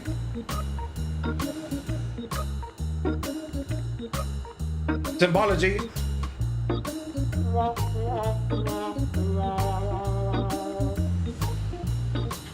Halger.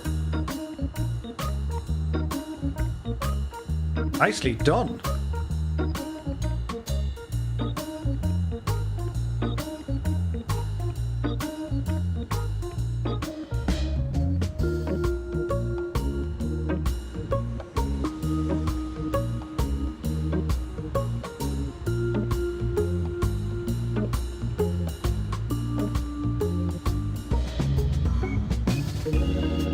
The Flyboy 1968.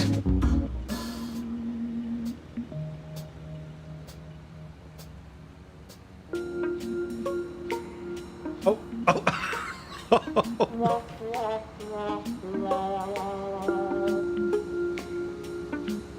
Okay, Jarman made it down. Nicely done at the TBM.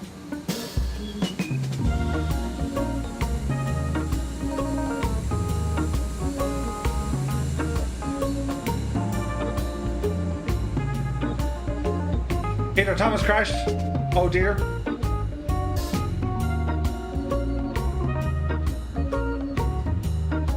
Gabriel Dillon is off. We'll see you on Friday, my dude.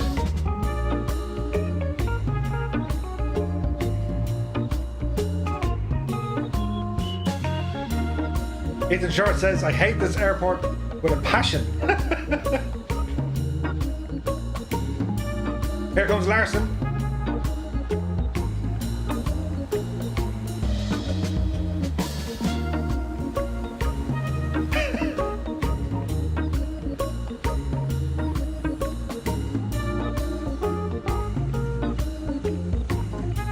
Dickie Rice says, Murph, my wife just made mashed potatoes.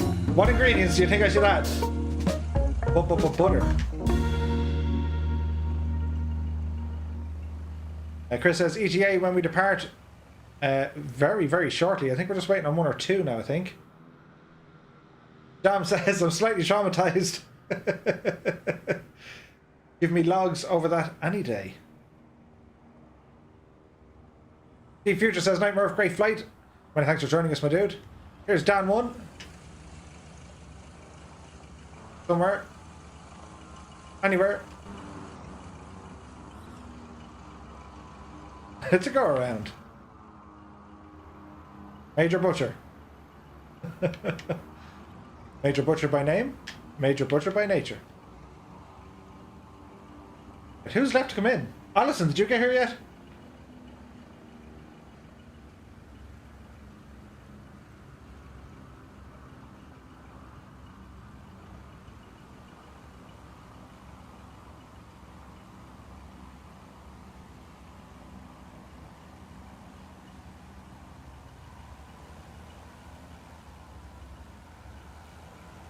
Simulated horror. Many thanks, John. We'll see you on the next one. Major Butcher says, Murph, I'm Major Butcher. Alison went around. That's okay. Colonel Fork is going to depart from runway 10. You guys want to take off? You can follow the Colonel. Bad Dog says, hey Murph, thanks for taking the time to explain a lot of things. Much appreciated. You'll get zillions of views on this video. Let's hope.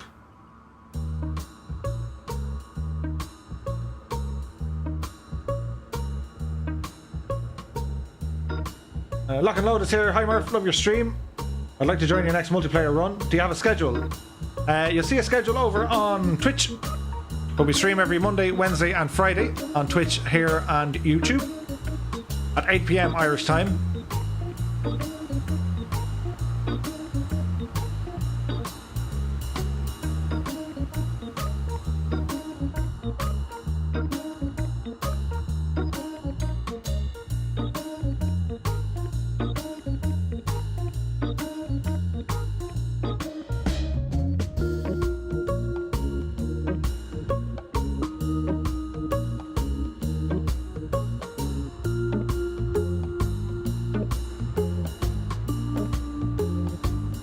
So close! So close!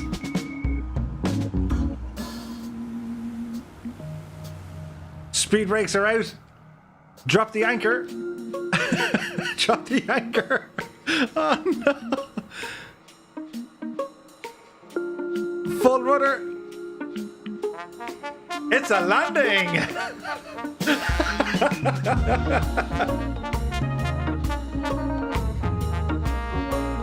Okay, we're heading over to Saba. You guys ready to go?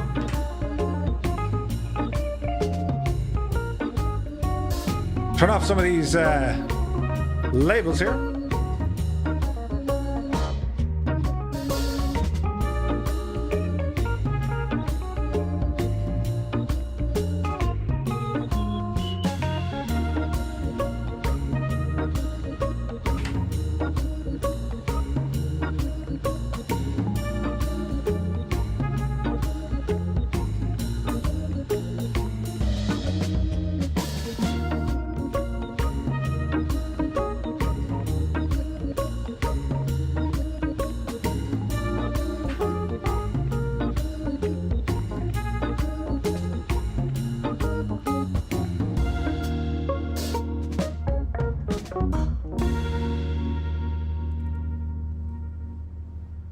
Okay, so TNCS is our next airport. TN.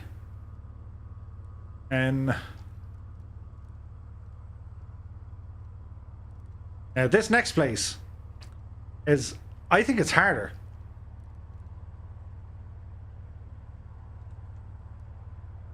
But that's just me. Okay, tally ho, let us go.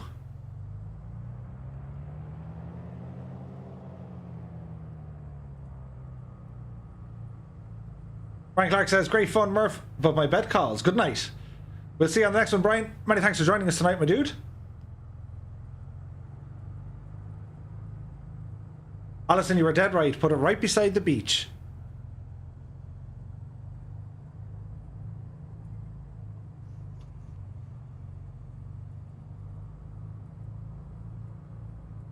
So we're going to head over to...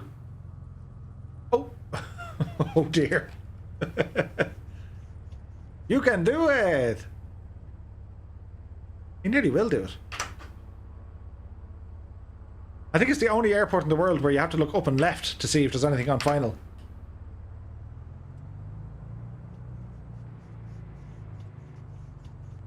We'll go one notch of flaps. Nothing too fancy here. Power is now set. Airspeed is alive. There's 60 knots. There's 70. We're getting light. Nose up. Positive rate. Gear coming in. Tap on our toe brakes. Bring our flaps up as well. Philippine. Next airport code will be Tango November Charlie Sierra. Now, I'm unsure, is the handcrafted version available in all copies of Microsoft Flight Sim, but there should at least be a default one, if not.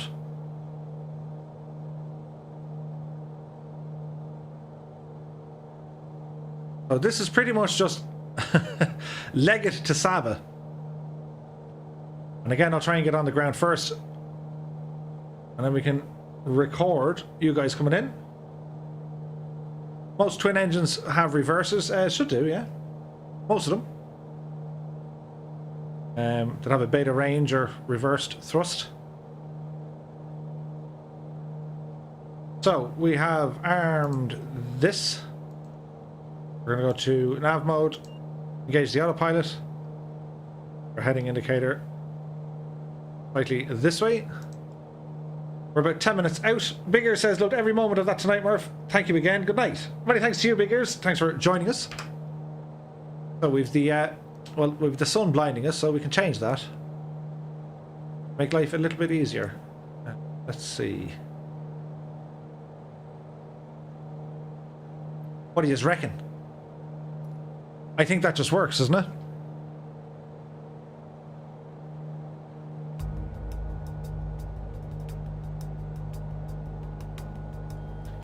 Andrew Brown says, yay, I buzzed the boat.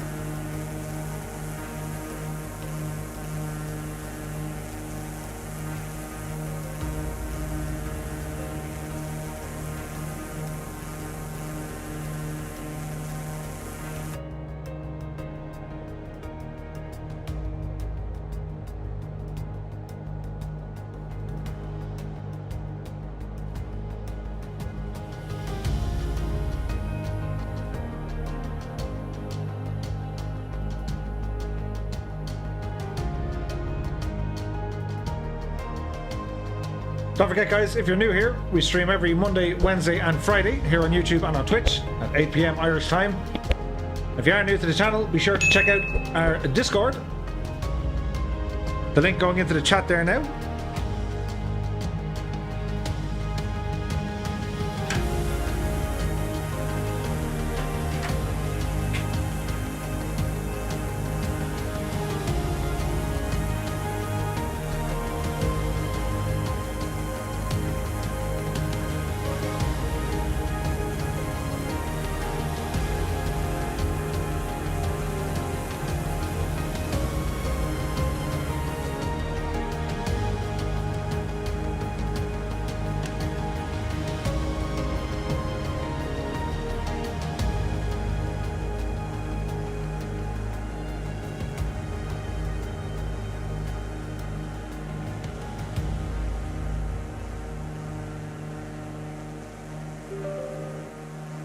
The name of the song is called Broad Horizons by Francis Wells, which is available over on epidemicsound.com.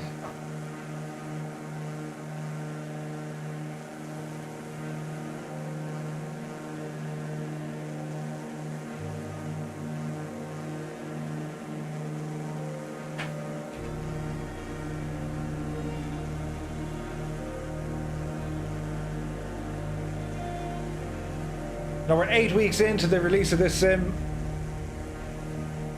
and with shots like this I'm still blown away by the absolute beauty of it.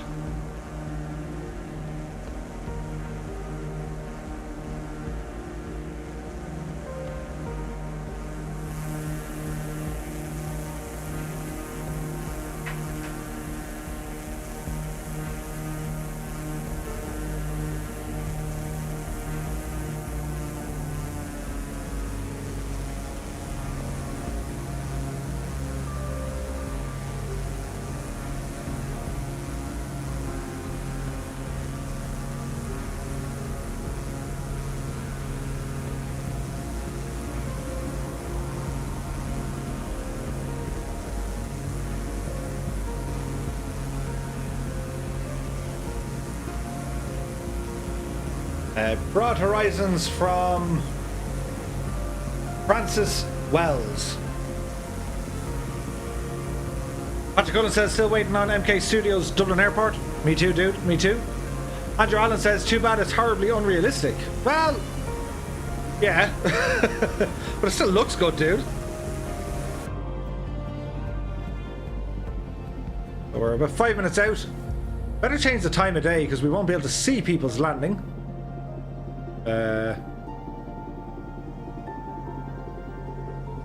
We'll go for there. Now, you mightn't agree, but we'll need to be able to see the runway.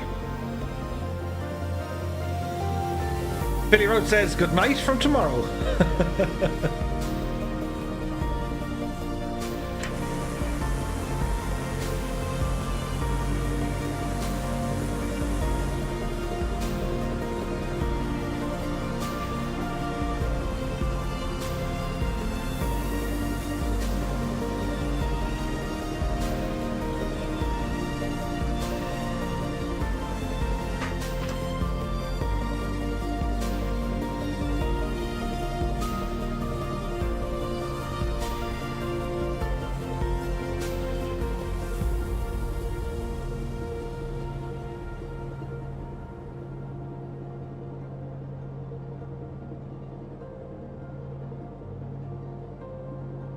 When we first started off in the group flights, we had 2, 3, 4, maybe 5 other planes.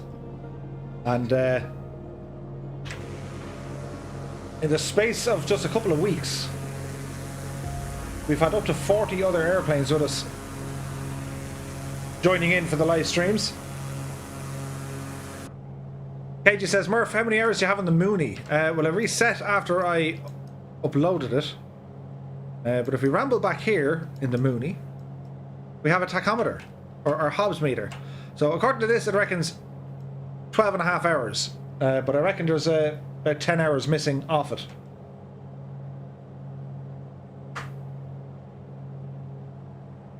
Does you think after 12 hours, Murph, you'd have an idea what you were doing? Fuel selector tank over to the right hand side. Lock and Load says, thanks, that song locked on to me in a heartbeat. It's a really nice one, yeah. T-Slayer says, bravo developer, you're on the right track. So we're under 3 minutes away from our arrival here. This will be a full stop landing. And remember, as soon as you hit the runway, deploy the anchor. Two-Tone Murphy died here last week. A rare sight. Dan Fior says, that's a very cool little feature, the Hobbs meter Easter egg. Yeah. Murph, it's 12:04 there now. In real life, yes, it's late. And I have work in the morning, so we gotta land. But we're okay for a few minutes. We're flying over in the Caribbean, the Dutch Caribbean to be precise.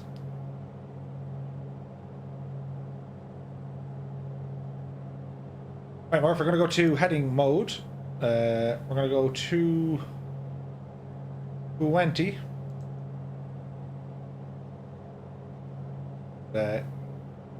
Get ourselves down here to about 800 feet, please.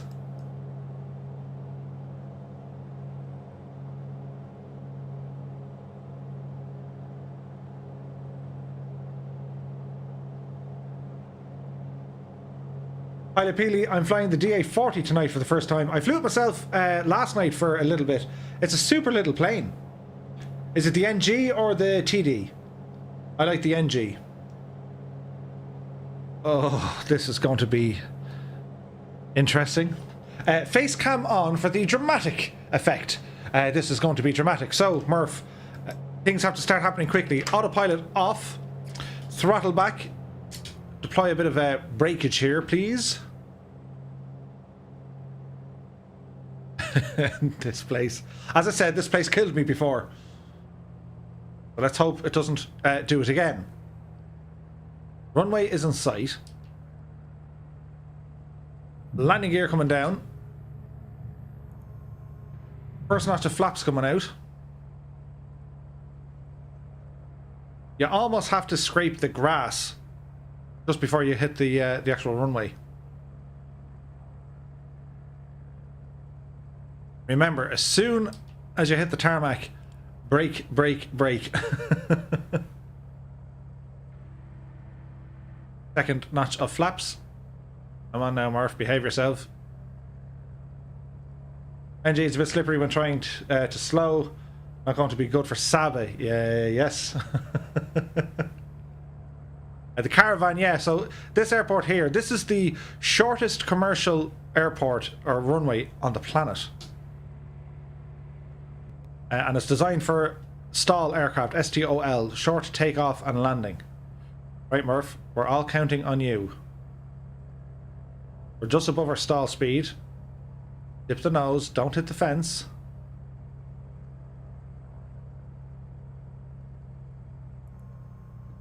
Speed brakes out.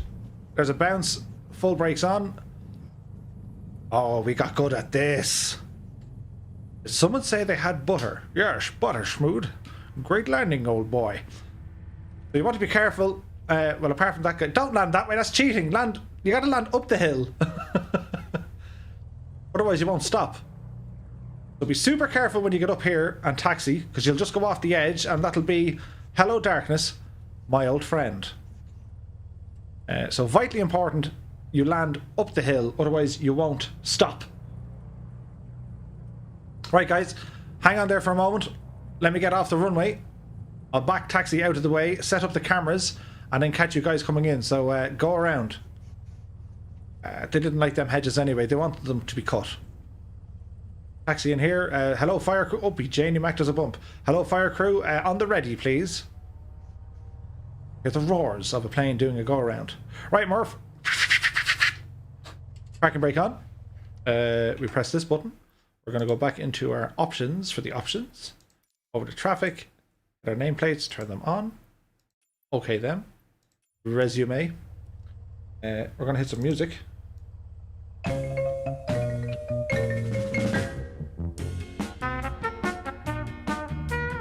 Bear with me. Camera off. The runway is open. You can do it! Like, this place is tiny, look.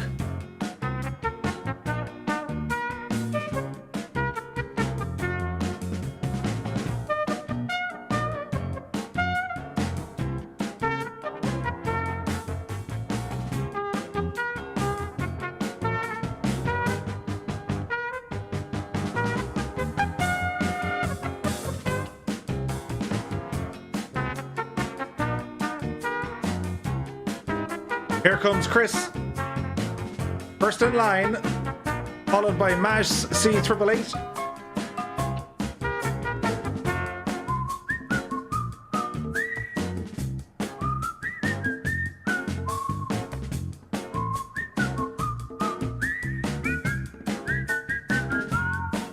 Chris is down, bit of a bounce. Hit the brakes, dude, hit the brakes.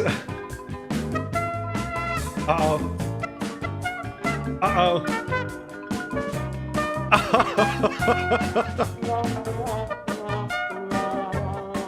Hard luck, Chris. Here comes Maj.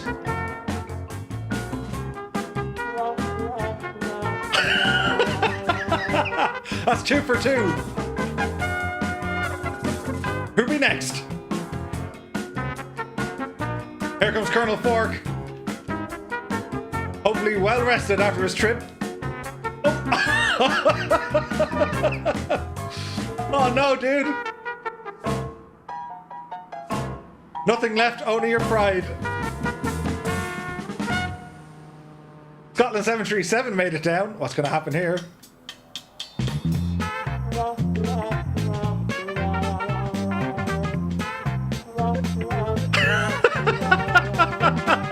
Jack Sorrows is a veteran of this airfield. Nicely done. Look out, John! Look out, John!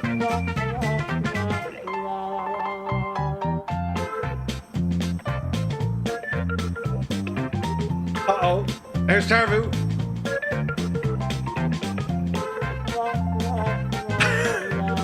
no, he made it. Tarvu, that was amazing. You can almost smell the burning rubber from here. Benny P made that look really easy. KG Moose. Oh, that's really nice, dude. Nicely done. Here comes the Berko Flyer. Uh-oh. Uh-oh. Oh, oh, oh, oh! Let's give out!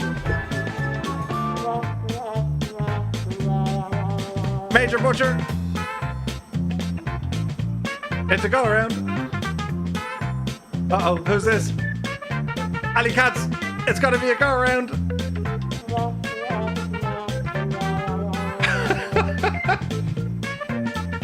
Nicely done, Chris. You made it down this time. WB1990 made it. As did Chippy Arnold. Nicely done, my dudes. I went AFK. Alexander in behind.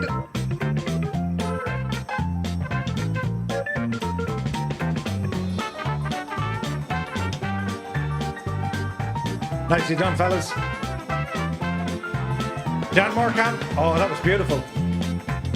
I can't believe it's not butter. Here's Jam Fjord along with Warhamster. Pull up, Jam. Pull up, Jam. Pull up, Jam. Oh, he made it. I don't know how he made it, but he made it. Here's Johnny. Touchdown. Warhamster has this one under control. Here's Johnny, made that look easy. Hal Jor and Philip Breen. It's looking tidy. Matt Phil, TPR Killeen. Uh-oh. Uh-oh. Uh-oh.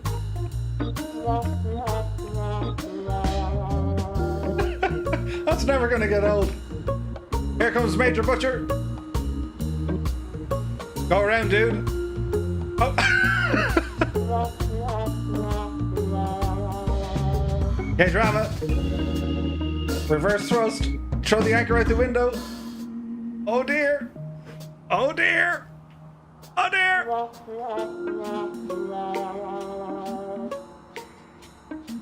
Here comes Sean.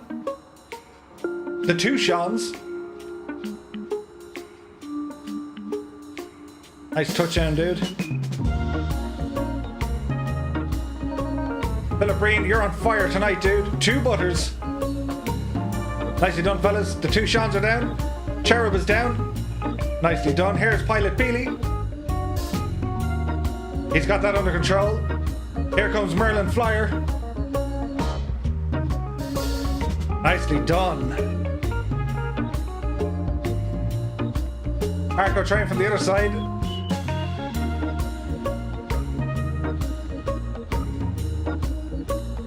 Larson made it down. Nicely done.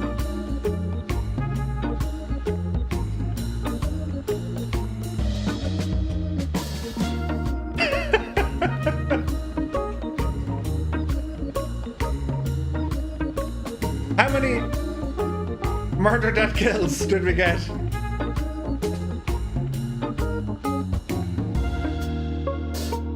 Uh-oh, uh-oh. Joe Blow, Joe Blow.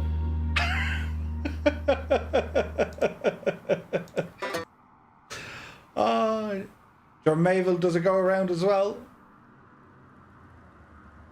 It's absolute carnage here. I love it. Well, guys, another night of nights. That's hilarious. This airport, man. So, there we have it.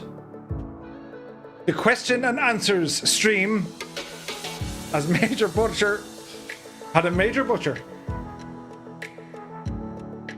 I want to say thanks to everyone for joining us here tonight. I hope you guys found all the information earlier on helpful. I hope you learned something and, you know, something you can add to your sim experience. I had an absolute blast again. This airport is off the hook. It's definitely somewhere for you guys to practice on. It's just one of them places. And, you know, like everything, practice makes perfect. It's all about your approach speed. But anyway. Many thanks, Bruce Harris, for the subscription. Cheers, my dude. So, guys, until Friday, I will bid you adieu. We'll catch you on the next one. Don't forget to ramble over to Discord. I'll drop the link into the chat there now. So yeah, right, go home. It's a school night and we all have things to do. So until next time, thanks a million. To all the subscribers, the moderators, everyone here in the chat. Thanks to everyone for all the thumbs up, the new people with the new subscribes and follows as well. Thanks a million, everybody. Play W21, many thanks for your follow as well, my dude. Right, I'm away. I have to go to bed. We'll see you all on Friday. Good night. Take care.